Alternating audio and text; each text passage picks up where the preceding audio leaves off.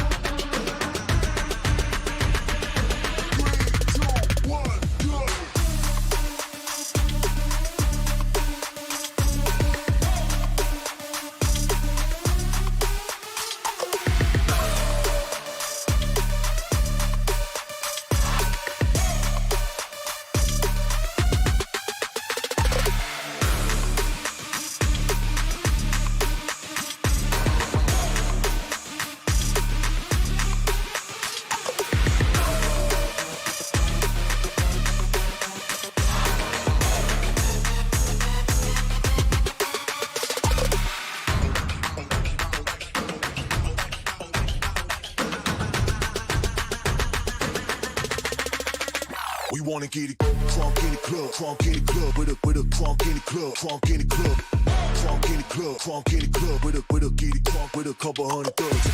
Crunk in the club, crunk in the club, with a crunk in the club, crunk in the club, crunk in the club, crunk in the club, with a get it crunk with a couple hundred thugs. Everybody round, everybody round, everybody round, everybody round here. Everybody round, everybody round here. Know we getting hype. Everybody round, everybody round, everybody round, everybody round, everybody round here. Know we getting hype.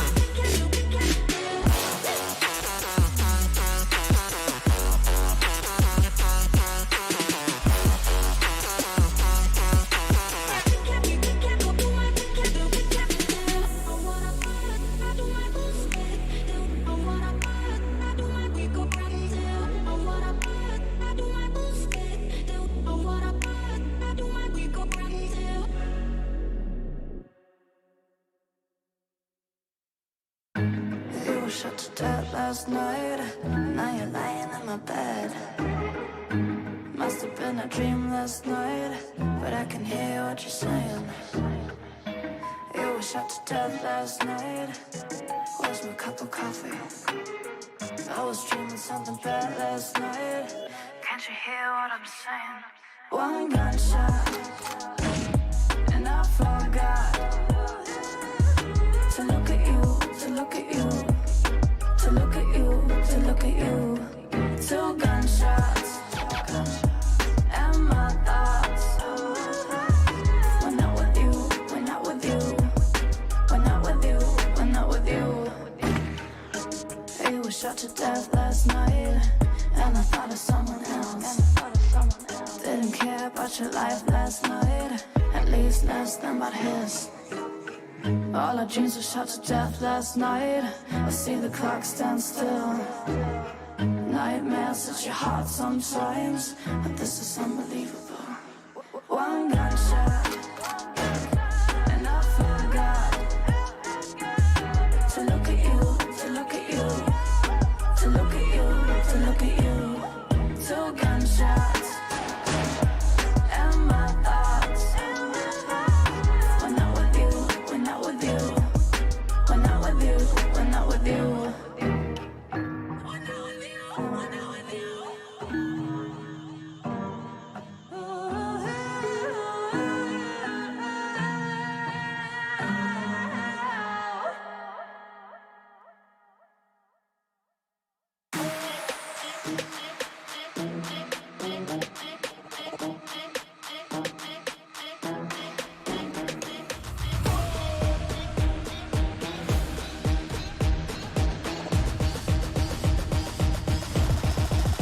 Got the money in the bank. Hit you with the bank. Hit you with the Hit you with the 808. Hit you with the Hit you with the 808. Bang to the break, bang to the break. I'm a boss and you know that I'm finna shine. Got the money in the bank.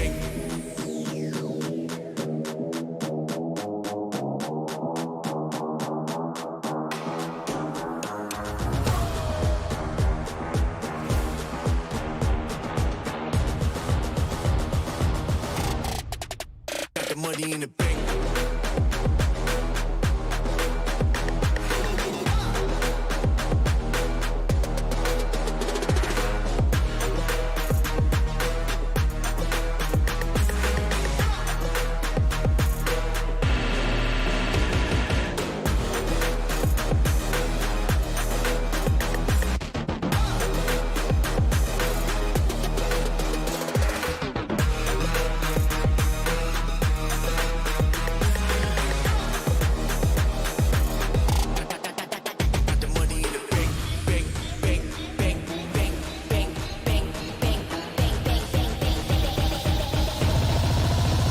Money in the bank. Hit you with the 808.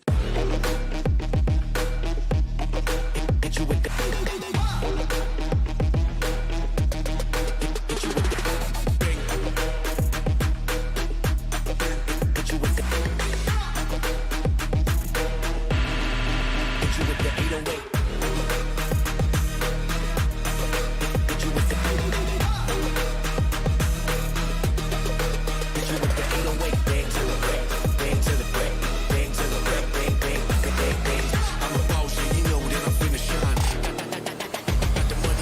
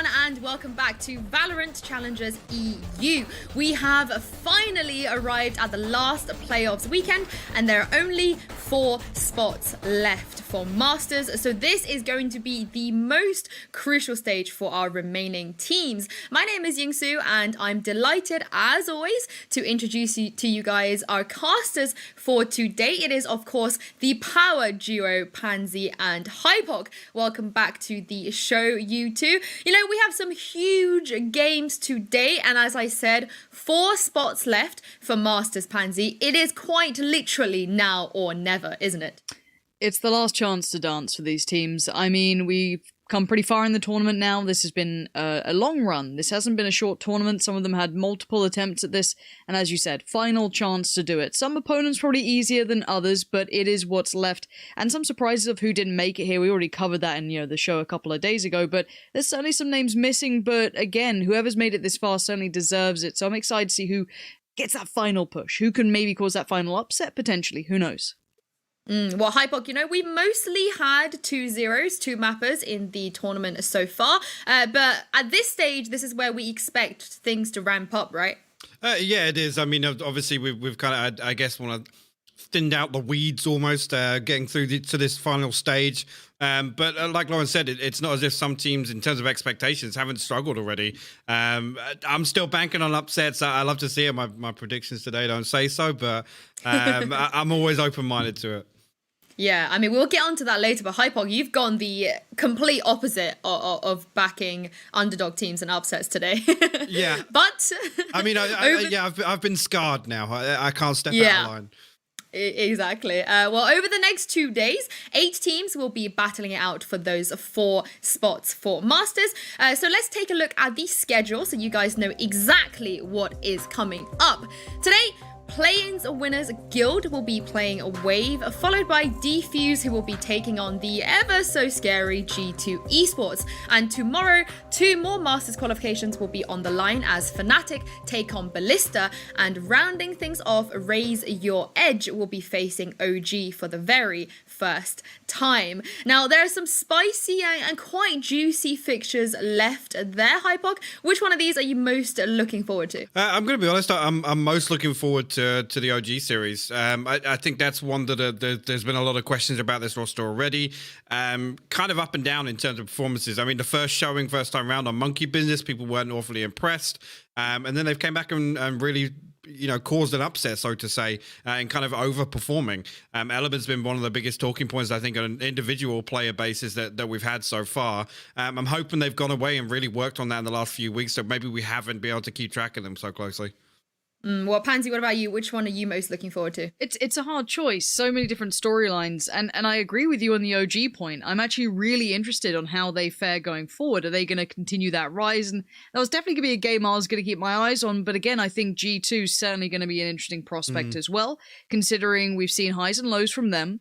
But also we've seen high moments there as well from the likes of Logan and Defuse. So I'm curious how that now matches up. Do we see Logan step up, or does he get kind of crushed under the weight of G2? There's a couple of questions we're going to get the answer to over the next couple of days.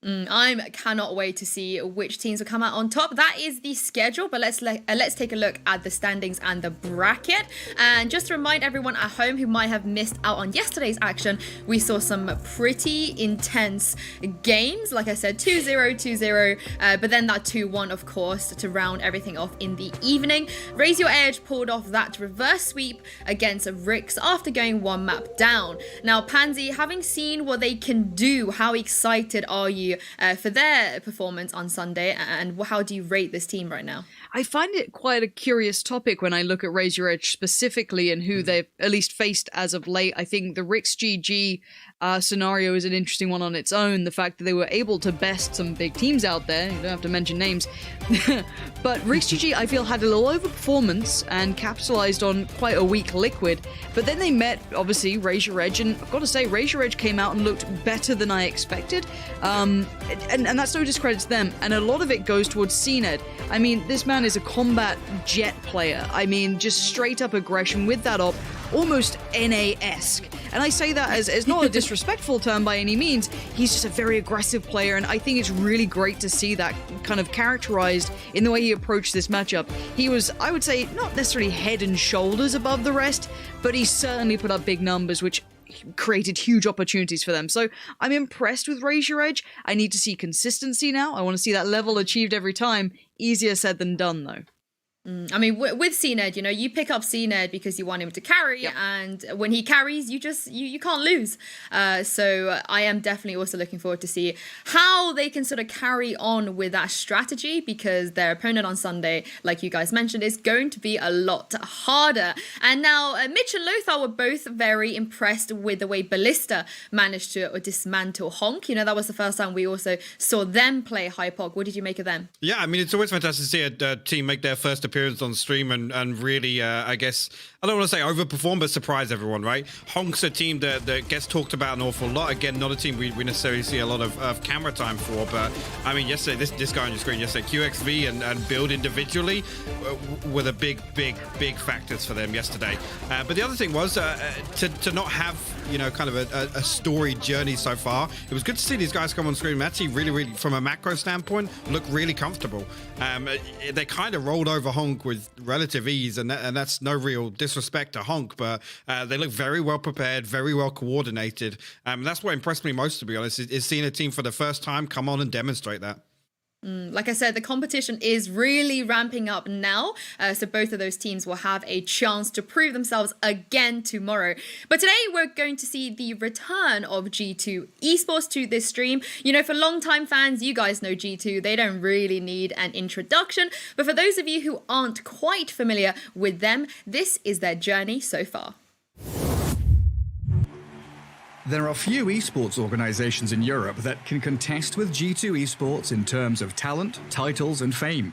It features successful rosters in different esports that have claimed trophies beyond counting. In Valorant, G2 has been a force to be reckoned with as well.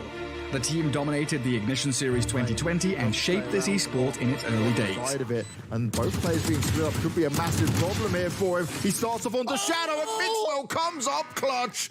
But with the first big tournaments organised by Riot, the overall level of the competition in Valorant has improved, which is why G2 hasn't been as dominant anymore lately. The first indicator of that was First Strike Europe. Not a lot of utility. Nuki finds his fourth on the round now. Pit down in heaven. The ace from Nuki closes this out. G2 eliminated here by Heretic. Team Heretics beat G2 Esports in the semi-finals 2-1. A huge shock for the squad that had dominated Europe's scene for 5 months. After the event, G2 adjusted their roster immediately. David P was benched, and the Polish youngster Zeke joined. On top of that, Mike's trial as a coach ended and the British Nilzinho joined. 2 experienced shooter stars in Mixwell and Pitt, with 3 young talents, that was G2's solution to conquer the #1 spot in Europe again. The changes worked out splendidly, as G2 claimed victory at Red Bull home ground, beating notable opponents such as NIP and Team Liquid. G2 was favoured by many experts entering the VCT Challengers. G2 is definitely not a one-man show. They displayed their excellent team spirit even in hard games, and tactics that aren't easy to read even when they faced a loss. I feel like when you try to analyze G2 and how they play, you can't really have like any certain conclusions to how to counterplay them. You have to expect the unexpected against G2.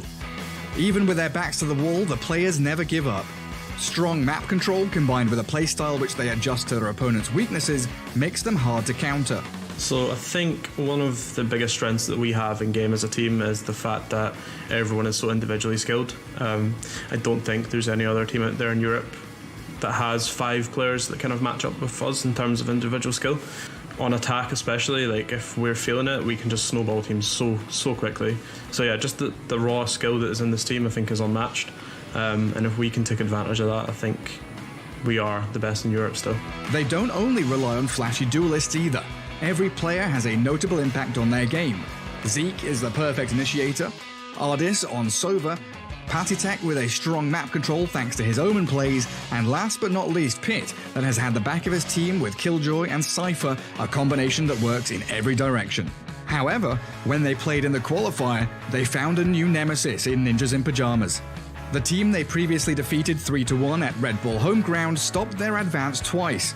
G2 lost to NIP 1-2 in the first week and 0-2 in week 2. Each time NIP were the final boss to overcome, but G2 failed after an intense battle. The weakest points that we had against NIP, I think, was the fact that we tried such a different comp. I think one of the things that everyone says about G2 is that they're one-dimensional, they're not innovative, and that's something I really want to change when I came in. For now, it's kind of back to the drawing board, go back to more of the basic stuff and try and be innovative with what we have. So yeah, I'm not going to give too much away. Obviously, we learned a lot from NIP. Although losing to NIP twice, G2 is far from being done and still has the potential to reclaim their reputation as Europe's finest. Even Ninja coach Emil had nothing but praise for the enemy team. Like I said before, we are getting better and better with time. G2 deserves a lot of credit. They are winning rounds that only G2 can win. Mixwell playing so good, really making it so hard. Indeed, it is Mixwell who is often considered a crucial factor to G2's games. In his last series against NIP, the Spaniard was able to keep his opponents on their toes. With his flashy plays on his signature agent Jet, he is deadliness personified. The nose, Mixwell, good for one, good for two. Over to the Ghost now, looking for that 110 headshot. Dashes out onto site, but it's being stuck, at least for now. Almost a full way, but down he goes. Mixwell with a 4K. They may not be as dominant as they were in 2020, but if they learn from their last matches and play out to their full strengths, there is no doubt they can be a championship contender and may even add more trophies to their famous household name.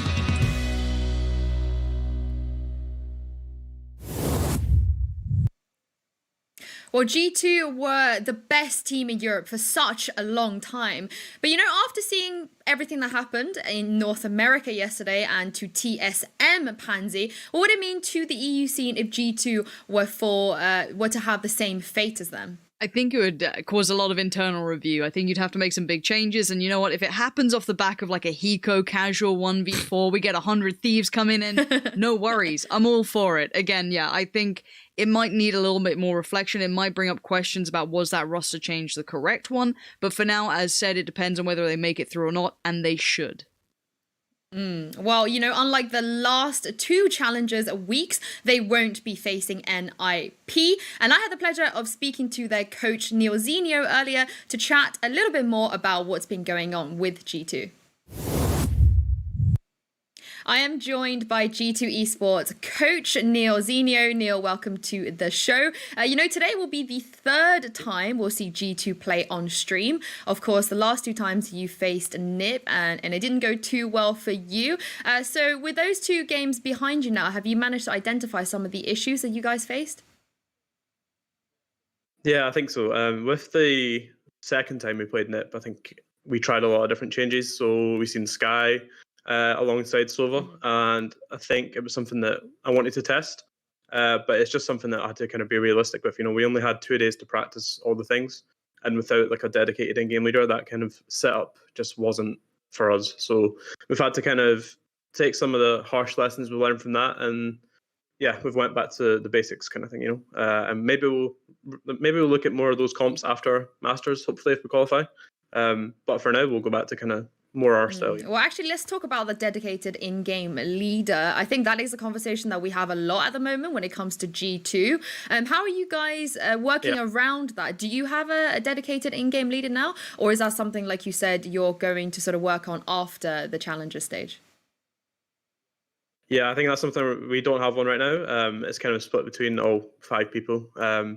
So it does, you can see what happens, right? In the Red Bull event, for example, if everyone's kind of popping off and with Red Bull, no one really knew what we were going to do. But after, like, you come up against people like NIP who've got existence, and then, yeah, they just adapt so quick. So after Masters, I think we'll sit down and see if one of the current players want to kind of take over the in-game leader role, you know. Mixwell does a lot for the team as the captain, but it just might be a bit too much for him to do, with obviously everything else he does outside of games with streaming and being the entry fragger. It's pretty hard to IGL as well, you know. So yeah, we'll have a look at maybe some of the more experienced players in the roster will kind of take over, and maybe we'll have to see some role changes, you know. So we'll see what happens. Well, of course, you know, in between the last 2 times you played NiP, you didn't have that much time. But of course, the way that the results came out last week, and due to the format change, you didn't play the qualifying games this week. So you've only got this one best of 3, which means you've had a little bit more time to prepare. Will we see any more, I guess, major changes this week, or you guys sort of gone back to basics? Yeah, pretty much. We've gone back to the basics. So I'm not going to give too much away, obviously. But yeah, there's no crazy surprises in stock. So I think it'll be a more like kind of like a familiar look for what we have. We're just playing up with a bit more structure though. That's the only real change. We're just trying to add a bit more structure gradually.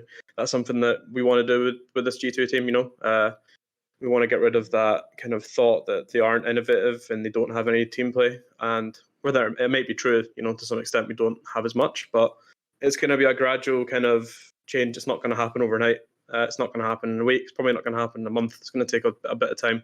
But once we do, I think we'll be good. Well, you know, just looking at the game ahead today, Diffuse, they're on a bit of a streak. They're doing pretty well. I don't know if you've seen any of their games lately, but what is your game plan going into this matchup? I think we've played Diffuse quite a bit in practice, and they're always a team. We're going to respect them. You know, they've got some really skilled players. Logan especially, like he's really good in clutches. So he's someone, you know, we're kind of keeping an eye out for him. We're not going to take anything for granted.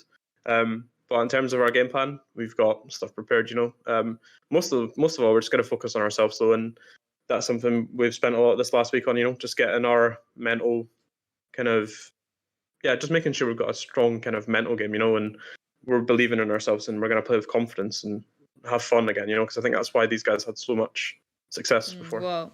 And I think that was kind of lost. So I mean, there's nothing more scary than G2 playing with confidence. I'm going to tell you that. So I'm very much looking forward to that matchup. Great to have you here as always, Neil, and best of luck.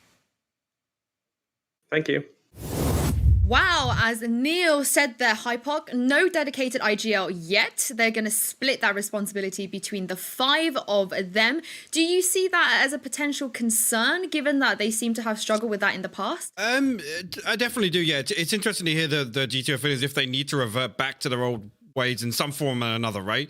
Obviously, historically, the big discussion or the big question around this roster or this team has been, as the meta develops, kind of how sustainable that playstyle really is, right? And I think NIP is a fantastic example of demonstrating the strength of structure in Valorant, and how that can kind of, you know, take down a team like G2. I mean, let's face it, G2 have been tested previously, but nobody before NIP has shown this sort of consistent comfort level in handling them. Kind of at their, I don't want to say at their worst, but definitely in a transitional period with Zeke in this roster. Yeah, they've definitely sort of cracked the code, right, on how to beat G2. You know, they did it twice. I don't think any team has managed to do that to G2 twice in a best of 3. And on the other side, Pansy, you know, Neil even singled out Existence here, you know, recognizing the power of bringing in someone like that and having a dedicated role there. Why do you think someone like Existence would actually, you know, be suited for a team like G2? Not specifically him, but the role and leadership skills he brings. It's about the respect that garners, and it did bring into a lot of questions whether or not Zeke for me was the right option. And there's no discredit to the player himself. I think Zeke is incredibly talented, but he is a fragger, and I would never want to take him off that role because you see the power that man has. But the point is, for me, they needed an IGL, and they still need an IGL that can keep everyone in check and garner all of their respect. And as much as that sounds silly, of course you respect your IGL, but you know, you've got some very high caliber players, and you need a big IGL. As I said, I look at Counter-Strike as an easy example. FaZe Clan for years were doing these, you know, dream rosters where you make those fantasy football-esque teams where it's just like everyone's a power player. Cold, Zera's in there, Nico's in there, and of course it doesn't work out because there's no one to lead the pack. And now finally they've even had to go and bring back in karrigan after all of that and say, yeah, well, I guess we do need someone to kind of head this up and put all of those chess pieces in the right place. And I think that eventually G2 is going to need to do that themselves. I think that's something G2 needs to address. And it is that thought of, okay, do we do it now? Do we make those changes with IGLs now, as I feel like Liquid did moving in Yampi, which potentially did, you know, cost them getting through towards Masters? Or do we hope we can fix it down the line. Now, that's the scary part, is if you leave it to Masters, if you leave it till after then, whenever, the issue could continue or they could lose now. But it's that risk reward. It's always going to be a dangerous time to try and change things up. And G2, pound for pound, is still one of the best teams out there. So it's hard to be innovative when you're still winning. Well, I can't believe you made a reference to fantasy football after hating on traditional sports this whole time, Pansy. Yeah, you're a fraud. Absolutely. But of course, G2 will be showing us what have they been working on and what this will look like later against Defuse. But first, let's take a look at the schedule so you guys know exactly what is coming up and when to expect which matchup. As I said, first up, we will have Guild versus Wave in a best of 3, followed by another best of 3, and of course it is G2 versus Defuse. So we are going to head into the pre-match now for Wave versus a Guild. But before that, I had the pleasure of chatting to their coach Itapata earlier, and brace yourselves guys, this is a bit of a spicy one. And I'm now joined by Wave's coach, Itapata. Hi, Itapata. Welcome to the show. Great to have you here. Right off the bat, I just wanted to ask you about your maybe stand-in or new roster member for this tournament. I saw that you guys played with Cider at Epicland. Would he also be playing for the best of 3 today? Yes, hello. So, yeah, Cider will be playing with us. He has been scrimming for 2 weeks with the team, and he's been doing brilliantly so far. So we're really happy to have him on the roster today. Just in terms of that roster change, I wanted to get sort of the reasoning behind why you guys decided to make this change, I guess, like kind of halfway through the competition. Yeah, this change, it was needed at some point because the atmosphere in the team was getting really low and it was impacting our communication, our gameplay, and just getting Cider in improved everything all of a sudden. So yeah, we had to do that change. Well, in terms of bringing Cider into the team, how has that impacted any of the roles, and what kind of role will Cider have, I guess, on this new team? In terms of agents, he would be filling up in the smoker role, and in terms of communication, he immediately got this leadership position on the team. Not really IGLing, but he's helping Zik a lot with all the communication stuff, and it's been working pretty good so far. Of course, we haven't seen you guys play in a little while, but you did win Epicland in your time away from the challengers. Tell me how much of a confidence boost was that for you guys, you know, especially taking down RixGG and Team Vitality as well in the process? We participated in the Epicland just because of the confidence boost that we would get with the new player, and it worked out perfectly for us. So heading into this game, we're pretty confident that we can win it. Well, let's just talk about this game because you do have Guild. You've known the bracket for a little bit now. Was this the outcome that you expected? And have you been preparing for Guild this whole time? Honestly, yeah, I feel like we expected Guild.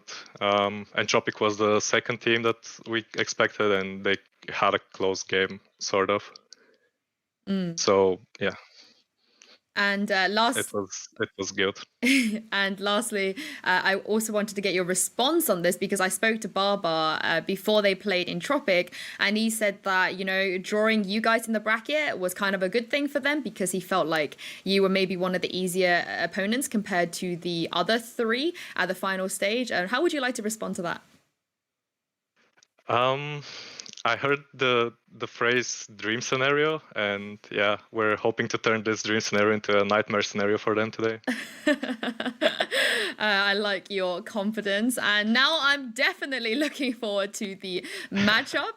Best of luck, and I'm also looking forward to seeing how Cider is going to fit on this team. Yes, thank you. Thank you very much, Itapata. Well, Itapata has a big goal there, you guys, to try and turn a Guild's dream scenario into a nightmare. And Hypok, you know, they can do this. I do feel like after their win, especially at Epic Land when they brought in Cider to try and get some confidence with the team, to try and integrate him, it has been working out pretty well for them so far. Yeah, it has. And I love the point that you touched on there about kind of the looking at it as a confidence booster, right? Some teams thrive better on just getting loads and loads of scrim practice in. Others, they want to take the test from competitive, like real life competitive games, right? So it's good to really hear that they're kind of addressing things. Again, the roster change, maybe there was some other internal things that maybe we didn't see. For me, Wave really impressed me. I mean, even looking back to the 2-1 over Fnatic and Challengers 1, yes, it was 0-2 versus Alliance, but they actually still impressed me in that series. And taking a look at it again, to 2-1 Vitality at the minute, which I know is a hot talking point within the region. Statistically, they look comfortable, right? I mean, even Cider flexed onto Reyna for the Icebox to make way for the Viper pick. It doesn't look like they had really too much to worry about other than losing that second map. So it's definitely good to see these guys kind of build on their strengths and look to continue improving. I think they've done the best thing in terms of bringing in a new roster by actually playing a tournament. Absolutely. Exactly. So, you know, with the other teams who have made their roster swaps, it did seem like that the Challenger stage was going to be the first time for them to debut this. And it's not always the best place to do it, but to do it at Epic Land and also win it is definitely something that's very commendable. But just moving on to the other side, of course, you know, their opponent is going to be Guild. And for Guild, we spoke to Barbar already the last time they were on stream, and he, you know, said to us that there was going to be the dream scenario if had they beaten Entropic, which they did, to face Wave, because Wave is going to be slightly easier compared to the other three. Pansy, do you think this is going to come back and bite him, or do you feel like Guild are indeed the favorites going into this? It's actually kind of hard. I'd say Guild's results have been tricky to categorize just because we've seen them look good, but we've also seen them make a couple of fumbles. So we don't know which side it's kind of working out right now, I feel, for them, because as said, when it looks good for them, when Leo's having a great game, when your scene's on point, it's fantastic for Guild and you can see exactly what they're moving towards. However, on the other side, you know, beating Entropic, I don't know if I class that as a huge pickup. It's very difficult to categorize where they sit currently. As said, when they look good, it's a really enjoyable watch.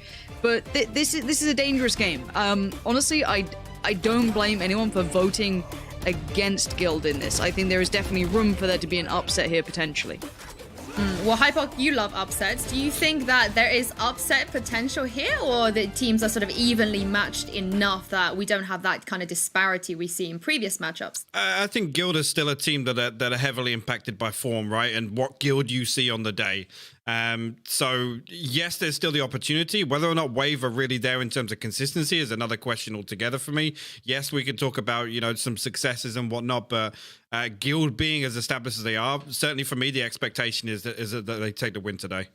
Well, let's not forget that Wave beat Fnatic, but Guild didn't. That's not a measure. Yeah, good point. Yeah, that's not a metric for anything whatsoever. But it is interesting that they both faced the same team and had different results. But I think the important thing for us now is to look at the map vetoes, because this will usually sort of give us a better idea of where these two teams are going to sit. Of course, they both have pretty good map pools, I would say.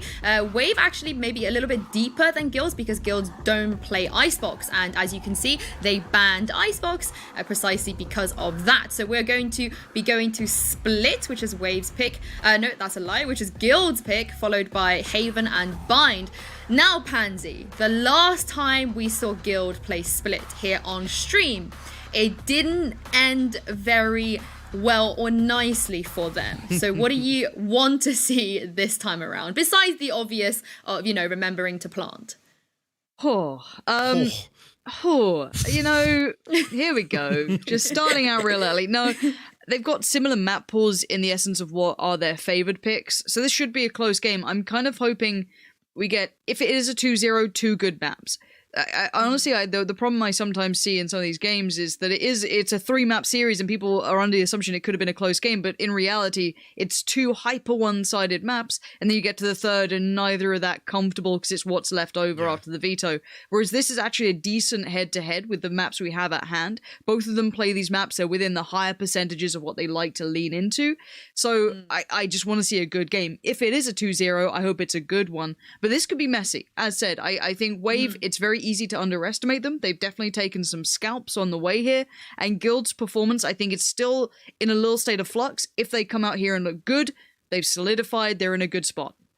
Well, there's definitely no excuses here. Like you said, they're both quite comfortable on these map picks. And Hypok, I would love for you to give us your predictions. As you said, you love an upset, but I guess you love winning a little bit more. Yeah, I do. I voted Guild today. I was way off last time. I was voted on upset, so I'm playing it safe. I mean, it's good to see that everybody else has followed me, to be honest. As you can see, Mitch, the only one believing in the upset this time around. I did that before, man. I voted on Wave and I was like, look, I believe in him, and then, went a little bit alright. But I honestly think there could be an upset. I don't think Mitch has got a bad shout on that at all. Yeah, no, I agree. I think it's definitely, I don't think it's going to be a 2-0. Well, I personally would be quite surprised if it's going to be a 2-0. What about you, Hype? I was just about to say, just looking at it now, I mean, Haven and Split, the 2 maps the Wave took versus Vitality. Haven very comfortably, and we've seen Wave demonstrate really, really strong Haven play, especially those defensive, kind of aggressive, proactive executions we've seen.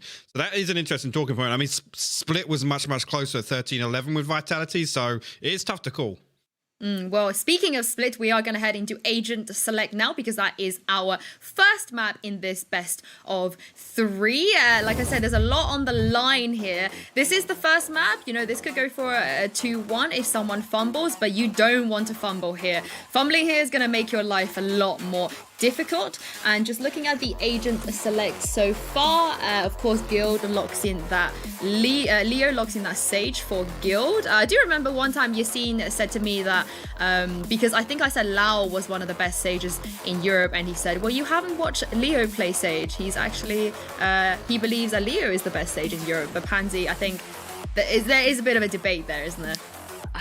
Look, dude, until we get to LAN, no one's the best at anything, all right? Like, let's be honest here. Like, this is all good and well online, and I love it. I love it for a bit of banter, but yeah, I mean, I'm waiting and seeing. Like, this game is too unpredictable for me to actually fully get into any part of this. They've had some variety in their picks of agents, but that's about all I can take away. I don't think any of them are going to stray away into anything that's not within their wheelhouse and that's not comfortable. Yeah, I mean, Cider coming in would be, I'd say, the only thing that is sort of different to look out for, because the last time we watched Wave play, of course, they had Tribune, and that Sky on Split for Wave is always quite exciting. Yeah, that's interesting, and again, Wave like to flex between the Breach and the Sky pick, so we have to see whether or not they've got anything built around that. It looks like we might actually have a little bit of a delay. I think somebody might have just lagged out a little bit. But yeah, looking at this again, it's nice to see them playing around with the agent composition as well. That's always nice to see, especially with a roster change coming in that brings that kind of that, I guess, that diversity to what players can play, their agent pools. So it's nice to see them mess around with that. Well, one player has had a disconnect. It's definitely not Pansy feeling like she doesn't want to start the game anytime soon because she just wants to sit here and chat forever. So I can confirm there is been a disconnect. So once he connects back up, we'll probably remake the lobby, redo Agent Select, and let you guys head straight into the game. But for now, Pansy, as I said, you don't want to fumble here, right? Because after all the 2-0s we've had, it's not the easiest job to try and get that reverse sweep after losing the first map. No, and it takes a certain team with certain map pools, I feel, to comfortably pull off reverse sweeps, and I say that even at a stretch. And I don't think this map pool allows for much reverse sweep. So again, we can just rewatch them locking in the agents. I don't think they can change anything because they can't. So should be good to go. They did just say something. Yeah, no Sky there. Was it a miss lock-in, or have they just changed? It kind of looks like it was a misclick. Maybe it was a misclick and then they sort of disconnected to redo it. That's what it looks like Maybe. on my screen right now. But I'm not sure. But either way, the agents have been locked in now. So we are going to head into the first map of this best of 3 between Guild and Wave. Pansy and Hypox, take us away. No worries, we'll be jumping into this. And yeah, I think, as said, look, Guild, I see you in chat. I see you, and I voted for you. So you know what? If you let me down, no more Yeah, sass. that's it. Yeah, Mind that's your it now. manners. No yeah? second chances. No, this is it. This is a game for you, right? Wave. I mean, wait, I like Wave. Honestly, seeing Murray back in here and everyone else, like, this is a dangerous little roster. They are a dangerous little team that has definitely caused upsets, definitely got the fans behind them. I'm just going to wait and see what they do, though. Because, as said, we saw the good looks from Guild. We saw them coming out, Hypoc, looking good. We saw Leo on Prime. I want to see more of that. Yeah, absolutely. Is initially pretty widespread from Guild in the pistol round here, at least. And so maybe setting up a fault line or something towards Heaven. Actually, a little bit of aggression from Wave out through Garrett's looking for some early control. It's going to give a lot of information, actually. They've already got a 3 stack over towards A site, and they can stay like this now they have that info. Yeah, this A crunch should be coming in from Guild, and the perfect start for Safe. Going to find Carcass with no trade available. Pretty isolated and not necessarily sitting deep, but sitting deep on Heaven gives them no vision towards ramps or ropes. So I don't mind sitting deep, but I feel like he was building off the back of the information that B-Push was going to garner, and it found some, but not enough.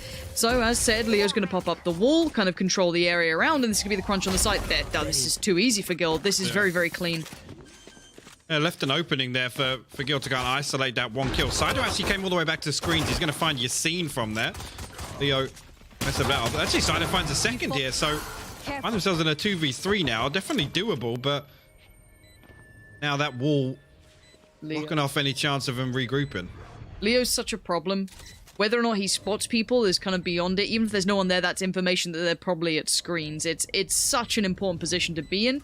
They're going to smoke off CT or T, I guess, at this point. Going to try and cross out. Bonka playing on the site. Probably first contact here. And they'll start the swing. Does get individual 1v1 and no trade. And now this is where the problems begin. But Leo's there to save the day. Safe just dives in. And gotta say it, between Safe and Leo, fantastic play. And it was all too easy to get up ramp to split through ropes to make it look so clinical. Well, I mean, the one thing there is, yes, you can keep the 3 stack, as I said, but I feel as if the focus needs to be on ramp. Have one person playing elbow or screens, because as soon as you give that plant up, right, or that person on site dies, you can just literally plant for Heaven for free. There's no pressure coming through there. The wall goes down over the defensive spawn, blocking off that rotation, so they can literally sit in Heaven. Like you said, Leo, all he needs to do, play his life, whether or not he spots anybody or not, doesn't really matter, because all of that time that gets eaten up, Wave have to do something about that Heaven presence. Yeah, they can't ignore it. So, again, it's a pistol round. Sadly, it being a tech issue right now for one of the players means you have to stare at us longer. Again, I think it was Yinzu saying, hey guys, can you pause the game? I want more camera time. Unlucky Yinzu. It comes back to us. So it's us who are stuck here. Again, my deepest apologies to anyone at home who has to once again stare at the palest person in history and Hypoc. So, sorry about that. That's all the intro I get. There's nothing. I mean, you want to be slightly insulted, or? I've already been told I have a large head today. Big head. Measured up against Yinsu as well. That's an unfair test, really. They've come in hard. All right, we are back into this one. Unpaused, no worries. Let's get it going. First round on the board towards Guild, of course, on the attacking side. Wave on the defense. Thank you for joining us, guys, here. And again, this is the last chance to dance. This is for some of the teams to actually try and make that way through to Masters. And again, let's see what they go for here. This time, Jet a little bit more presence towards that ramp side, but should be overpowered. But we know what gun may be in hand. And, well, it gets one and done. Nothing too much to write home about. And the Omen feeling very isolated towards A. Well, no, I mean, it can come back and just play safe once again. Let's have a teammate rotating back over, but Guild to be cautious at this point. I guess maybe anticipating a few more Buckies somewhere along the line. Spike cam going to go up. It's going to give a little bit of information over after Leo does pop it, but looking like they're actually going to drift back away from A. No more charges left. You're on the minimap here. You can see Yassine I guess, just looking for a peek out off of default on B. The Wave haven't given him anything just yet, so you see Murray actually posted on the X-ray with the Bucky there, so you're seeing got to be really careful 30 here. seconds left. I do get a little scared on kind of anti-ecos, or a force buy, I guess. When you leave it this late, it gets a little sketchy because stacks can work out and you can't really adjust off the back. But let's see, you're seeing great movement to try and keep those Buckies at distance, and it's an incredibly good idea considering, you know, what damage they can do. And there's the flank coming in for safe, so all the threats have been quelled, and it looks like Guild really hammered down that execution on this, keeping it very clean. And the fault line actually perfect there onto default. Safe will pick up side up. Yeah, like you said, and again, it's always the same concern, right? It's if you get no peaks whatsoever, you're sort of anticipating a stack, right? So Murray's sitting behind default for that long. Hats off to Yassine to still, I don't want to say kind of showing discipline, because he double statures up at the end of the day. So at least he relies on the utility of his teammate there. Obviously, Bonkar lining up a fault line from somewhere deep just to kind of reduce that risk.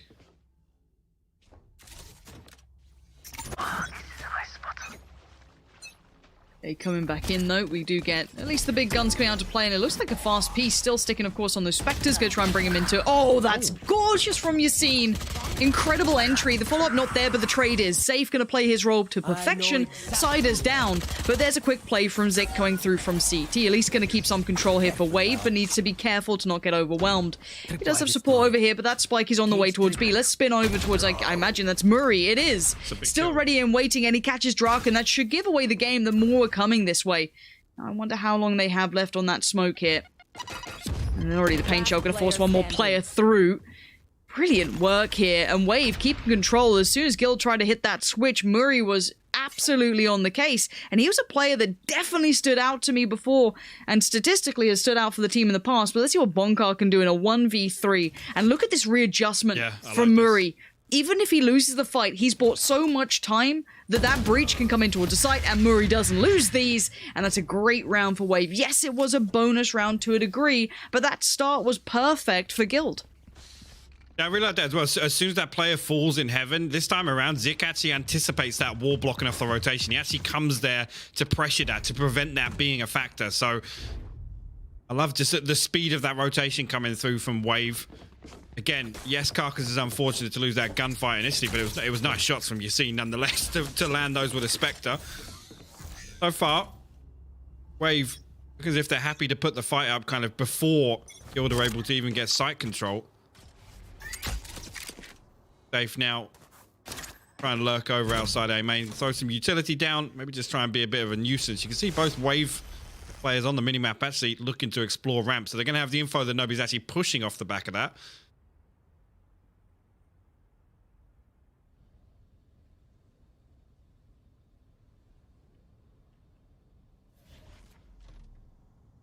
This is all quiet so far.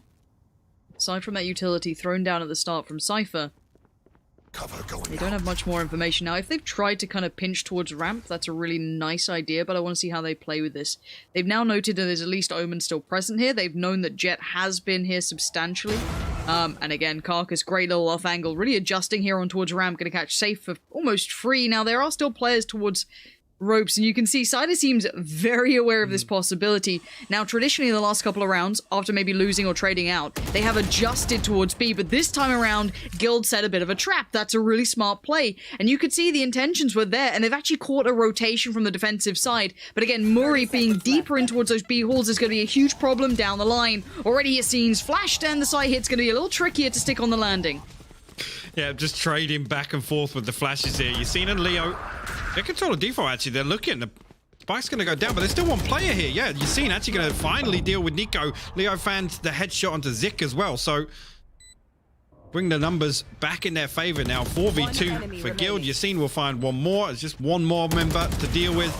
Ida comes out from the defensive spawn, and Bonkar picks up that freebie. I love the readjustment there from Guild. Again, setting that trap in ropes, finding that kill. Immediately there, Waver kind of scrambling to deal with that. They don't know which side to then rotate towards. Actually, they end up drifting back over towards B Heaven. Really, really good stuff. And actually, that's all off the back of nobody playing on site on B. That was a double stacking Garage by Wave. They're anticipating either giving that up, playing retake. But I think at the point Nico drifts back behind Pillar, right there, it's difficult for Muri to really do anything. I just love the fact that they just punished a rotation after conditioning in like 3 rounds. That was very well done. Now, into this, we are seeing a bit of a force buy. Sheriffs, I think I saw a Bucky come out. I'm not sure if it got stuck on. But again, they've bought in very lightly to this. Nothing too crazy. But again, this is what I like to see from Guild is a very considered and composed approach. They seem very aware of what they wanted to do and the reactions and the cause of what their moves previous to now have created. Just spamming away. Again, they have to be quite clean on this approach towards, ramp. Again, that jet has been a problem. A bit of a nuisance from there. A couple of kills, and we are seeing that little bit of a play from Raze now, sitting towards ropes. So the next layer of this is that they have to now pay attention to ropes, because now they got exploited from that, right? Like, Wave have to now pay a little bit more mind to it. But I'm interested to see if there's now a next step for Guild. This is those mental games, that kind of pendulum that swings like, okay, we're in control, now we're not, as Carcass gives a little bit of a fade towards safe. And that was a little ahead of the smoke, so maybe just trying to catch one on the adjustment, feeling they were safe. Yassine spotted one out, and you can see them trying to, again, exploit this ropes area with Yassine. And now the timing's quite nice for Leo there. They just back away. They know the fight should be coming. Yassine, oh no, this is awkward. But Yassine still finds the shot. Now the sight hit comes in. We do have the Omen tucked on the side. I'd love to see his POV, how much he could do from this. It should be a kill for Leo, sure. But it's going to be interesting more on his perspective as to what he could get done. But no, he's going to be almost ignored back here. Just kind of left to rot as the spike goes down anyway. Leo's found Carcass, but you can see Cider gets one. Not bad. Quick trade for Yassine, though. And I love the way they just completely navigated around that position. Leo on the cleanup, and this round had a couple of threats, Hypog, but they seem to subside quickly. Yeah, I think Muri got the shock of his life when Yassine actually jumped down into Rose. And Nico, Bucky in hand, Leo gonna be there to greet him just outside defensive spawn. But yeah, I mean, the wall is perfect. Again, it's perfectly timed. I don't know if he actually heard the drop into ropes there, or maybe he heard, Muri hopping onto the rope, but the wall's perfect to kind of shut off that area. And I think Muri at that point is never expecting somebody to come from the ropes. He's like, why would they wall off their own teammate, right? Yep.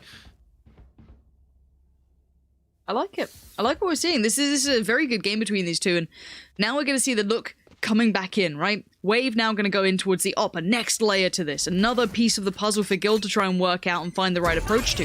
And we're going to see a quick hit. Now, that's an interesting concept. The ult goes nowhere, but Yassine's does. Muri goes down, and that's just adding insult to injury. And now, oh, this is big from Yassine. Just powers on in. Does go down, but that's information. Now, they got to realize there's got to be more here. Wait, we've just killed some agents that we didn't expect to be on this site. Can we exploit B? We've just killed Muri, who's been that B player consistently. There's still that jet up, and they've got the money for the op to come out, so you're going to put together all of these pieces of that puzzle, and B seems like way of an easier option for Guild now. It does. Actually, Zeke did rotate over towards Heaven on A, and now he's actually creeping back through towards default on B. Carcass actually going to find safe, walking back over towards Mail, sorry. We've got Zix actually got in and amongst Guild. Yeah, Draken does actually find him now. I'm not entirely sure why he was in the cam, not behind the box there. Would have blocked that LOS, but nonetheless, Spike will go down on B. Wave now a 2v3 retake situation. There's only so many places they can approach from. Yes, they could go long flank, but there's a wall there, so they can focus now. Leave Draken to watch towards that CT side. Keep Heaven under control of Bonkar, and this again is it. As much as it's what you see, it's what you don't see as well, and them knowing exactly, well, they're not here, so probably a save at this point. No one's made any moves. Time to back away, and again, this is a discussion that I'm sure will eventually come around later in Valorant. I don't know if it's quite there yet, and if the economy allows. The problem of having an op as well down the line is that it will kind of keep you poor for the rest of the team if you aren't winning the rounds, right? Because you constantly want to force around it, you constantly want to buy around it because it can be viable. But again, it will keep you in those force buys. It does, yeah, and it's such a heavy burden as well in terms of retaking here. Straight away, it's like, well, we got 6,000 credits worth of equipment here that, I don't know, in a 2v3, unless he's getting a pick with that operator before they can even set up in the post plant, there's almost no point going for it. Literally no point at all. And here we go. Bucky's coming out, Sheriff coming out, buying down to I think it's like 1.6, 1.9 at lowest. But you're putting your money on Carcass here. Let's have a watch of that op. It looks like he's going aggressive towards those B. Halls. Does take the line. So that should at least alleviate the likes of Murray. That can mean people can play a little bit more attentively towards mid. Maybe sit there and play those crossfires a little more. There it is. And Murray wins. So again, this just keeps that focus. Keeps them in this. Nico still not shown his hand yet either. So that's not bad. Does eventually show and backs away. But Murray finds another. Draken goes down. This is perfect. This is exactly what you want. And again, that op technically doesn't need to move. It is already just showing its value here. These are the perfect choke points for Bucky's. Murray. He's creeping once again. Leo actually maybe trying to reset and find this revive here, and it's gonna be risky. Murray's still in this spot. He did burn his grenade there on the regen as well. Leo now, again, probably not worth it in a 2v5 unless they can find some kills pretty quickly here. But you can see on the X-ray, they're just waiting, anticipating this push coming through. Again, the flash is actually perfect, and Nico still finds that. He actually turned for that flash. Perfect. Wow. Perfect utilization of the op there. And you can see what those Buckies are able to do if people are kind of funneled towards them. And I think this is one of the most dangerous things when it comes to Valorant is I think we're going to still see teams being better and better at using Buckies, using Spectres, kind of using utility to navigate through those kind of force buys and weaker weapon rounds. Again, that was off the back of I think one rifle and op, and this is perfect. As I said, Guild, yes, they went for this kind of mid take. I mean, I don't know if I love the concept against a round like this, but still, they got punished for it. Those Buckies were in perfect position for that. No stress at all. Great play from Murray. But again, the call to do that, great. Carcass this time does go for that mid-fight, has to back away from it, leans back towards A now, but that's presence noted. They have to be a little diligent towards it here.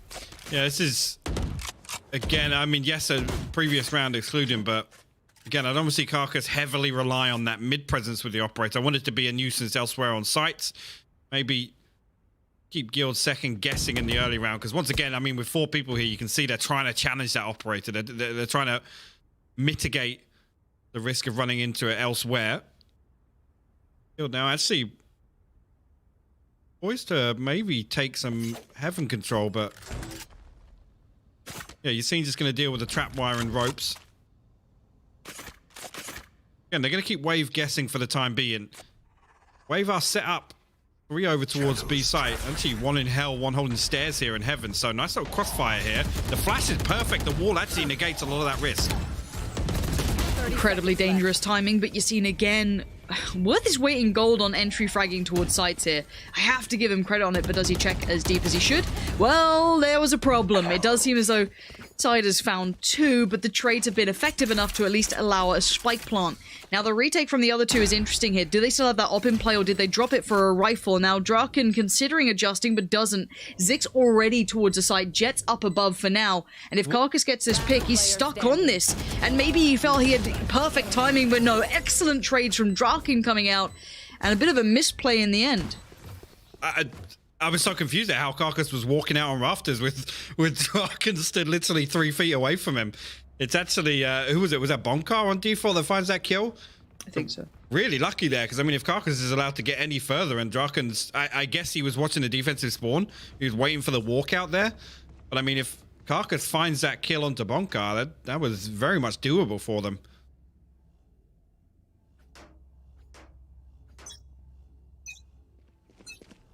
He's wide open here, Lauren. There's a mid push. Ooh, let's see if the mid push works out. Show me Jet and show me Raze here, because I'd love to see if they've noted any information. I think the breach has now fallen away, and they've TP'd or brought Omen across. I mean, he's just hopping straight on in there. They know where they are, and I guess that's the one bonus of taking that mid information, is that you know exactly where people are. And Cider has been putting up some numbers here, but they need some more, and they might be that ultimate, very fortunate to work out for Yassine in that aspect, as now Murray's going to be on the case, going to try and leer his way forward. Doesn't find too much there, just Yassine on the other side of it. Flash comes out, they're blind as anything. And you can see this. The one aspect of making these fast hits happen is they have so much utility for the post plant. Flash, flash, flash, you saw nothing. Guild maintain with 3. The flashes were I mean, it literally just it cancels out the possibility of them even following up on that Rolling Thunder. You can see Yassine, he was actually dazed behind Pillar there, but the flash is just timed perfectly here. You see a perfect angle here from the observers. Look how blind they were. They were literally stuck. Literally stuck behind default. A big investment, to be honest with you, on Wave on that retake. Actually, was it just the Rolling Thunder? Not even. You tell me.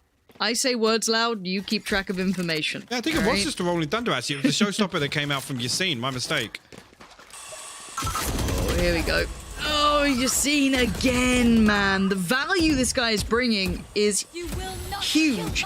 And the audacity for Wave to go for that double play down middle is pretty bold. It worked out, I guess, in aspect that they had the information from the previous round, but to double down on that is a little insane. And Guild obviously ready to answer. Yeah, well, we'll sit there. No worries. We're fine. We'll catch you when you walk down. Easy peasy. I'll put my boombot down. No worries. Easy for us. And now they're left kind of picking up the pieces over on Wave. A little behind on this round. Cage triggered. Now Zik now knows something's up. Gonna head over towards A. I'm a little further away though. So again, this information, sure, but a 2v4, it takes mistakes to win these. Yeah. Actually, the wall going to block off Dick from getting down. I mean, you can jump up onto this, but Leo should be anticipating it. Yeah. Oh, actually, still going to find the kill there. Neural Theft goes out, so I mean, he's going to give them the information. All three are on site. It's still very tough. Zik and Cider really get a look into sight here. Clock ticking away. They'll make a move now if they want to try and make this retake. Last player standing. And Zik's gone down. Cider does get one, turns around. Oh and now there's problems. Yeah, you can see Breach starting to panic a little bit, buys the time, goes to the knife. He's got it. Easy. What was Bonker doing? I mean, I get baiting the angle, but Cider didn't have an up. He had a rifle. What are you doing trying to bait that corner? I mean, he didn't even really jump peek it. He jumped Just around wide the corner. peeked it. Yeah. I want to watch that again. If we could watch it, I want to see his decision making. Now these. I think maybe he thought Cider was going to reposition back under Heaven and walk that way down steps onto. That's a bold default. assumption. Very much so. Yeah. You're gonna play the exact way I want you to. All right? No. He didn't throw down any utility in that final moment, then, did he? That I didn't catch. He fault lined elbow, and that was it. But, he was already past elbow. Yeah. Oh, that's a let's move on. Don't think about it. But obviously, for the newcomer to the roster, loving it. You don't get given those often. You really don't. And that's, as I said, you don't win 2v4s without mistakes. And that was a pretty special mistake coming out. Anyway, shake it off, come back in. Wave can start building a little confidence off that, but Yassine instantly removes it. I want to see how many times Yassine has won an opening battle here. His entry work has been sublime. Leo blind, and the rest of the team's trying to work their way in, but Cider again, this guy is good. Just trying to throw everything at the side to make it count, and Leo again still so valuable to this squad. As Guild do take side control, you can see Carcass just investing his life on it, but now a 1v4. Cider, how you feeling this time? Yeah, Cider, how you feeling? But I guess Guild, how are you feeling as well after that last round? Still got the paranoia. He's going to have both smokes available here. So, I mean, definitely doable. He's got to find a kill very quickly, though. You can see Bonkar and Yassine both low HP for Guild. This time around, much more disciplined approach here. Actually, Cider going to give this one up. Try and just hold on to the Vandal. And, I mean, the paranoia as well. We give that away in terms of the economy. They're costly repurchase now. Guild will put their 8th up, and I mean, really, the only one here is I'm gonna have to take a quick look at the economy for Wave, because last round I don't think it's gonna look too good for them, Lauren. Last round before the switch. No, it's below like 2k on a good couple. I mean, actually, Carcass and Murray both have ultimates, right? So that's the one benefit here. Whether or not they can drop out some weapons elsewhere. Murray looks like he's going to keep his light armor and Vandal for the time being. Spread the wealth, or? We'll wait and see. Although, Yeah. I hope Carcass doesn't keep his 1400 because that's an extra bucky if anything. Oh, there we go. He did. Yeah. Okay. Now, last time around, they utilized aggression to kind of force them in towards the Buckies. They can't do it this time. They don't have the op to play with. But they do at least have the ultimate. Now, that being said, what do they do with this? Trying to funnel the attacking side of Guild to bend to their will. And of course, they're not really fancying that. But a mid-take comes out. Yeah, and last time, it was a little... Actually, it's going to be a TP all the way back into spawn here. Cider, yeah, actually, Draken committing to that one. Little strange. Showstopper gets popped, and Yassine immediately shuts that down. Cider will find a second. Leo's going to wall off stairs here and try and push their way onto default. Don't think they know about Zik just yet. No, and he's going to try and play this as late as he can. Keep that head tucked down. Nico's arrived and say goodbye to Leo. And while he does eventually give his hand, but it's with that in mind. Round. Swing off the frenzy and wave. These rounds, they look so good in. It's crazy to me. I mean, it's a testament to how well Guild have played the rounds that they've kind of taken with ease, right? Little bit of complacency towards the back end of this half. Maybe you could argue that. I mean, the first 4 rounds, it was a very measured approach by Guild. They were very cautious, especially on the rounds where they were anticipating a worse off purchase from Wave. But yeah, a couple slipping through their fingers there. I mean, that retake on A. I mean, yeah, I don't want to take another look at it. But just a little weird towards the back end of that first half. I mean, the one benefit being Guild statistically usually struggle on their attacking half. So this is a huge win for them to close out 8-4. I cannot stop giving praise to Yassine on those entry kills. That was a massive half from him in that regard. I'd like to see what he's able to achieve on this half, if he's able to stay as instrumental to the way these rounds are going. But he's done an incredible job thus far. I'd love to see a statistic if someone wants to find it, if someone's out there doing stats, how many of those opening duels did he win? Because I think it'd be a fun one to look at. But into this, though, of course, the side switch comes out. Guild be on the defensive side now and Wave on the attack. And it looks like they're kind of working slow middle at this point. We're still around the minute marker. But they are going to burst towards Heaven for now. Timing's everything, and the timing's great for Carcass. Not so much Bonka, who's been caught sleeping a couple of times now. Carcass is going to just continue forward, and look at this B wrap. That's going to be a problem. Yassine still good for it towards Nico. Oh, that's big work. Draken's timing could not have been better. Just isolates the fight as they push through with the spike, and now look at the state of things. Murray was pretty happy. He was like, right, we've got a great spot here after that perfect entry towards Heaven. Wait, what happened? That got flipped on its head so quickly on the back of Yassine and Draken. Again, I can't help but feel Yassine's position was noted before he found that kill as well. So, sure, where the split focus from Wave came from, Spycam going to spot him out. Draken swings, lands the headshot, Leo cleans it up. A good recovery, like you said. I mean, first blood in the pistol round is one of the most crucial, right? So to see it kind of crumble after that is kind of heartbreaking for Wave. I mean, now you're looking at Guild getting to double digits. If Wave force back in here, you're potentially looking at 11 rounds. Well, they might actually just save all the way through, but...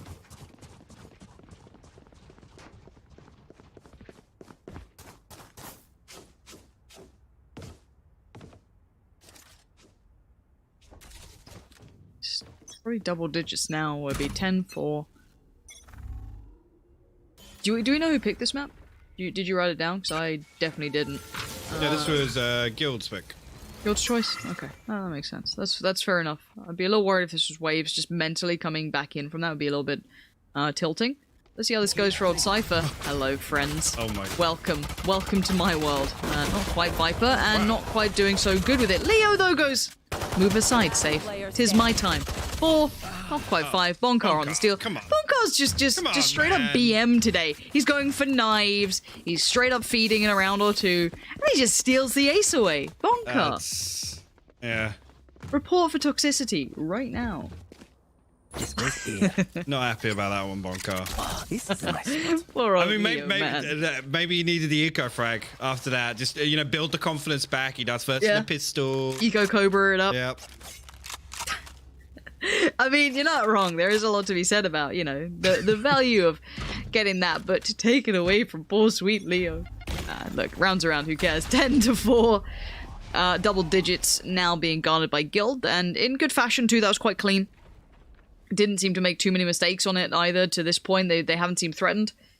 Zig probably a little, wanting to get into this. Takes a great deal of mid control, and there's really very few players here. Bonkard's going to be postured for retake on this. Yeah, he's got to be careful here of... actually nearly connected with that through. Murray, actually, speaking of connecting through, we'll find that headshot. Zik with the late mid lurk as well. Find Yassine. That's going to weaken Guild even further. Now in a 3v5, you've got to assume they're going to revert to just trying to do some economy damage towards Wave. See some weapons saved through from the previous hit on the side of Guild. And yeah, I mean, they have rounds to play with, right? So right now, it's kind of just playing the long game. You can see now Safe and Leo doing exactly that. Just going to try and play some exits. It looks like everybody's actually going to swing back towards the defensive spawn. That paranoia is going to be huge for Draken. He's actually got a Phantom, so if he's going to actually intentionally... Oh, okay. Fair enough. Fair enough. Fair play. A little scary. Bonus round not to be converted this time, so I'm still a little freebie.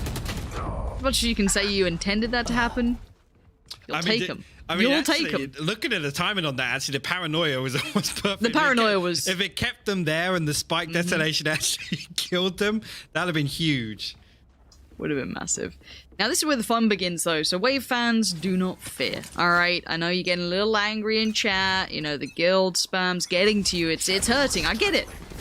But wait, they have guns. Let's see what Wave can do with them now coming into this. Kark is going to be offering himself up, but it's Murray to dive on him, but into the loving arms of Bonkar, and this time, he's not messing around. No knives out here. He takes the knives away, if anything. Takes down 2, but Karka still stands. And Cider up above, catching that rotation. The audacity to be walking through kind of smokes at this point is a little bold for me. And Cider, around the world, hits it all, but finally trades out towards Leo, but he's done damage. Not sure if it's enough to keep Zik in this. Oh. Safe actually just catches some nice time in there. Again, actually on the back of the trap wire getting destroyed elsewhere, and Safe immediately swings on that, so I like that. Again, just throw down a little distraction for Zik, but I like the thought process there from Wave. As soon as the revive comes through, they look to aggressively retake ramp control. I actually like that decision. It's unfortunate Cider finds the first kill towards that area, but immediately gets traded out. Yeah, now, I mean, look at... Yeah, so Carcass, he's got the Blade Storm. I mean, 3 rifles and a Sheriff for Zik. It'd be difficult for them to get anything done here. I'm not sure if Carcass is maybe just setting up some utility to try and drop a weapon over. Get out of my way! To keep our eye on whether or not he did end up dropping anything.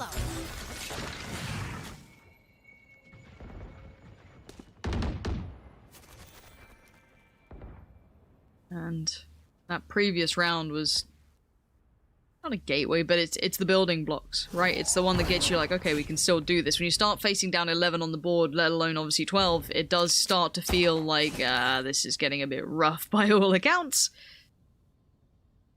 But it's not over yet. Carcass has taken a good chunk of space. It looks like a B lean, but they've dedicated 3 players here already.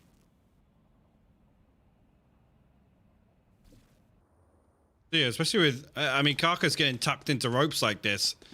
You see, nobody really on A site. You got Bonkar pretty deep in heaven. Draken watching that A main walkout. But Spike actually making his way back over towards A here. And all this presence shown and no commitment onto site. It's actually going to pull Yassine back towards stairs. So they might already be anticipating this push onto A. And now with Draken finding that kill, definitely going to give us some information over here. Look at this. Carcass actually tries to get around the back, and Bonkar, love that. The contingency plan there. Now they're going to flash out and try and deal with it. Oh, it was perfect, but Draken just slipped off the edge there. Luckily, Bonkar recovered. And now time remaining. Spike needs to be 10 picked seconds up, left. and, well, as you can see, that's a bit of a problem. But overall, as much as this is not a great way for Wave to see 12 rounds come to the board, Cider is catching my eye here. Gotta say it, for a new player to come into this roster, Match point. definitely worth keeping an eye on, it looks like. But again, 5 rounds to 12, this hasn't been a brilliant game. No, it hasn't, but I mean, we think back to Guild, and certainly the first 6 rounds, their attacking half, looking a lot more disciplined, and that's been where we've seen Guild slip up, right? It's kind of this tendency to bounce off the momentum of you seeing finding those kills. So this is a good look for Guild nonetheless. Shadows traveling.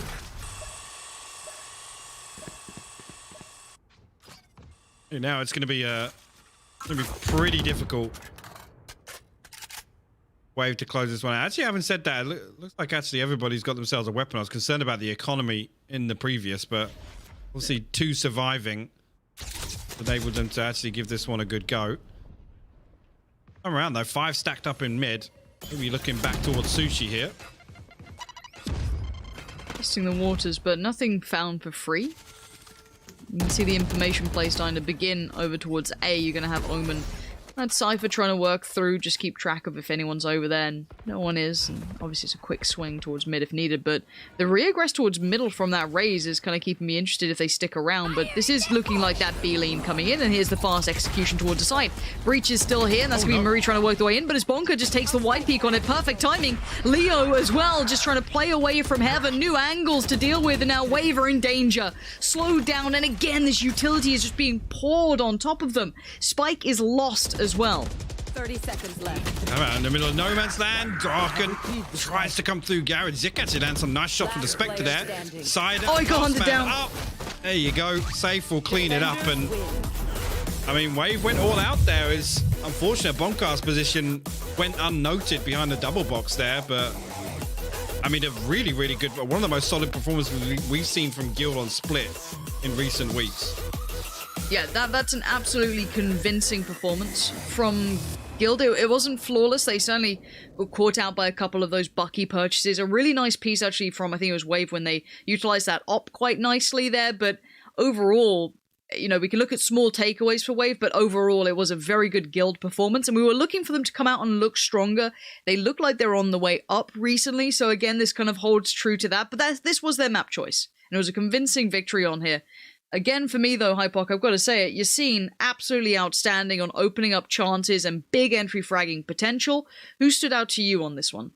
Cider, honestly. I know we touched on it briefly, but for me, in terms of the scoreline there, Cider's individual performance, coming in as the new man, that's a really positive look for Wave. And yes, they didn't perform too well here on Split, but for me, Haven's where we've seen Wave shine in previous series.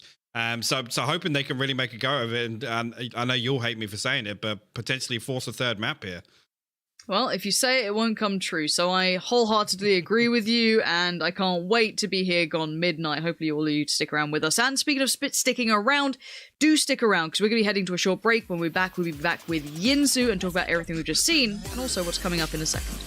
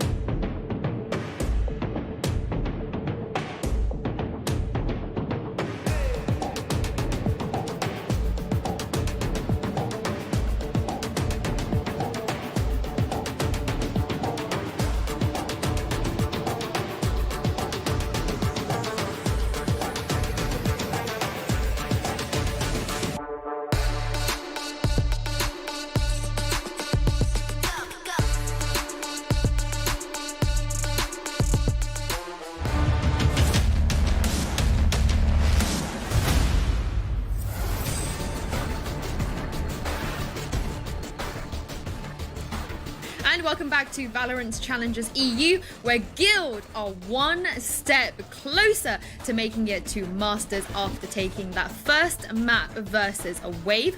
I'm Yingsu, and I'm joined by your casters Pansy and Hypog.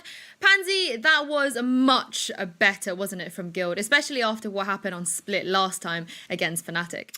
Yeah, I think that's a good summary. A lot more of what they were intending was working out really well for them. I was honestly very impressed with how they looked across the board. Approach was fantastic. The executions were solid.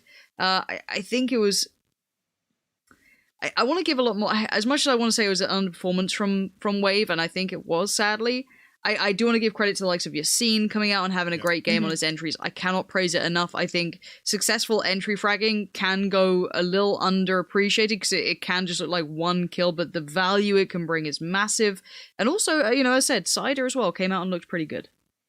I mean, being able to pull off a Raze performance like that against Miri is always a positive, because obviously we've given a lot of credit to Miri in the past for being a very explosive Raze player, but I do think he was a little bit outclassed by Yassine today. But when we were watching that game, I know you guys wanted to see a replay of a small incident. I hate singling out Guild like this, but it just feels like these kind of things always happen for some reason. But let's just watch that again here. So, Cider winning this was excellent, but yeah. I mean, do we feel like Bonka was trying to knife him, Hypog? No. Is that what happened? No, I thought I didn't want to call it at the time, but he does send out a fault line there. I guess just misses the audio cue because Cider's full stomping. He's not walking, right? So maybe fault lines off elbow and feels as if it's comfortable to reposition, or maybe just not anticipating Cider to then revert back to elbow. He finds that second kill onto, I think it's safe, right? As he tries to sweep out of elbow. But the big thing there to consider is the time left. All Bonka has to do there is kill another 3 or 4 seconds, right? Draw that 1v1 out. So it was a little weird to see him overcommit to basically a 50-50, right? Now, yeah, I also want to say, as much as, yes, we can look at this moment as a problem, and it definitely was, you also got Yassine and Safe. Again, I don't like seeing peaks like that. No. I don't like giving that opportunity. And again, Cider was a dangerous player. As much as, yes, that final moment looks like the biggest problem, if your post plants are being dismantled like that. So I think that was at one point a 2v4, and then it got down to that 1v3. But still, it shouldn't be allowed to get to that point without, as I said, trading capability. And here we go, roll it back even further throughout this. There were a couple of these moments, but Yassine, I just still can't get over how much potential this guy's shown on every single occasion. That was funny as hell. But even then, the way they adjusted to punish that rotation, that little adjustment of sitting towards ropes after those consistent pinches towards heaven, and then punishing it, the next steps coming out from Guild here were fantastic.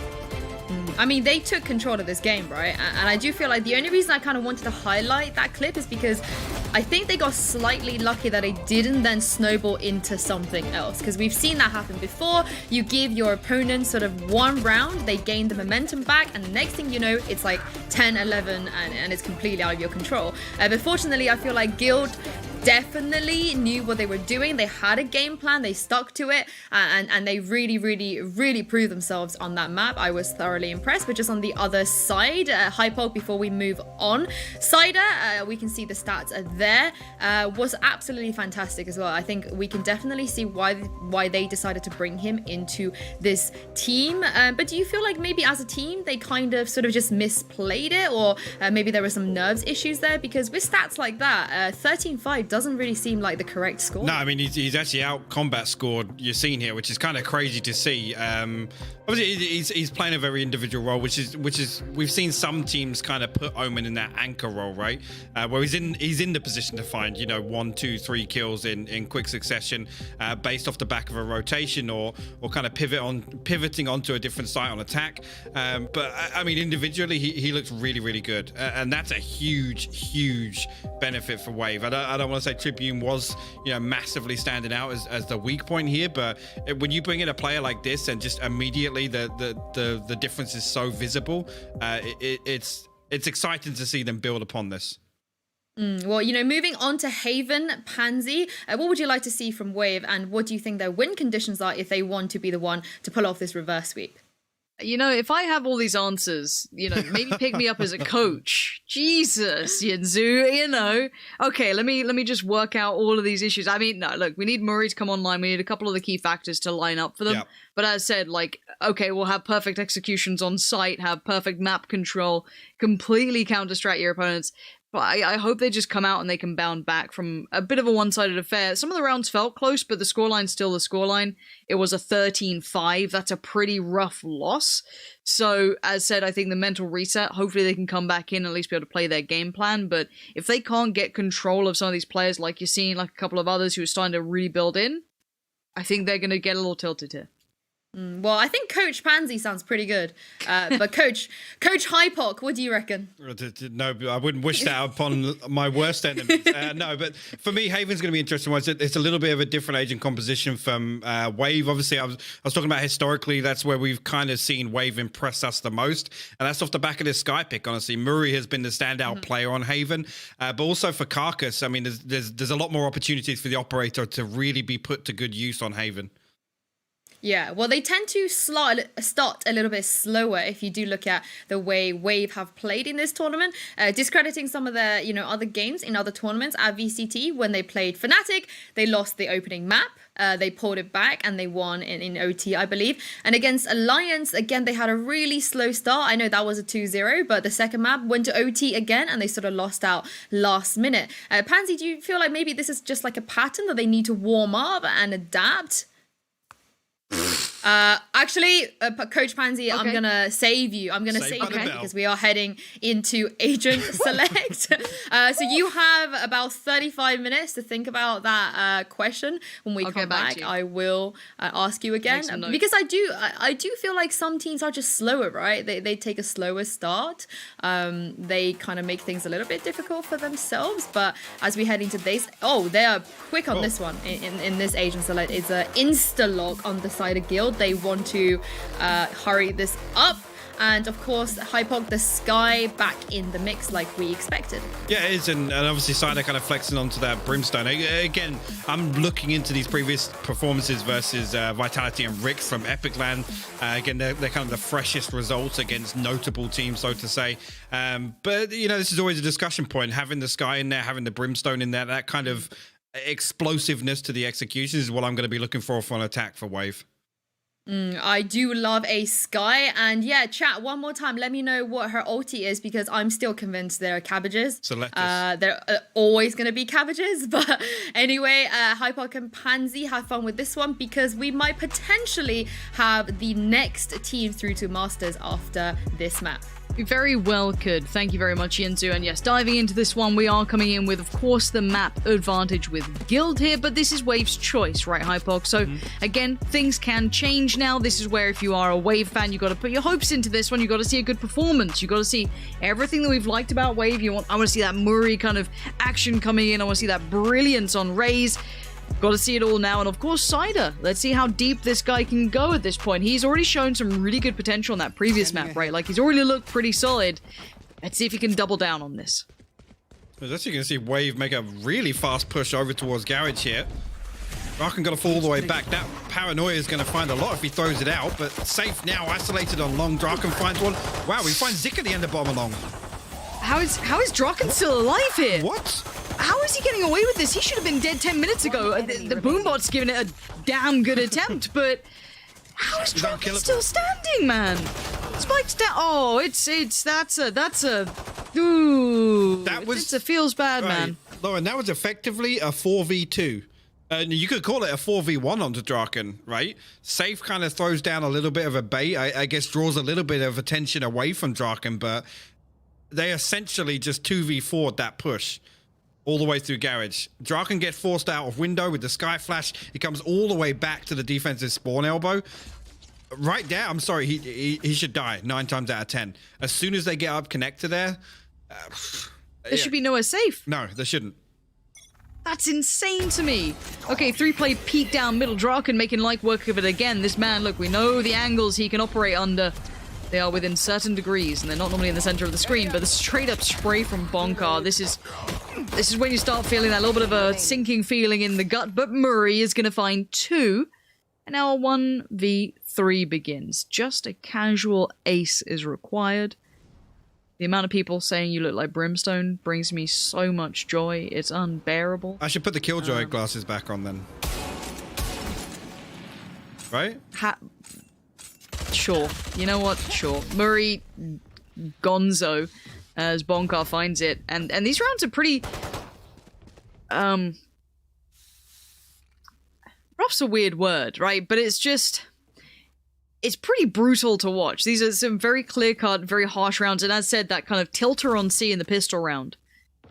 That's pretty harsh to kind of then bound back from. Because you're already feeling a little bit under the gun there. Coming to round 2, that's fine. You're not expecting much, but maybe a spike plant. A couple of better trade kills could have been nice. However, this is the big one. This is the round you got to look at. This is where you got to start focusing on the game almost a different light. You have the bonus round, where it's the leftover, you know, bits and pieces from the first few for Guild, of course, and Wave comes in with a full kit and caboodle. Now, I'm seeing aggression on C-Long from the Omen. He just pop himself up into the corner. It looks like Murray either is considering this, maybe heard a sound cue, seems aware of the possibility. Yeah, much slower approach this time, or a little cautious, I will say, approach on the side of Wave. I guess anticipating Guild trying to convert this bonus. A little bit of aggression, but actually Draken all the way deep in Cubby. Oh, actually somehow escaped that boombot. He safe did deal with it. Is Draken playing with like God mode on or something? Yeah. How is he not dying? One looked like it did. That one literally looked like it popped right behind him, so weird. But all of this presence has actually drawn a third player over towards C, and Zik in the meantime going to find Leo over on A long. Now Yassine got to be careful. Zik going to fall back for the heal. Arcus might catch himself. Favorable timing here on Safe. He's definitely getting the audio cues of exactly where left. Safe is repositioning, but Draken scares the life out of me here. He's gone unchecked again. How's he get? And Safe succeed against Murray. He should have done. Where is Draken in this? I want to see when he decides to fight on this one. Safe's trying to get all the attention. There he is. Draken comes in. It's perfect play. And again, they let him get away with murder. Cider's trying to keep it together in a 2v1, but time is a factor. 7 seconds now. Cider finds another. This is sick from Cider. And now Spike to be planted, but in the open, Yassine. The timing on the smoke. Okay.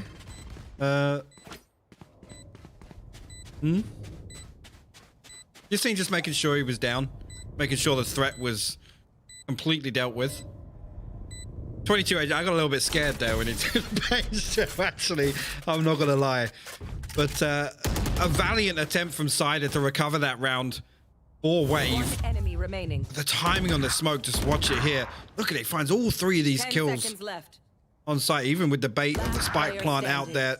Safe, yeah, maybe a little overzealous with that peek there. Yassine was close enough to wait for the backup to come, but again, it's Guild's bonus round, so the fact that it comes down to a 1v1 is still a win, even when you take the round conclusion out. Yeah, I've got to start. My heart goes out to Wave because we've all had those games where it starts to feel like everything's against you, but as said, Draken's been getting away with straight up daylight robbery at this point. Being unchecked on, getting away with so much. And now that Boombot gonna find as much info as Yassine would like. Plenty of players there, but he is open on this. Is a 4-play push. Make it 5 now. It looks like everyone's joining along off the back of that flash, but there are 3 players here. And Yassine can just play quite safe on this. Pops the ult for it. Oh, it's weird. Okay. But it works. It's still going to be an isolated fight. And if they keep it clean, which is not now. 2 for 2. And these are guns to be picked up. These are rifles on the ground. Now, Bonker's trying to keep control of that. And he does. Just policing the weaponry. Going to slide back in his old Cider. And this guy. Okay, there's a rifle to hand now. Doesn't know that he's safe to switch out at this moment. See if he can clear, and he does. Right, here we go. Game on. Isolates one. Safe, what are you doing? Why are you on your own? Untradeable. And now the ultimate gets popped, puts it to heaven so he can focus towards CT, the side of that smoke. He got outdone before, and he does again. So close, but just losing out to Draken.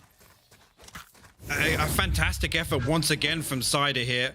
Bonkar, who finds both of these here, loses the final 1v1 to Cider, but you're absolutely right. Safe just drifting all the way out. Again, 2 rounds in a row. Safe was kind of taking a solo challenge there. When there's no need to. I mean, in that situation, it's 2v1, force the spike plant, make it as difficult as possible for Cider to win that round.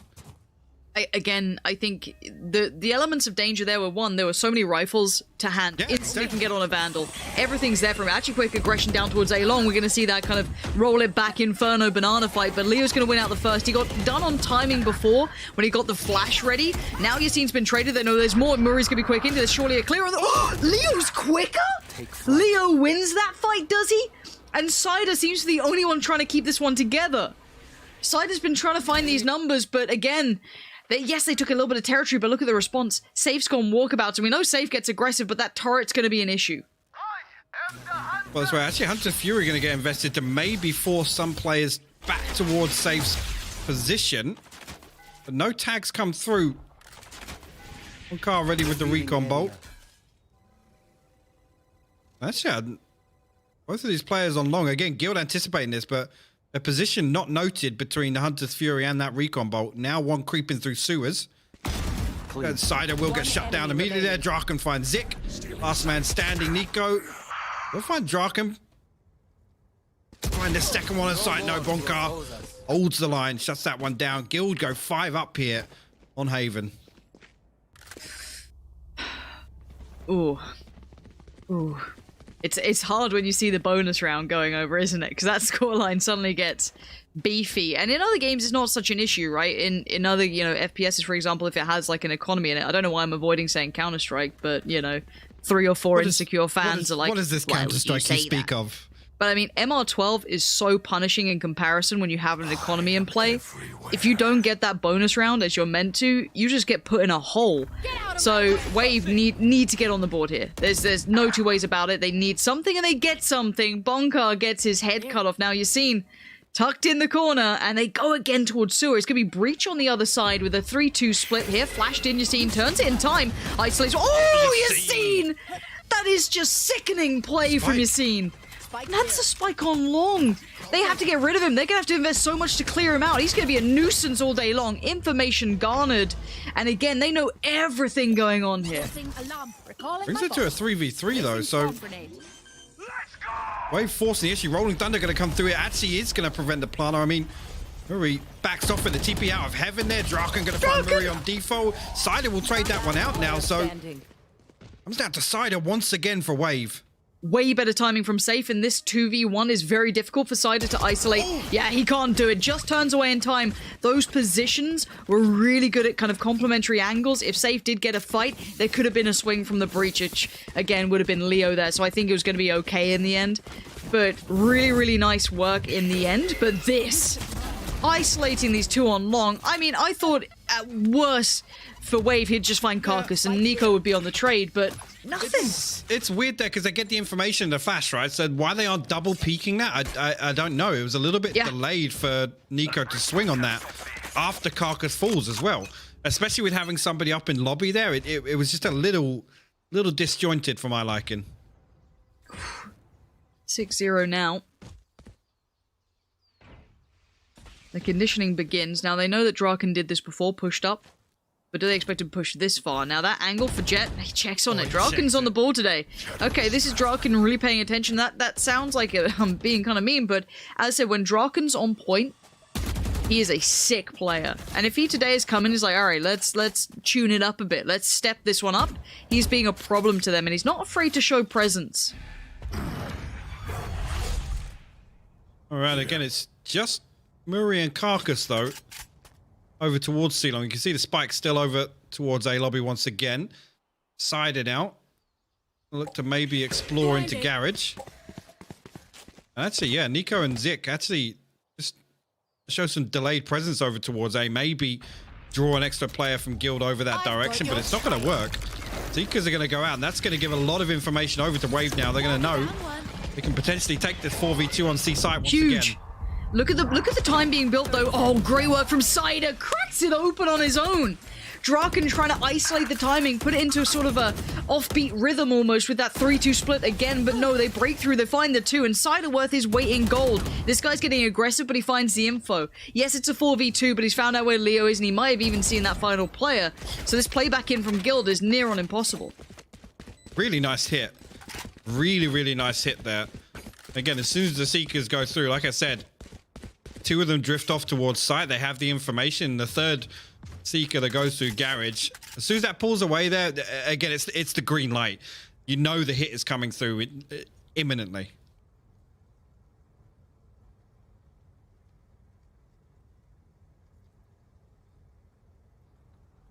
Okay, so that was off the back of... I don't know how much they used. It was at least one ultimate put into that. Now, of course, you're not going to have that back straight away. And again, Cider being a big proponent in that round working out. I'd love to check it on the scoreboard, see how he's doing already. Considering they're at 6-1, he's still been doing quite nicely for himself. So, definitely a player to keep your eyes on in the future if he can keep finding ways forward. I'd still love to see that scoreboard. If possible, just to see how he's getting on and the buy coming out. There we go. Little touch in, yeah, 9-7, not bad, but again, it's the impact he's been having. Nico nowhere to be found. Zik and Carcass quiet. Murray, I feel, is always going to be there, but still. This round, dive back in, Wave finally get one on the board.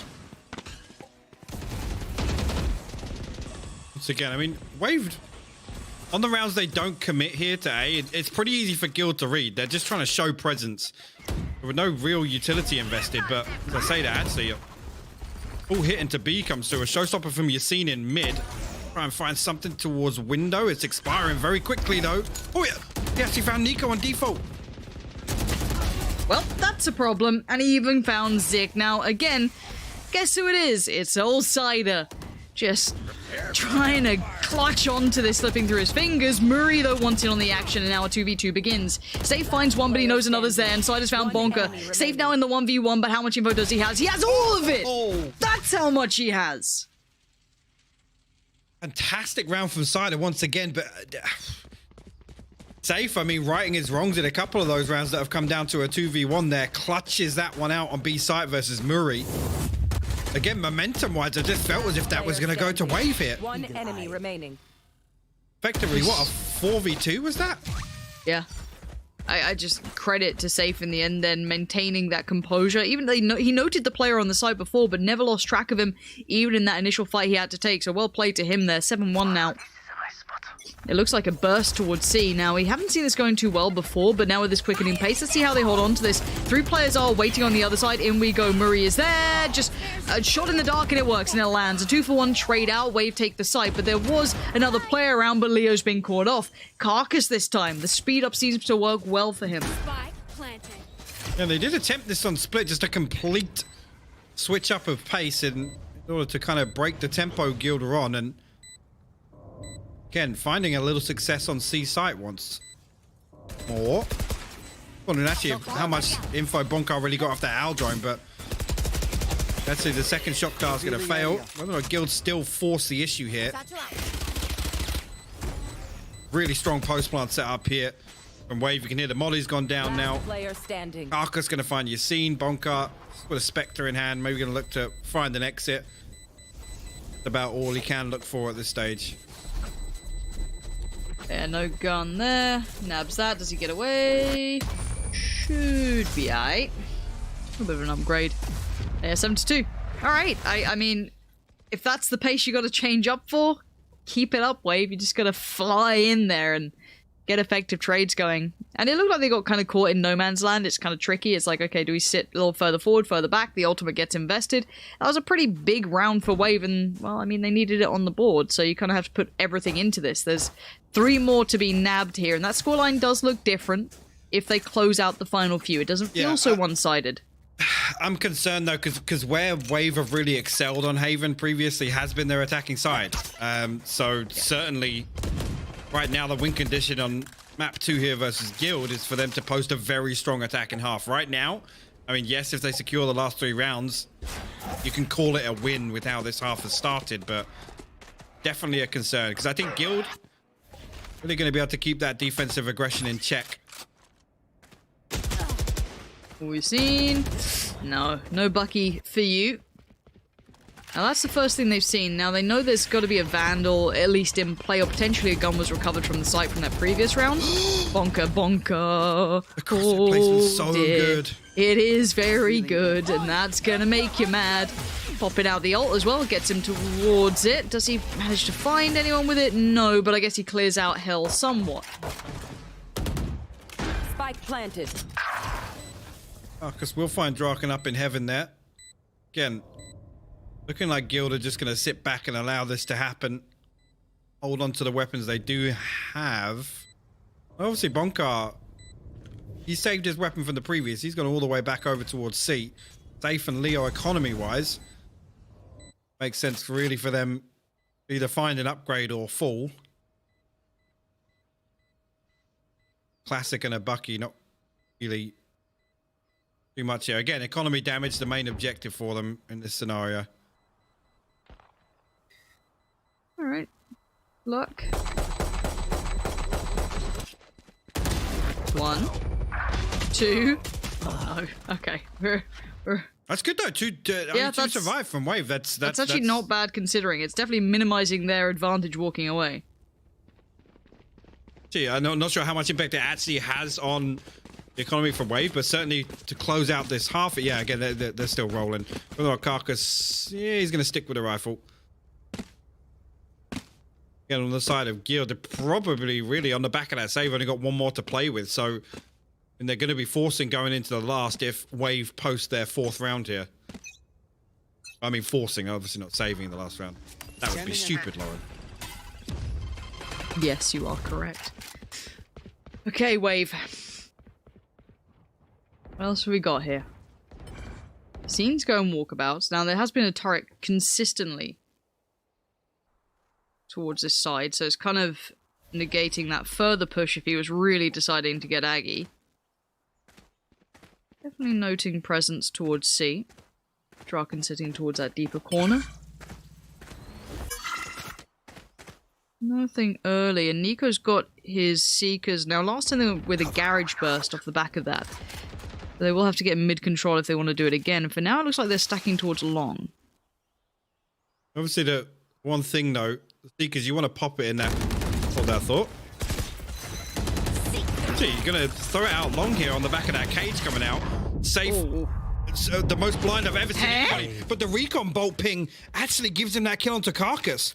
Wave not able to close the distance on the back of that utility investment. Yep, there goes the other ult as well. Now Cypher knows it all, as do the rest of his team. 30 seconds left. Trying to fake it out, but look at this reaggress from the Cypher towards C long. Gonna find so much information here. That's huge. Now, do they check this? Do they still clear this? They surely think it's clear. That's one gun barrel. That's gonna be another safe. His positioning has been absolutely sublime. And the time left, 10 seconds. He just cost them that way towards the site, and this is not clearing it out. Bonker's still safe here. Just works his way in, finds another little messy on the end, but tries to maybe hinder the plant. But the spike is down and it's a 3v2, but Draken on the flank has made it look so simple. There's now side up. That's gonna be one. That's a second! Oh, no, it's not. Yassine's there. He's fine. He's fine. It's fine. I get a little nervous when it's Cider because he seems to be almost clutching a lot of these rounds. Yeah, just to talk about the Seekers once again, I was about to lean into it. Popping the Seekers on long, there's so much distance for the Seekers to actually close down that it's almost less valuable than that garage push that we saw previously with Wave, right? Right there, you get a much, I guess, bigger opportunity for information. If you throw it down in garage, 2 or 3 go towards C site, that tells you exactly what you need to know. Whereas on long, you know that they're all going to travel up long. So it kind of diminishes the value there. Again, off the back of the Cypher cage getting popped, you could argue it breaks line of sight temporarily. It's just interesting to see Wave try and use it that way.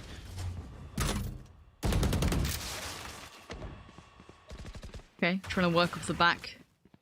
Jet here. Murray pretty much shoulder to shoulder though. Pops down the paint shell, back sight, flash goes in, and away we go. Carcass going to try and lead the way through. This could be a seed crunch. Looks like the ult's could be invested, but Safe has already cut down one side. Safe is just absolutely elevating his gameplay. We saw him at the start question a couple of choices, but then he just stepped the hell up. Huge play from Safe. Draken joins in. The crossfire is set. This is a wrap. Absolutely perfect play from Safe. Yeah, barely broke a sweat, to be honest. A couple of those rounds, yes, they came down to Cider in a 1v2 situation and made it close, but I mean, overall, that half was just a breeze for Guild, to be honest. Now the question arises. See, now with this scoreline, it almost it tempts you to play a lot safer. You don't want to take these risks that we know Wave like to take on, specifically on Haven on defense. With all this, you know, A long aggression, mid aggression, you can see here right away in the pistol round. Look at it; they're going to try and Looks take mid. like mid. Yeah. Let's have a little look, see what they go for in middle. They are down middle.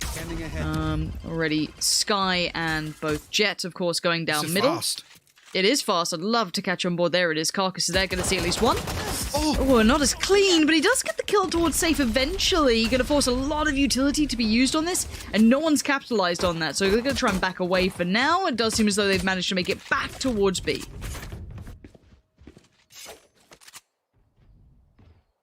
Now, again, you don't commit to that re-aggress.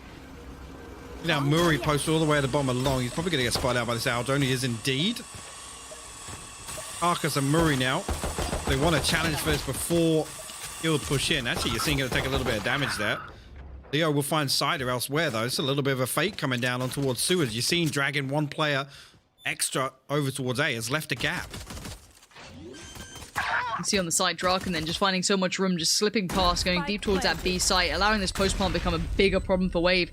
Nico trying to just sit this out, but if Draken just shoulder peeks this, he'll get all the information he needs. Doesn't see it yet. Does now. Nico, though, gets the shot and the play back in. And now Bonka called upon. Oh, the frenzy, man. That range is so scary at this point in our 2v2. The readjusted position. Bonka slipping in towards where we saw Draken not too long ago. Slips a little closer. That's a big favorable angle. And he wants that fight for free. He gets it. Guild, man. These guys are so on today. Yeah, really, really nice pistol round. Again, you're seeing just baiting out that rotation. Or I guess not rotation, but baiting Carcass to come all the way onto site to help Murray there. And again, it's off the back of the owl drone, and they spot your scene. So they're almost calling two players, you know, the hits potentially coming here. And right there, they capitalize. They find the gap elsewhere, get that entry onto B site. And actually, it's really awkward because it comes down to a 1v1 in mid and a 1v1 on site, right? Over towards A link. Yep. Bonka does really, really well with that downtime to reposition. Standing ahead. Well, we've got a 5-play down C. And it's Draken to go free farming. Gets a 2-for-1 discount. Pretty little baffled. And you go, yeah, let's rush A. Yep. Spike to be planted. Did they get the rifle away? I don't think they did. Yeah, which is a little bit confusing. I'd imagine, like, if you're looking for even just small benefits in this, even though with double digits against you, you kind of want that if you can get it. Spike now down. Looks like they've reaggressed to maybe gather that rifle, the Brimstone and the Killjoy there. And as I said, this Spike's fine. This is a fine round. They should be comfortable here. The remaining 3, not much to really achieve out of this. Maybe Yassine gets caught off guard. Let's see. Nope. Nope. Not even close. I don't know if they got the gun. It still looks like they haven't been able to get it back. So maybe it's still up on the box, potentially? Actually, good point, yeah. It could very well be. Again, right now, last 2 members of Wave just looking to do a little bit of damage. Might keep them boxed into A lobby here, but I think they survive in this scenario anyway. They go. Yeah, we'll find Zik. If we can hop on. Yeah, actually it does look like Cider did retrieve that Phantom. Yeah, he does. I mean, it's not much, but you'll take small advantages. You need a lot more. I mean, but... especially when it's 11-3. Yeah. Yeah. 11-3. It's a tactical timeout. Who knows? But what we do know is that Mitch voted for Wave. Yeah, it's. He's always trying to be. He's always trying to be edgy, isn't he?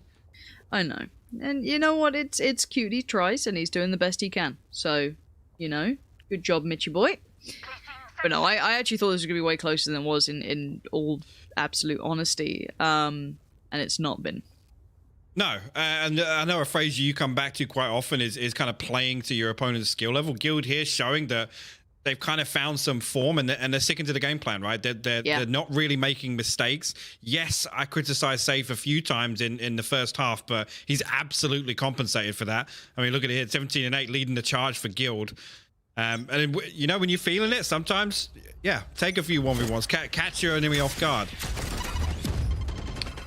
I don't blame him by any logic. Now let's have a little dive into this one, because if the bonus goes Guild's way, wrap it up, we're out of here. Oh, Draken, did he slip through unchecked? I don't know if Brim saw him. Cider saw him.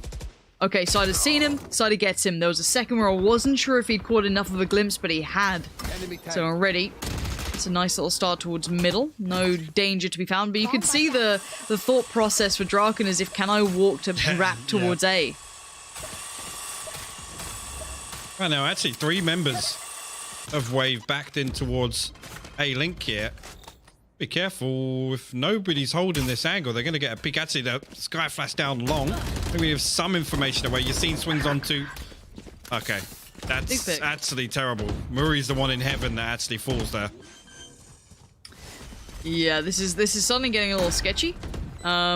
Even with those better rifles, so we've got a double stack towards Hell. We've got the camera still up in place, so that's going to at least do a little bit of work there. Now this retake, it's got 2 approaches, none of them are from long, none of it's from sewer. You can see the Sova just checking on that. Here comes the flash, seems fine. Peeks back out, he's got a smoke perfectly in his place. Ziggs found 2 though. Big play coming back in. Bonkar, I mean, he's got his ult. Whether or not he wants to pop it on this is up to him, and now he's going to force him off the spike, but NiKo's on the swing, and it's all been kept safe. Yeah, good. I mean, good. Okay. I got a little worried there because both players were running away from the site. The reason I'm calling out that Murray pick is, as Raze, he's got the paint shells in heaven. He's the one that can kind of buy that time, deny the plant on default. So I'm not sure maybe if it was a little bit of an overpeak or a bit preemptive with trying to hold that angle onto short. I mean, as soon as Carcass catches sight, there should be no repeak until they're absolutely ready to initiate that retake. I'm very much with you on that. Right, 11-4. Come back in. Let's have a look at what the approach is now from Guild. As they're on the attacking side, get to be the instigators in this. And of course, Killjoy over here. Now, again, bear in mind they're going to get a lot of info that, yes, there is an A lean, but this is a lot of info, and here we go. Already, Draken going to crack it open. Ziggs down. You're seeing up and over. No one's there in towards a cubby. This was a 1 play on the site. That was your Killjoy just dead and buried. Yeah. And it's a lot to ask, especially if you're playing plat like that. But, oh, that door. Who was that came flying inside? Or Murray. That's going to find 2 kills from himself. Side will find a second here. And Murray a second. Now that's the combination. Yeah. Now, does Safe have anything left in the tank? No, they're sitting the defuse, and Carcass was above, ensuring safety. And you've got to say it, as said, Cider and Murray as a potential duo is very scary. I mean, this is kind of a yes, scoreline aside. This is a good look for Wave. I mean, they're still happy to play at this kind of level of aggression. I love to see it, to be honest, in a number of scenarios here. It's catching Guild off guard. They didn't look at all ready to see that explosion out of defensive spawn. Now, they got to do it for another 6 rounds if they want to tie the game up. But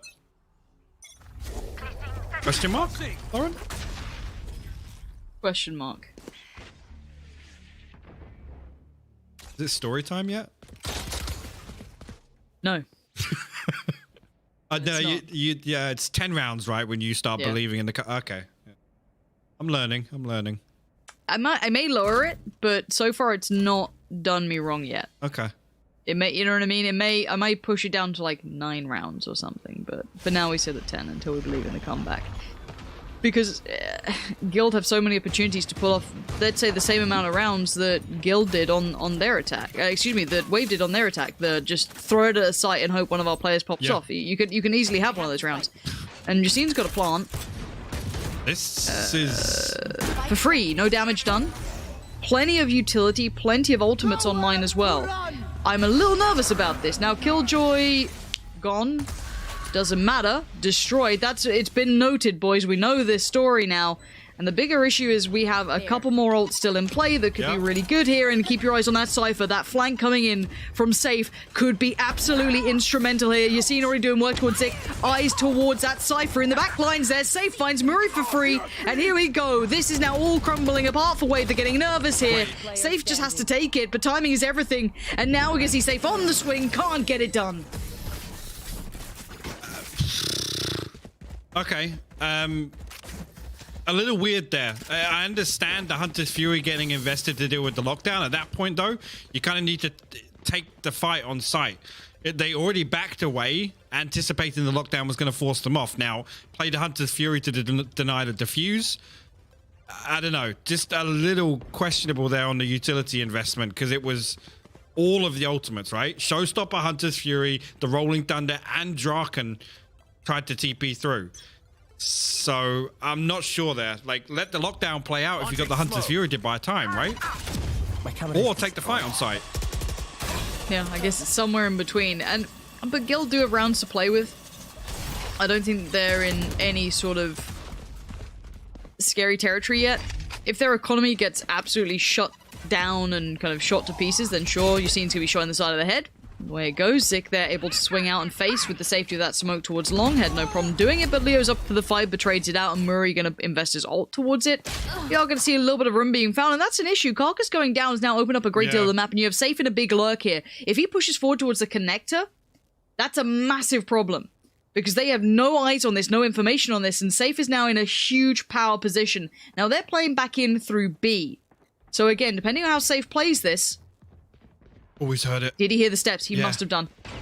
They have no idea. This is huge. Oh, that is Did you find a second, please? I don't know. I don't know, because we're watching a spike get planted. Okay, he's still got heaven control. Spike cam goes down. Yeah. He's a nuisance, because they have to clear everything. They may have an idea or concept, but he's just a problem. He's already done enough here. A 3v2 is massive. The flash comes in, but Bonkar's got the cross. This is how it goes. Is NiKo now left in a 1v3? One to sight, one towards sewer. Isolates the first slope, but the trades instantaneously there.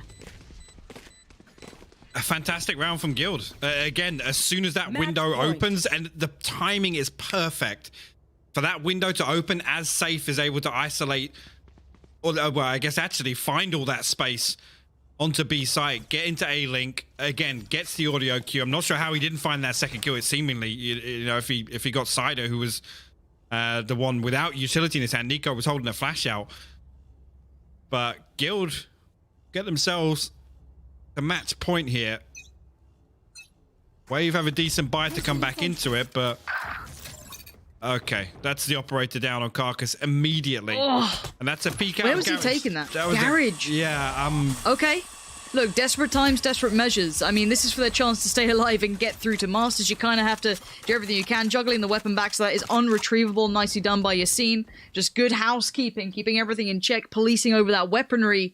As now Guild on the verge of pushing through here. This is a huge, huge game for them. As much as this game has felt a little hit and miss for Wave, this has been a huge proving point for Guild themselves. Their performance, it's been hit and miss. They know it's been frustrating. They know that they've had some underwhelming results. But when you see them perform like this, you start to believe a little. But now here's the problem. Zik's going to take the fight. He wins it, but he gets traded. Yassine straight in, and now I think it's going to be Murray on top. Spams away, doesn't find it. Safe still there.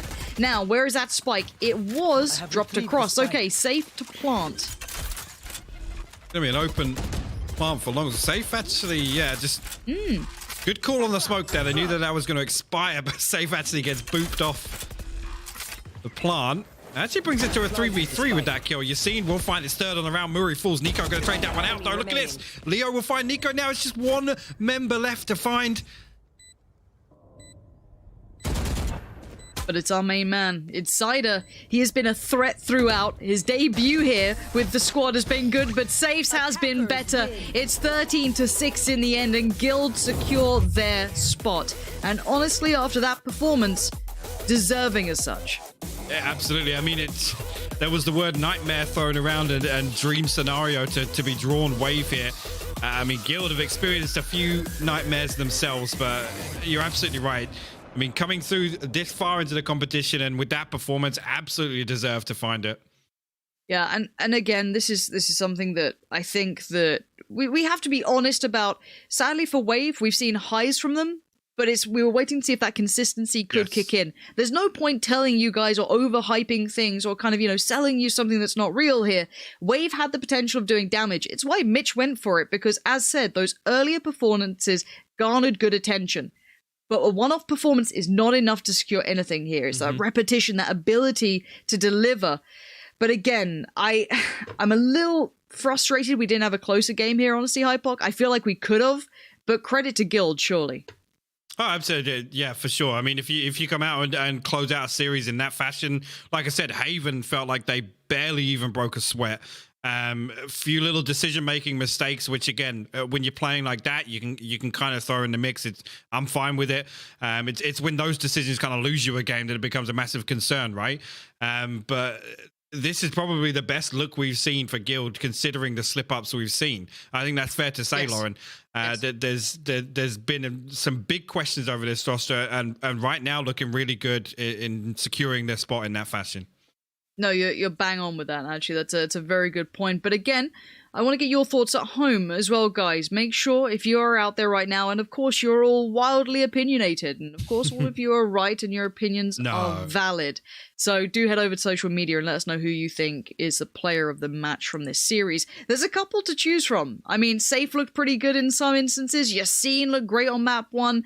And I can't not mention Cider. I mean, the guy just came in, right, Hypoc? And this is the way he looks on the first time we get to see him. Yeah, like I said, I'm hoping Wave don't go away from this kind of hanging their heads, because there was definitely some positives out of their recent performances, and to have Cider step in on I want to say their first appearance here in VCT. Obviously, they've had some play time already with him. I want them to keep building on these strengths. I really, really want to see these guys back in the future.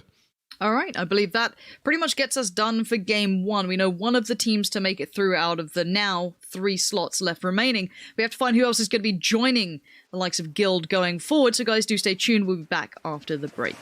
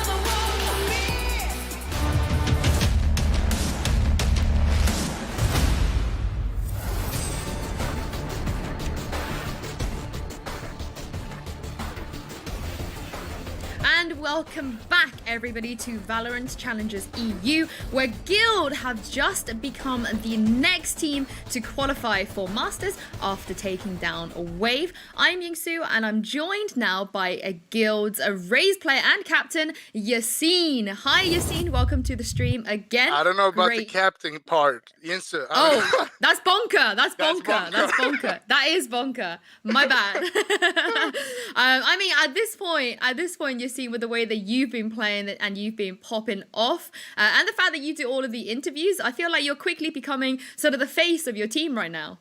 Yeah, but they just know that, you know, I love speaking. They know I like doing this stuff, so they kind of give me the opportunity to do it, so I'm grateful for that. Well, you know, the last time we had you on stream, you said you didn't want to celebrate yet after beating Entropic because you had to beat Wave, and now you've beaten Wave. Is the time to celebrate? I mean, I'm gonna go meet my soulmate, Amanda. She's watching. I'm gonna celebrate with her. Maybe eat something. I don't know. But more than that, you know, it's still, we just qualified for Masters, but we gotta win Masters, and then maybe we can celebrate. But you know, these qualifiers has felt like tournaments, sure, but this is just the qualifiers. You know, we gotta win Masters before we start celebrating. So there's still some steps ahead. But hey, I'm super thrilled and super grateful for this opportunity. Really. Yeah, well, you guys have been through a lot, I feel like, over the last few weeks. You've had a bit of a turnaround, you know, especially after that game against Fnatic, which I knew you kind of took it a little bit personally, and you were upset after that one. And then the plant, yeah, and then, you know, coming all the way into Entropic as well. It wasn't the most sort of tidy and organized game you guys could have had, but today I feel like we saw Guild at its best. You know, you guys have really turned everything around. Are you happy with your performance and your team's performance today? 100%. I mean, we have sacrificed so much, you know. Even now I'm talking about closed beta, you know, I'm talking about day one, you know. We've done so much to be where we are today, and you know, the road is still so long left, but you know, we take it day by day. And with Barbar, I have to say it, you know, I've never really been coached, just once when I played American football, but you know, I think that Barbar, the energy he sends out, and it's just unbelievable. And I'm super grateful for this team. And you know, you see Korea Cypher, you know, safe popping off on Haven. I just think that, you know, everyone is just so damn talented. And when we work as a unit and when we work together, you know, we're just so good, you know. But obviously we have things to work on, you know, things to fix. But you know, I think we have the potential to create history together now. Yeah, I also think so too. I think it's kind of a long time coming, especially with the way that people have expected from the way you guys should be performing with all the talent you have on your team. Before I let you go, I just want to announce that we did have a player of the match vote on Twitter, and you are the winner. You're the player of the match today. Yep, congratulations. Appreciate that. Do want to give it out to Safe on Haven though. My brother's Jibrail, he played so good. But you know, I think we all just shined. But I appreciate the MVP. I really do. I think it's my first, so I'm really happy for that. But yeah, thank you. It's your first, but it definitely won't be your last, Yassine, if you carry on playing like that. Thank you so much for joining me, and congratulations once again. Thank you so much. Well, let me just bring back Pansy and Hypok real quick so we can just break down that interview very quickly before we move on, because we do have a very exciting best of 3 coming up. You know, Pansy, he said there, as a unit, they can make history. Do you believe that? And do you think Guild on their best day deserve to be at the top? They're definitely in the conversation now. And I'm glad he said it. You know, this is just the qualifiers. That's the crazy part. You know, the quality of teams in Europe is exceedingly high. And if Guild can continue to be this good, they are certainly within that conversation now. And as said, we were always waiting for Guild to just kind of lock in that overall look that we knew that they had. Now, was this their toughest challenge? No. As he said, this is just the qualifiers. The big challenge starts in Masters, but they certainly deserve their shot at it. I do feel like at one point this was one of the teams that we felt like maybe they weren't able to make it. Yeah. Maybe they were going to fall at one of the hurdles. So Hypok, it's great to see that they finally sort of got themselves together. I think the most important thing over the last few weeks is really Guild kind of finding their identity, right? Ever since this roster was picked up, there was a lot of hype around it. Maybe didn't match up to expectations initially, but more and more recently, I feel like they've really found an identity as a team. Again, I was kind of criticizing Safe a little bit, but these stats are insane from Haven. From him, 322 ACS, 2.5 KDA. He had a standout performance for me. Again, for me, you're seeing just how lethal that guy is, and how he finds those kills, and how quickly Guild are able to kind of capitalize off of that space he creates. It's fantastic to watch. Yeah, well, EU's sort of competition just keeps getting tougher and tougher. And speaking of competition, we do have an exciting best of 3 coming up, and that is G2 versus Diffuse. We have already spoken quite a lot about G2, so I do want to touch on Diffuse before we move into map vetoes. Pansy, I know you're part of the Logan. That's a thing now. I'm just you made that now. Say it. You came up with that, right, with, Yinzu? with chess. No one else. I absolutely did not come up with that, and I'm not going to admit that came from Logan Paul. But anyway, Pansy, you're part of the Logan. Tell me why you're so excited. I want to see if you can do it against some of the best, right? Yes. On the screen right now, G2. These guys, pound for pound, are heavy hitters. Every single one of them. They are fraggers out in this. They are some of the best within their roles. Now, Logan has proven against a couple of other teams he can definitely put up numbers. I want to see if they can do it up against a team that is not afraid to take fights. They are in your face. They play a brutal style of Valorant. They will be up for the fight on all occasions. You don't get away with just kind of bits and pieces here. So if Logan is the real deal, we get to prove it against some of the best. That's what's getting me excited about this matchup. I think that is definitely going to be a very, very interesting one to keep an eye on. But I do kind of want to move on to map vetoes very quickly because we don't have too much time left before we head into Agent Select. But yeah, Logan. Game sense. What Logan does. Yeah. But speaking of the map vetoes, I'm just going to go through them right now because as kind of predicted, G2 and Diffuse have both sort of gone for the maps. I think that there's been a bit of homework that's been done here, you know. They haven't sort of just banned out their usual bans to my knowledge. Of course, Diffuse have selected that Ascent map. That's where I believe they 13-3'd Giants on. They are very, very strong at Ascent, but that's not actually their best map. Their best map is Split. And they don't play Icebox, so they're not going to give G2 that chance. Hypoc, you know, given the fact that Diffuse is they're extremely comfortable on both Ascent and Split, and Bind, the third map, is actually what we usually recognize G2 on.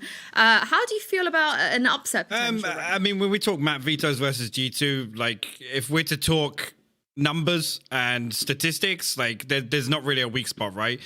So yes, I'm kind of leaning into this is comfort pick for Diffuse.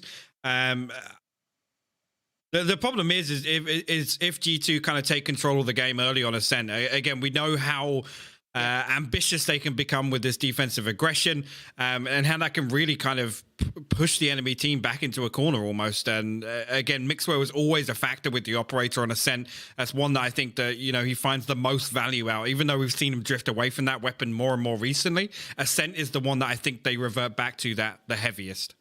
And this is the thing where I'll bring in the discussion of fear of a name, right? And also, you know, playing up against someone like G2, you have to tame them. You have to make them respect your playstyle. Otherwise, they will continue to find gaps, continue to push aggressively, and just try and keep breaking that mental game. Now, again, if Diffuse can just keep that tamed down, the first couple of rounds, push them back, keep them having to play a more traditional style, then yes, Diffuse can approach it in the manner they'd want to. But that's under the assumption you can deal with G2 in that manner. So again, this is where it gets to that discussion point of, are they truly up to the challenge against the big dogs now? Well, just to remind everybody that G2 have not lost a single map at the VCT Challengers except for against NiP. They lost twice to NiP in best of threes, but outside of that, they haven't dropped a map.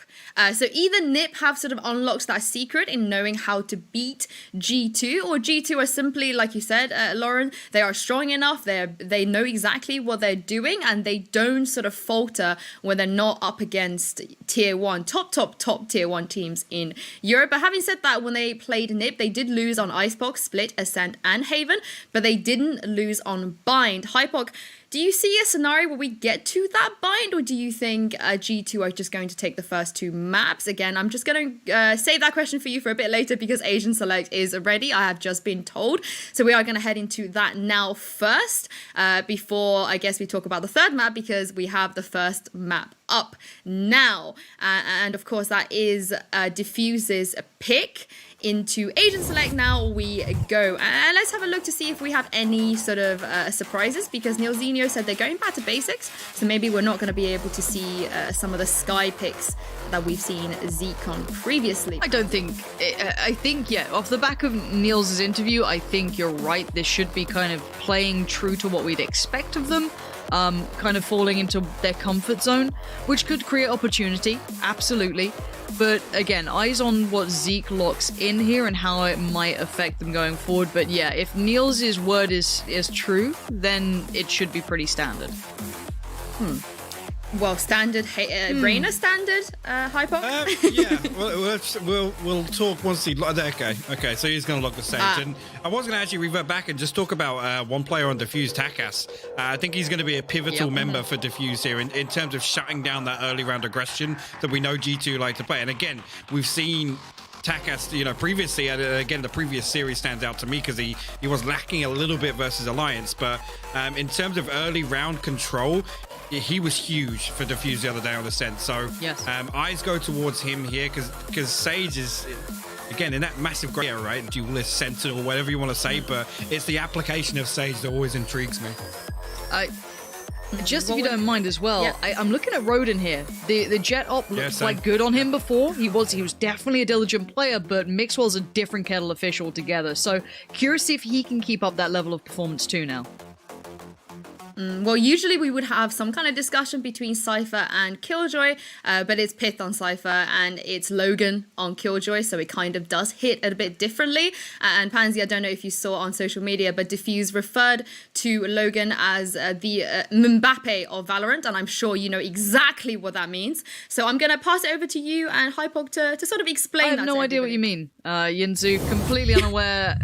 Sorry. Not even a little bit. Hypok, any thoughts? No, not even. No thoughts. No Got single thought on the topic. No thought. We are into this one, though. It does seem as though they are ready to rock and roll. Now,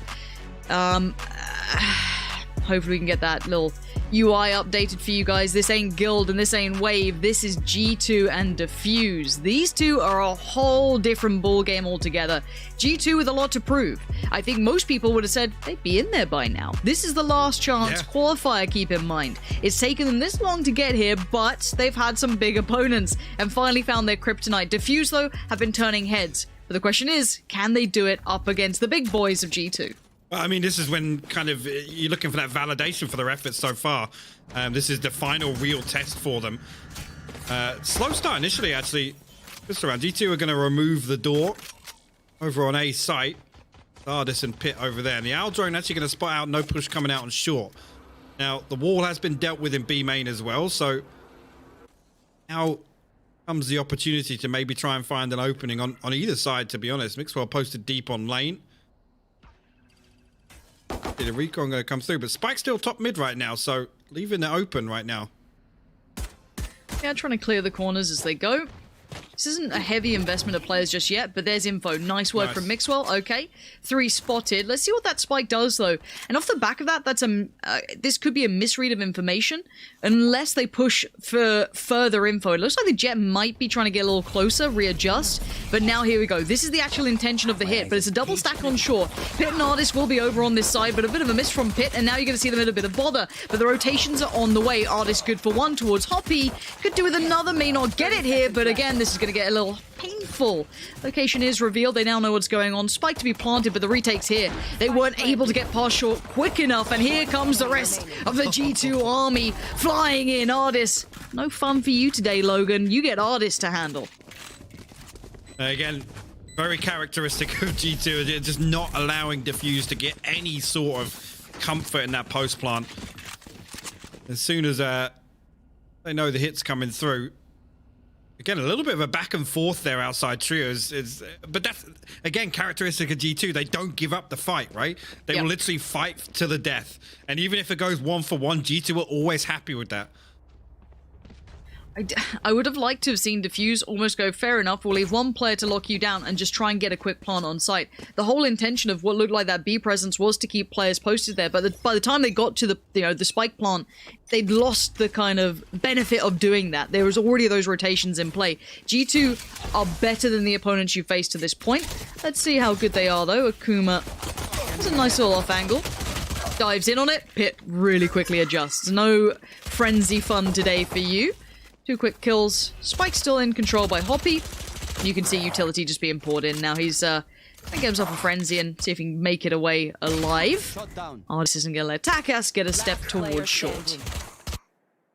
Again, a little bit of a lurk coming through from Logan. Just gonna, I guess, look for some economy damage. Lands the first headshot on the body to follow up. Patitech will fall. That's 1 weapon off the board. And now actually gonna find another 2. Pit and Mixwell just trying to charge him down, actually, and that now puts Logan in the situation you don't want Logan to be in. A 1v2 now. Loads of time left on the clock for him, Lauren.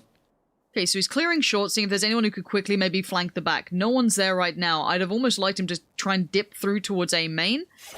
Okay, he's gone for a decent clear, but this now bides time. You can see that the Sage can start slowly, very slowly, keep in mind, because short's a problem, working their way over. Now, Logan can potentially get a clean 1v1 towards Ardis. Potentially. Did he see the gun barrel then? That's the big question. Unsure. Plays it patient. Now expects the player to be close towards maybe hell, but they are up in heaven. And now time's a factor. Has to move to the bomb, and Zeke is right there. Excuse me, the spike. Not the same thing. But nicely tried by Logan. You can see you could see where against another team that may work out, but again, G2 very aware of the timer. Not going to let that spike be under threat at any point. Yeah, it's unfortunate. Again, I guess Logan anticipating 1 more player to be over towards A because the spike was down, right?